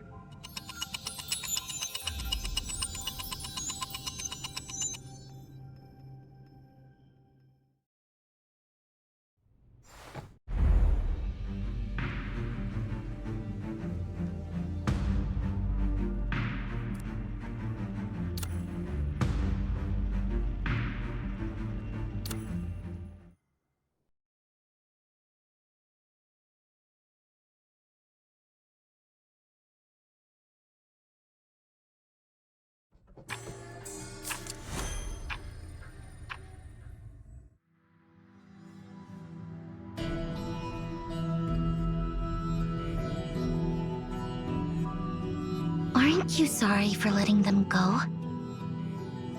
What are you talking about? Why would I be sorry?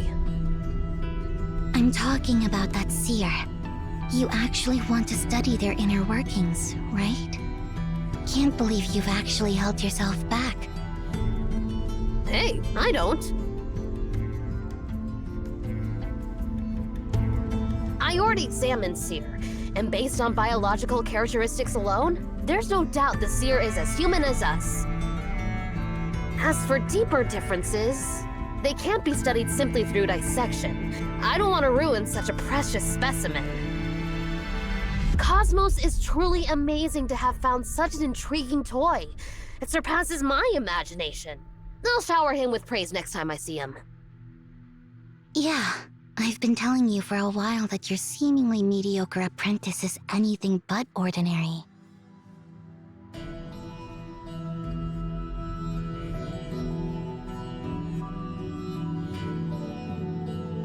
Are you leaving too? You are Enki's apprentice. How interesting. I can't see your answer. Perhaps you'll reach greater heights than Enki in the future. I'm flattered. Master Enki is a true genius, while I'm just an ordinary person who is lucky to have made it this far. Not many admit their mediocrity. I don't think mediocrity is a derogatory term. A genius is like a lone bird, rejecting everything and having no place to rest. While mediocrity is like a tortoise, knowing its limits and moving towards a single goal. Eventually, the tortoise reaches greater heights. A mediocrity with sharp words. What a shame that Enki hasn't seen your true nature. You've hidden your brilliance well.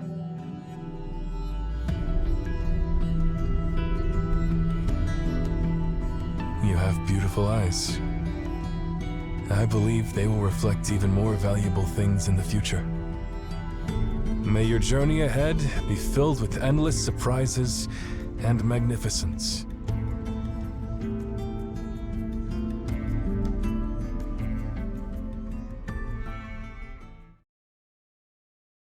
But then again, do you think they'll eventually fall into a tragic loop just like Oedipus? Yes, they will.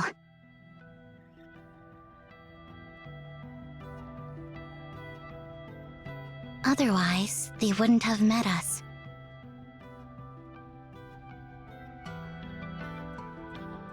That's true. All we can do is wish them good luck. Well, that's not something we should be worried about. Yeah, you're right. But you know, it's not just Cosmos who's interesting. There's also that girl. The girl who has found the Tome of Ages? What path will she choose? I'm curious, Enki. Did you see the answer? Yeah, I did. But I don't know the process, as always. I don't know why, but this time, I have a feeling that maybe the process is more important than the answer itself. It's just they haven't realized it yet. Should we warn them? No, only the unknown brings anticipation. I don't want to spoil the fun. Mischievous, aren't you? Whatever you say.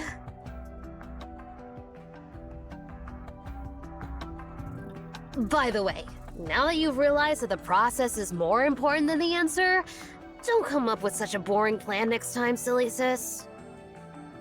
I haven't reached the end of my journey yet. I don't want to start preparing for an exit plan in the middle of a game and have to start over again. You're just too predictable. Even if you don't tell me the answer, I can figure it out.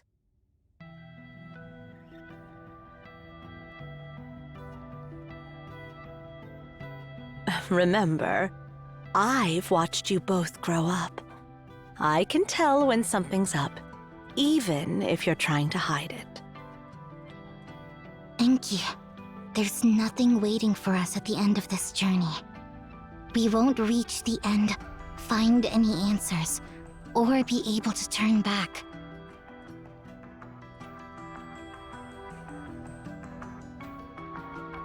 So what?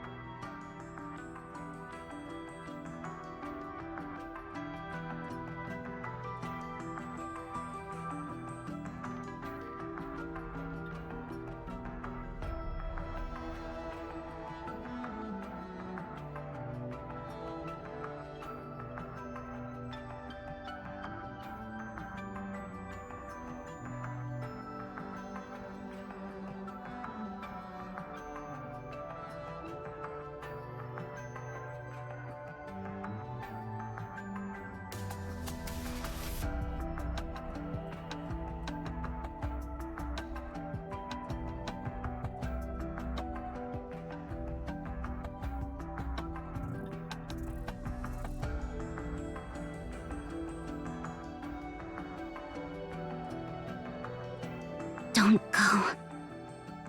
No matter how hard we struggle, we are bound by our limited lifespan. As long as we are limited by our mortal bodies, we'll never reach the end. Don't go.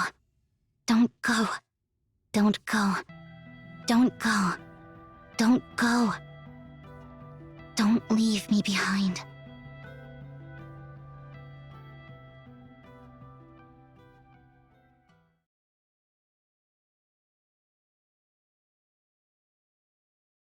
What are you waiting for?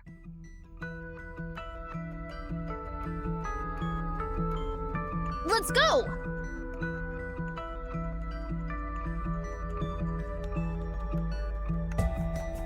Can't you, for once, consider your true desire, silly sis? Out of everyone here, you're the one who wants to see the end the most, right?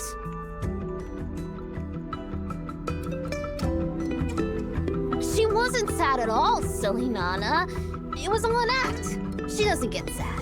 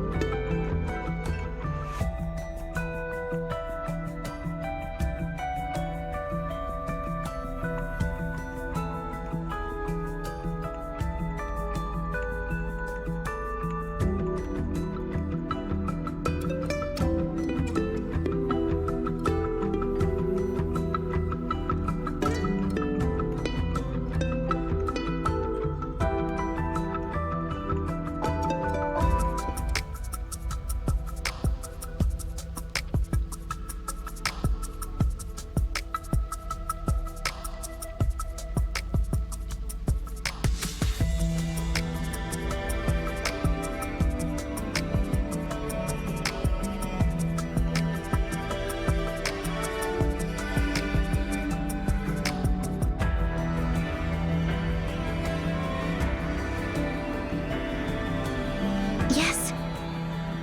Let's go.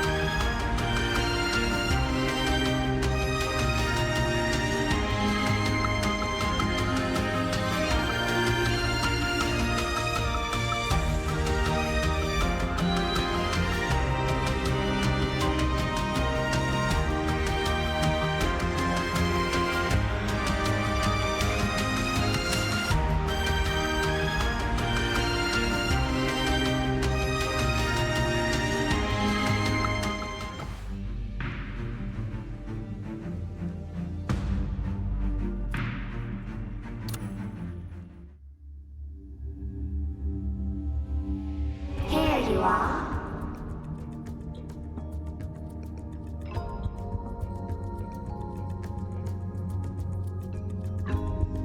No need to ask. As I told you before, when you depart, all memories of this realm will fade, including me. That girl is quite perceptive, so this time, I've blocked her presence. Don't divulge too much to her, and don't place too much trust in her at this moment. Even if everything is predetermined, I don't want any harm to befall you. Come. Your journey awaits, filled with challenges and perils. Fear not. I'll forever protect you. I know where you're headed.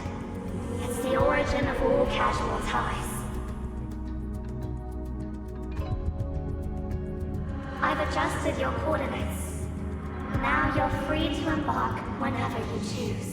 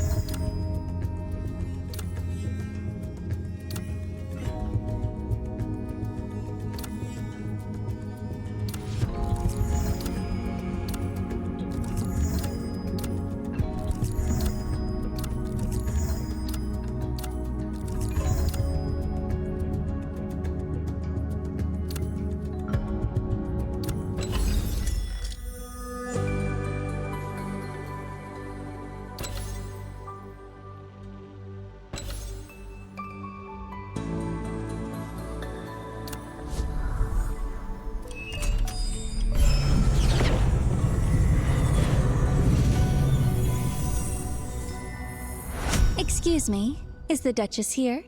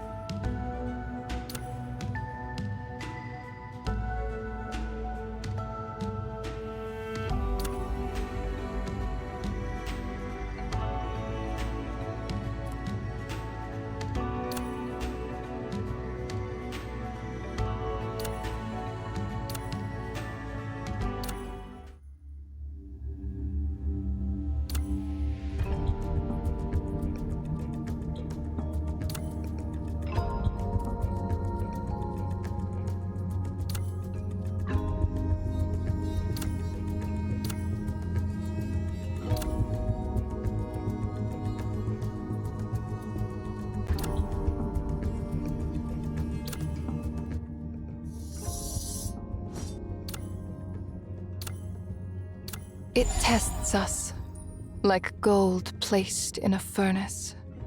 It accepts us, like a burnt offering. When we are favored, we shine. See suffering as a blessing.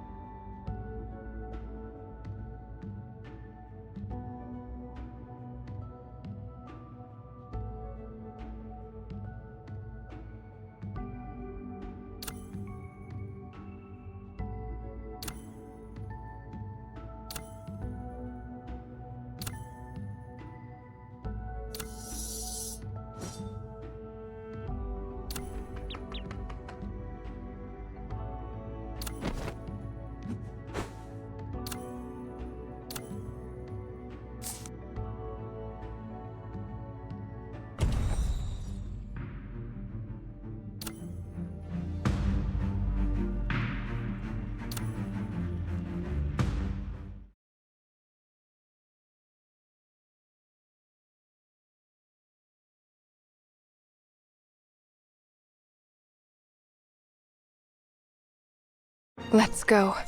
The road is long, and we can't afford to stop.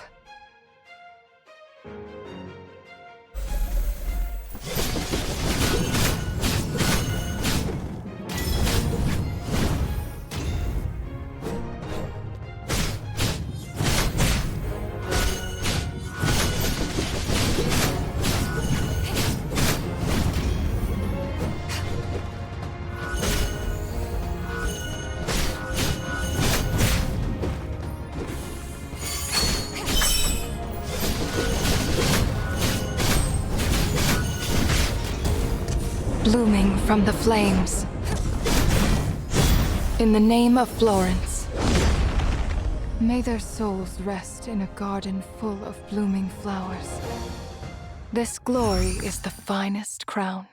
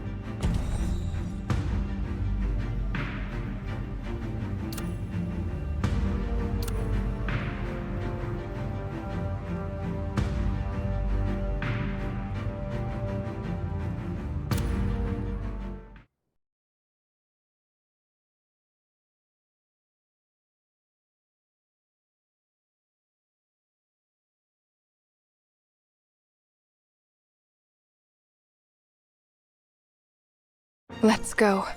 The road is long, and we can't afford to stop.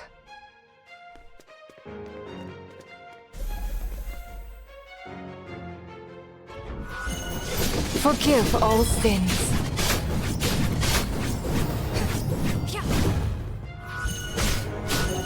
Forgive all sins.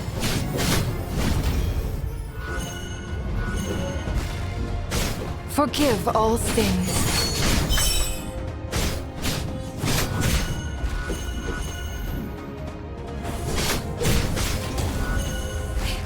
Forgive all sins.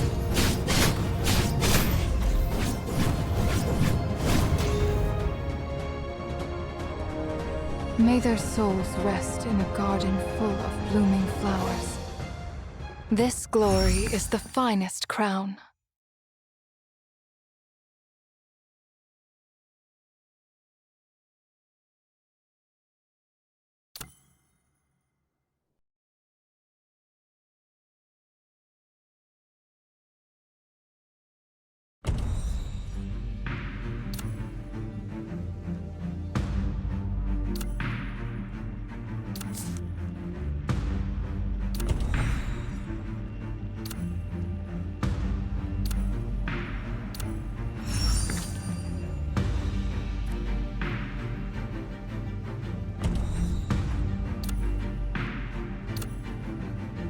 Jeweled shackles are still shackles. Even though I've seen through it all, I would need This reminds me of my days as an apprentice steward.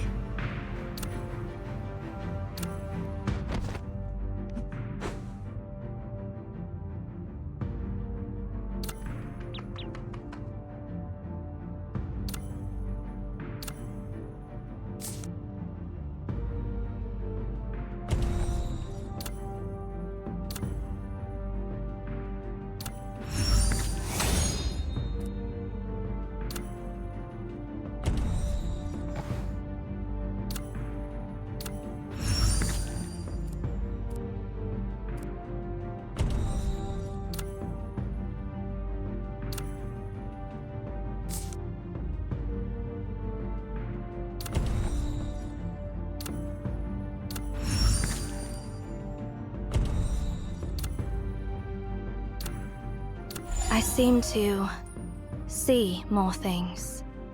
Are those memories really mine?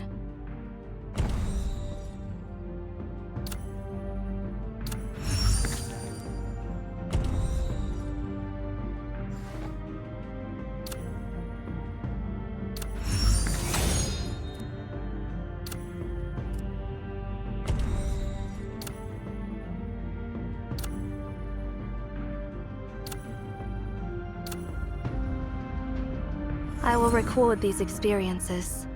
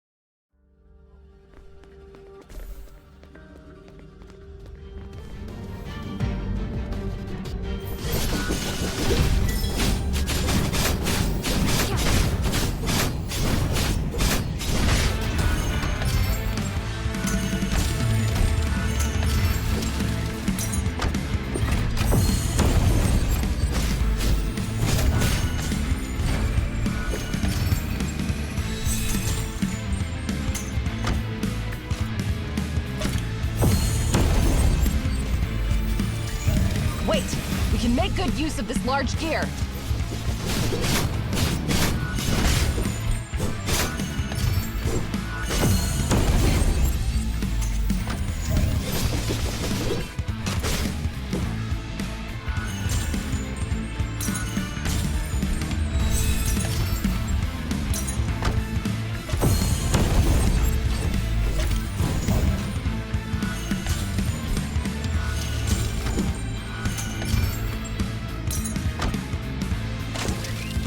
Forgive all sins.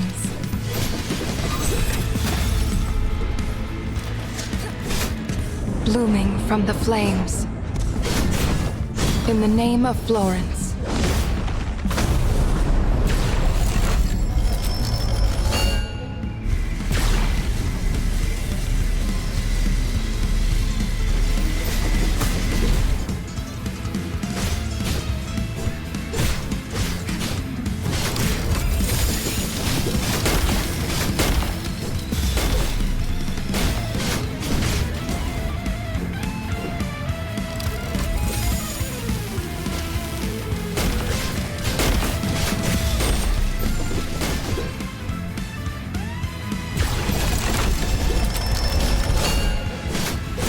forgive all sins.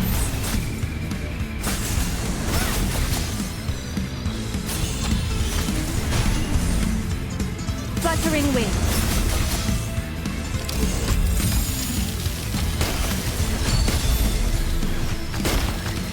Walk with the umbrella.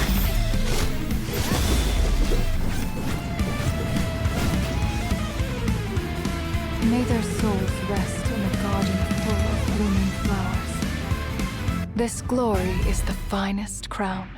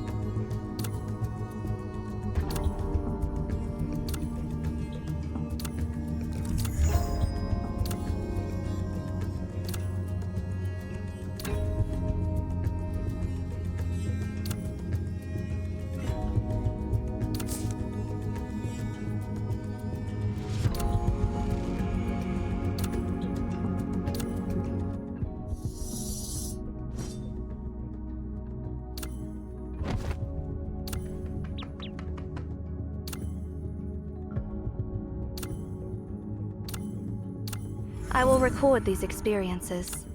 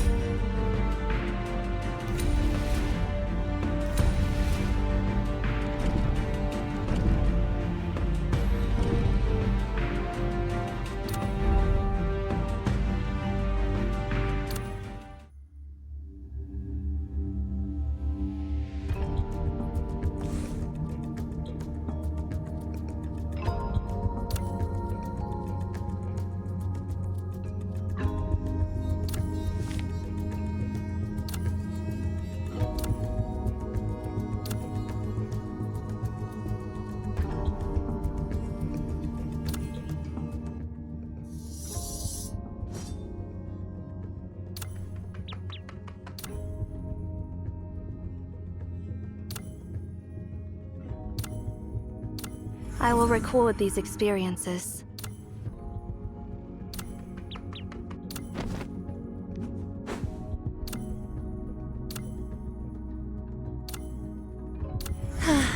This reminds me of my days as an apprentice steward.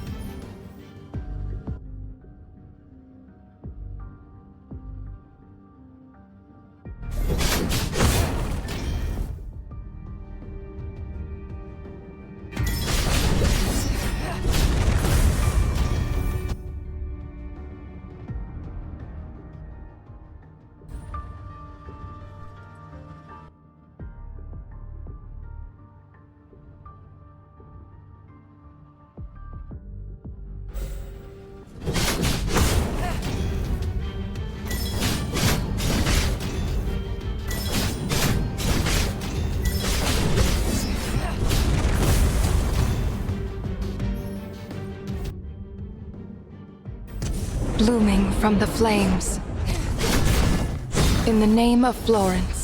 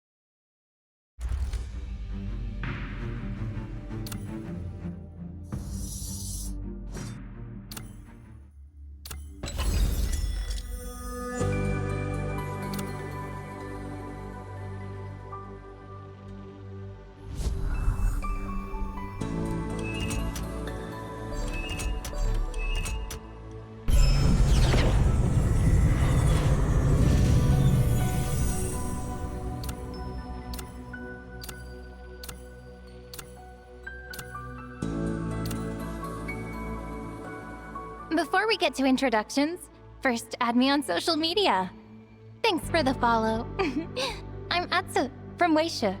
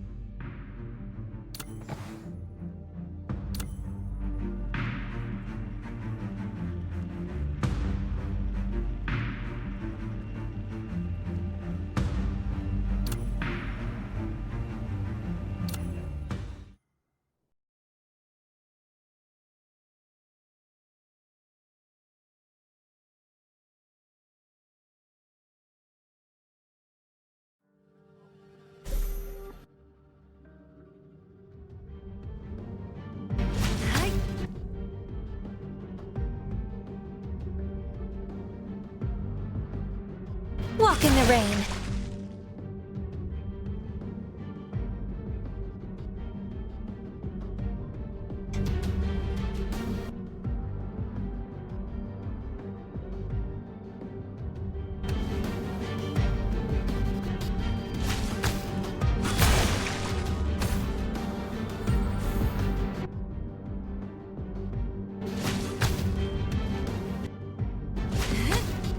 Walk in the rain.